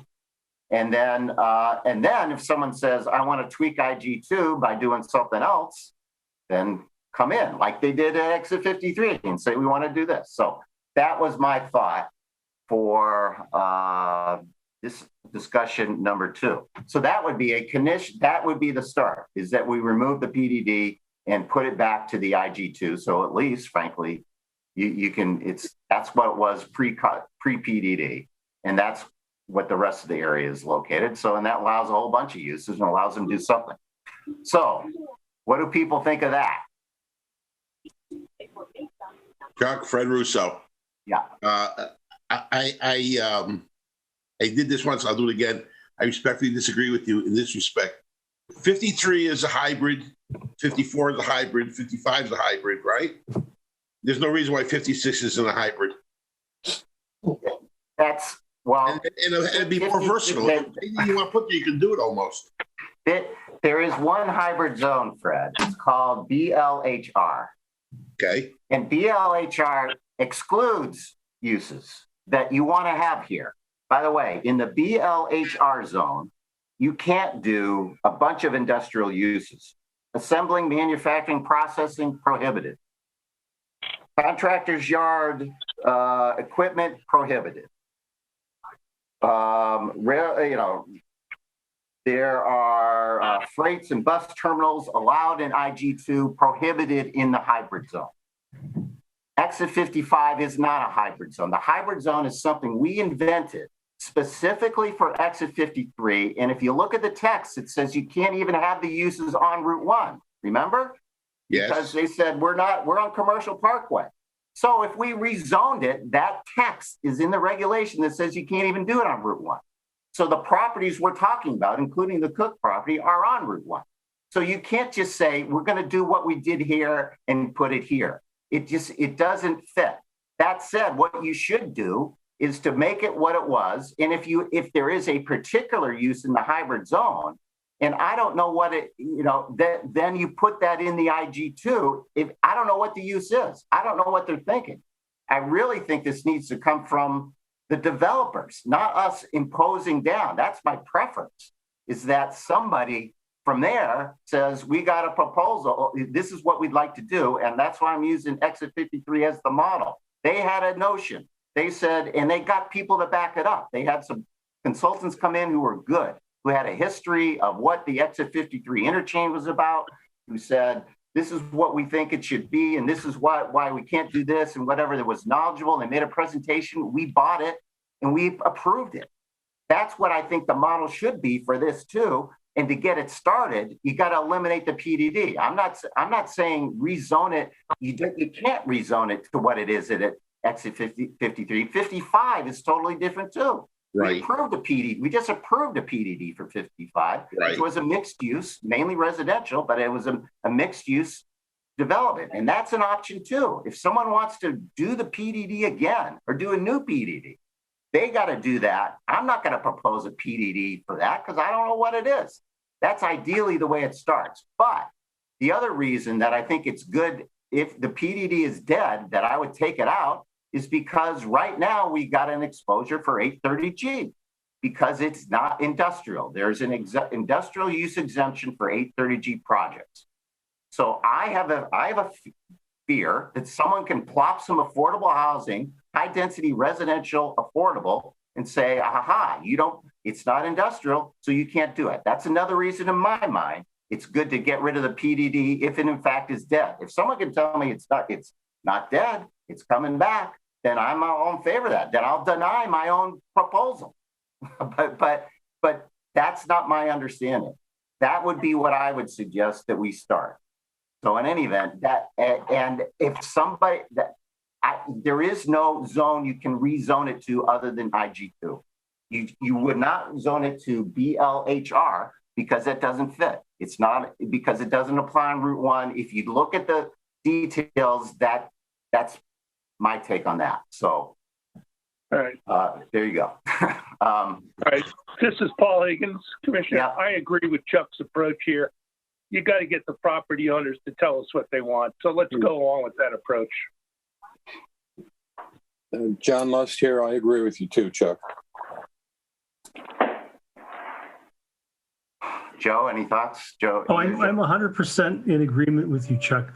Last meeting, when we had the discussion, I was thinking what you were saying just now, but I was just not sure it was like the right time or place to say it. But the PDD is basically a dead rider strapped to a horse. It's not doing anybody any good. Joe Vayuso, any thoughts? Chuck, I agree with you 100%.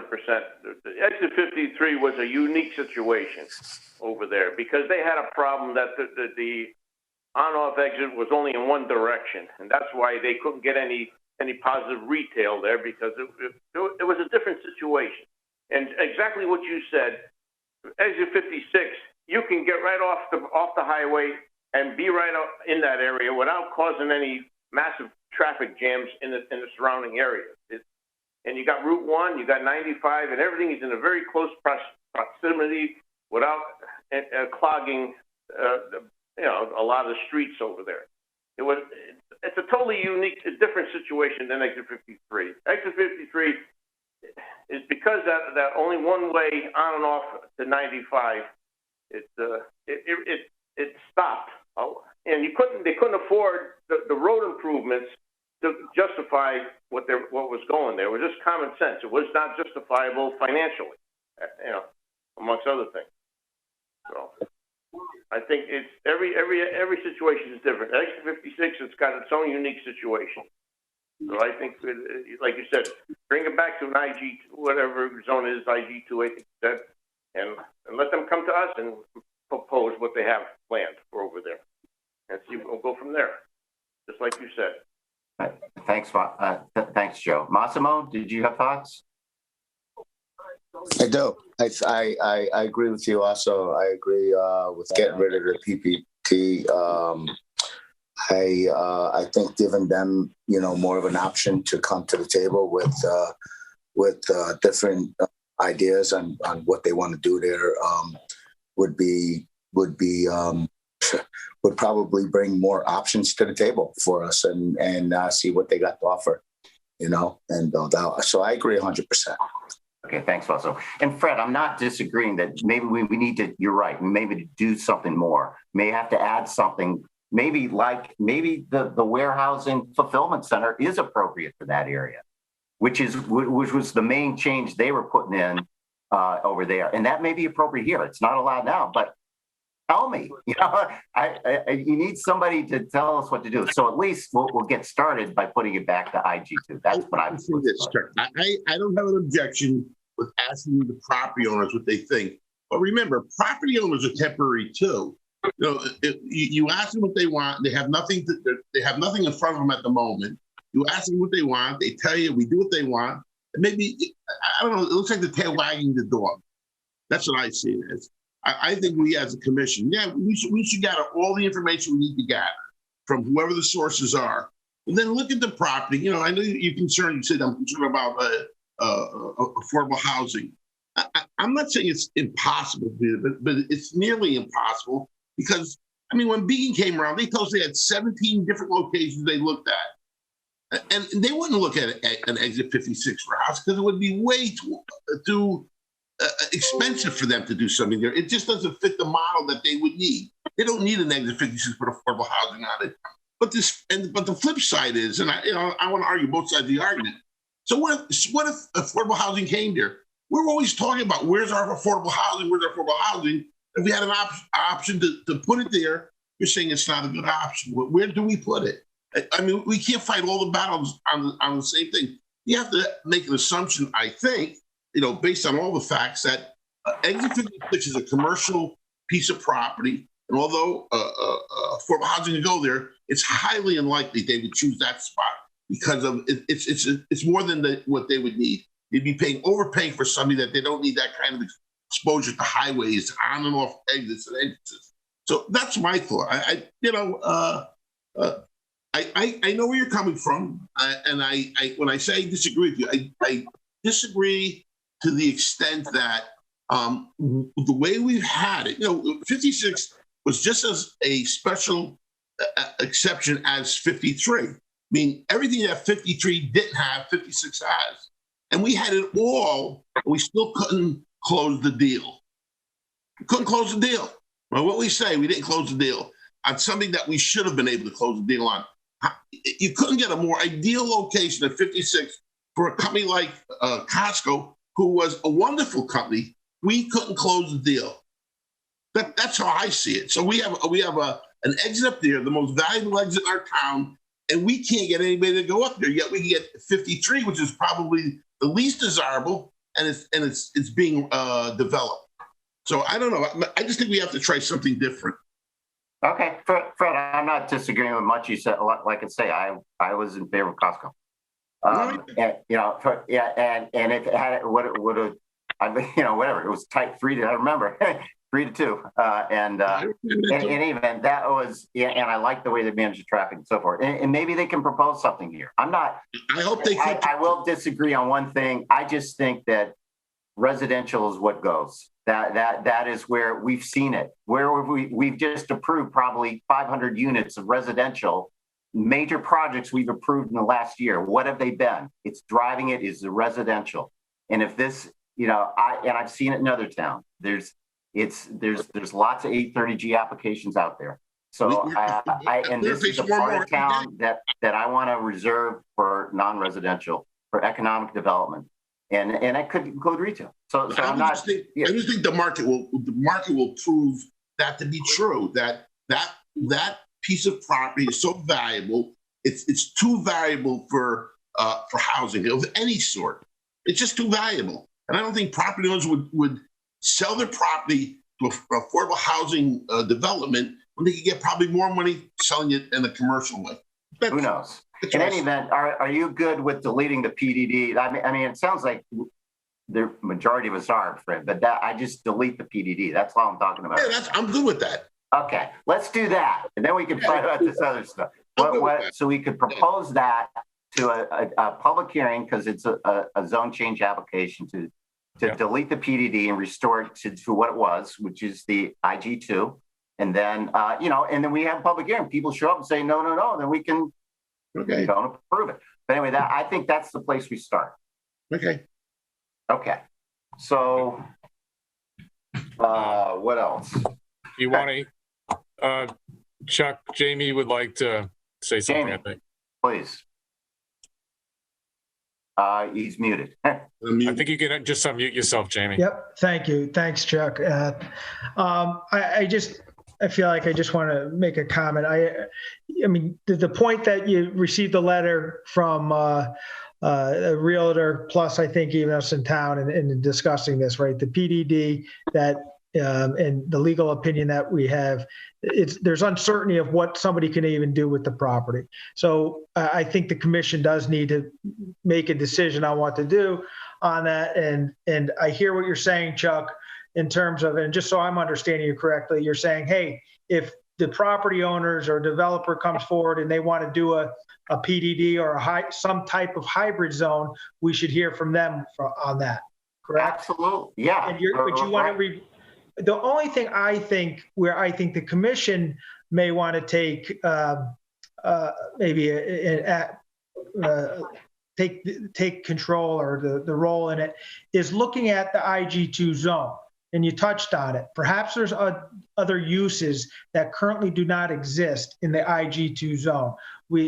Fulfillment centers, for instance, we know that is, those are being developed in other communities throughout the state and the country. Where would we want those types of activities in what zone would they fit? And I think, the argument would be it's probably better to be in an industrial zone, that type of activity. So the one thing I would ask, perhaps, or respectfully ask, when you perhaps take a look at the IG2 zone, look at where industry is today, look at where it's going, and expand to include some additional uses. Because I think there are some appropriate uses that are being developed. So from an economic development standpoint, from when we're trying to promote Branford and attract businesses here and development, they're looking at our zoning and they're saying, well, I really can't make it fit here. But I just ask that you take that, perhaps the commission considers taking a look at the IG2 zone and permitted uses. Thank you. That's certainly a fair question, and that's where I really would like to hear from the property owners or the Economic Development Commission.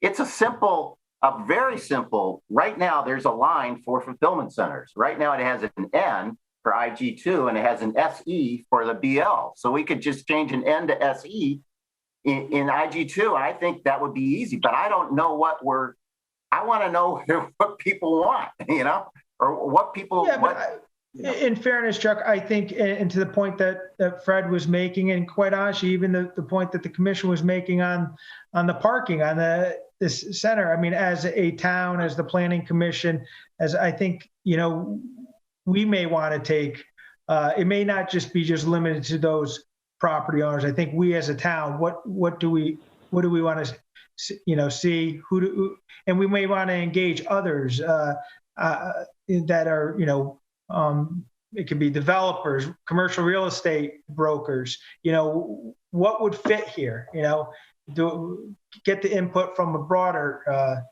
Sure. Okay.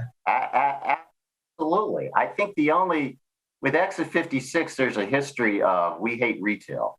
That's the whole Stony Creek business, that it was organized opposition. But I don't even think that's driving things these days.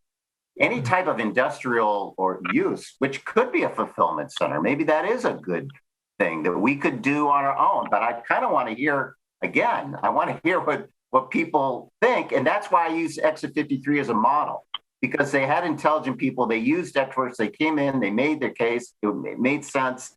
To me, that is the prime way that it's been done, and it worked before.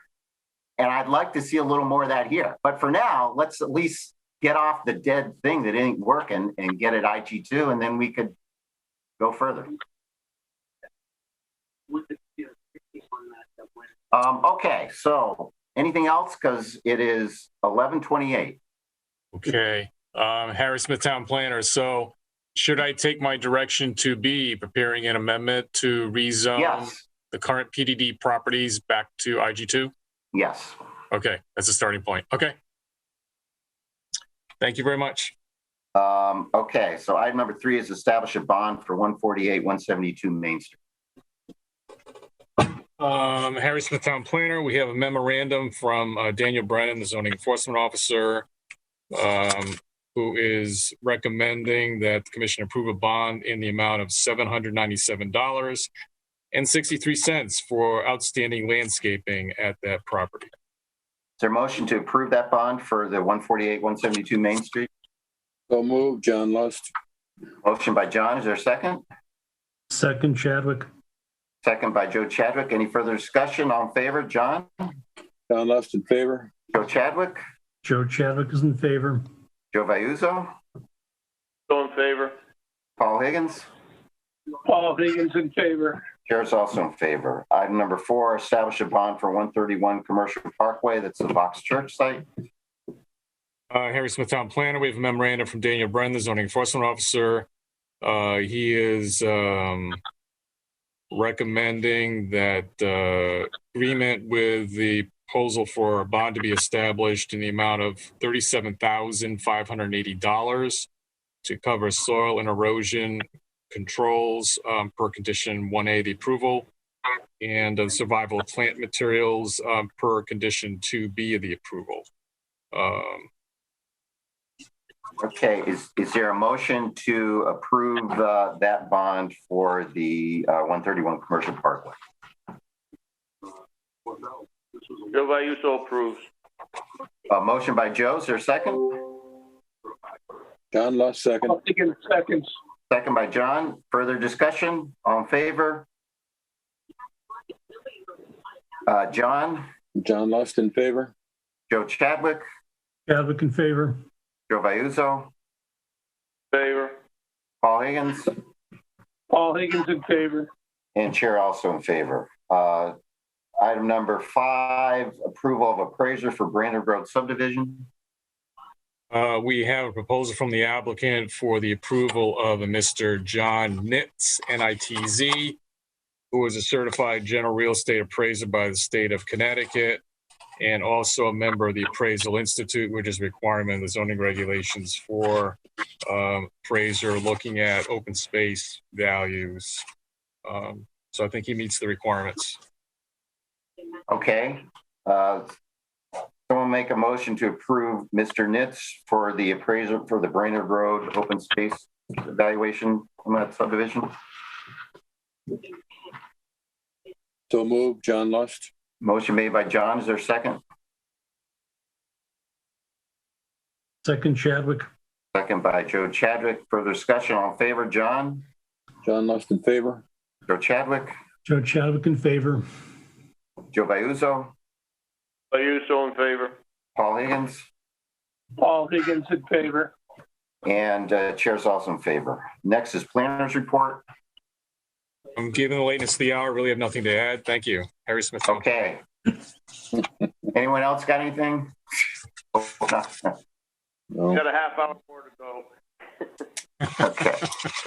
Okay. Thank you, everyone. It's been a long night. We slugged through it. Appreciate everyone. Thank you, Jamie, for your input. Appreciate everything. I love it. You know, I appreciate everyone helping out and doing what we're doing for the town. So, thank you, Chuck.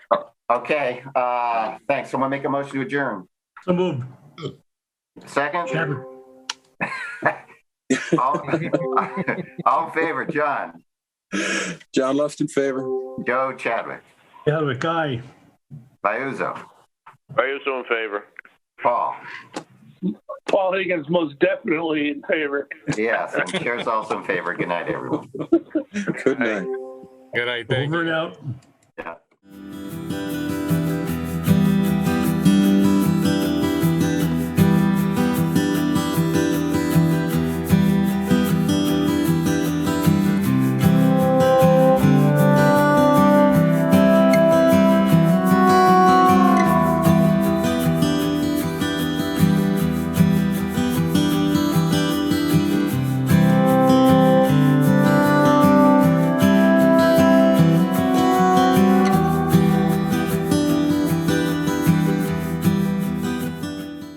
This program was brought to you in part through the support of the Town of Branford. Watch town meetings and other videos on demand at branfordtv.org.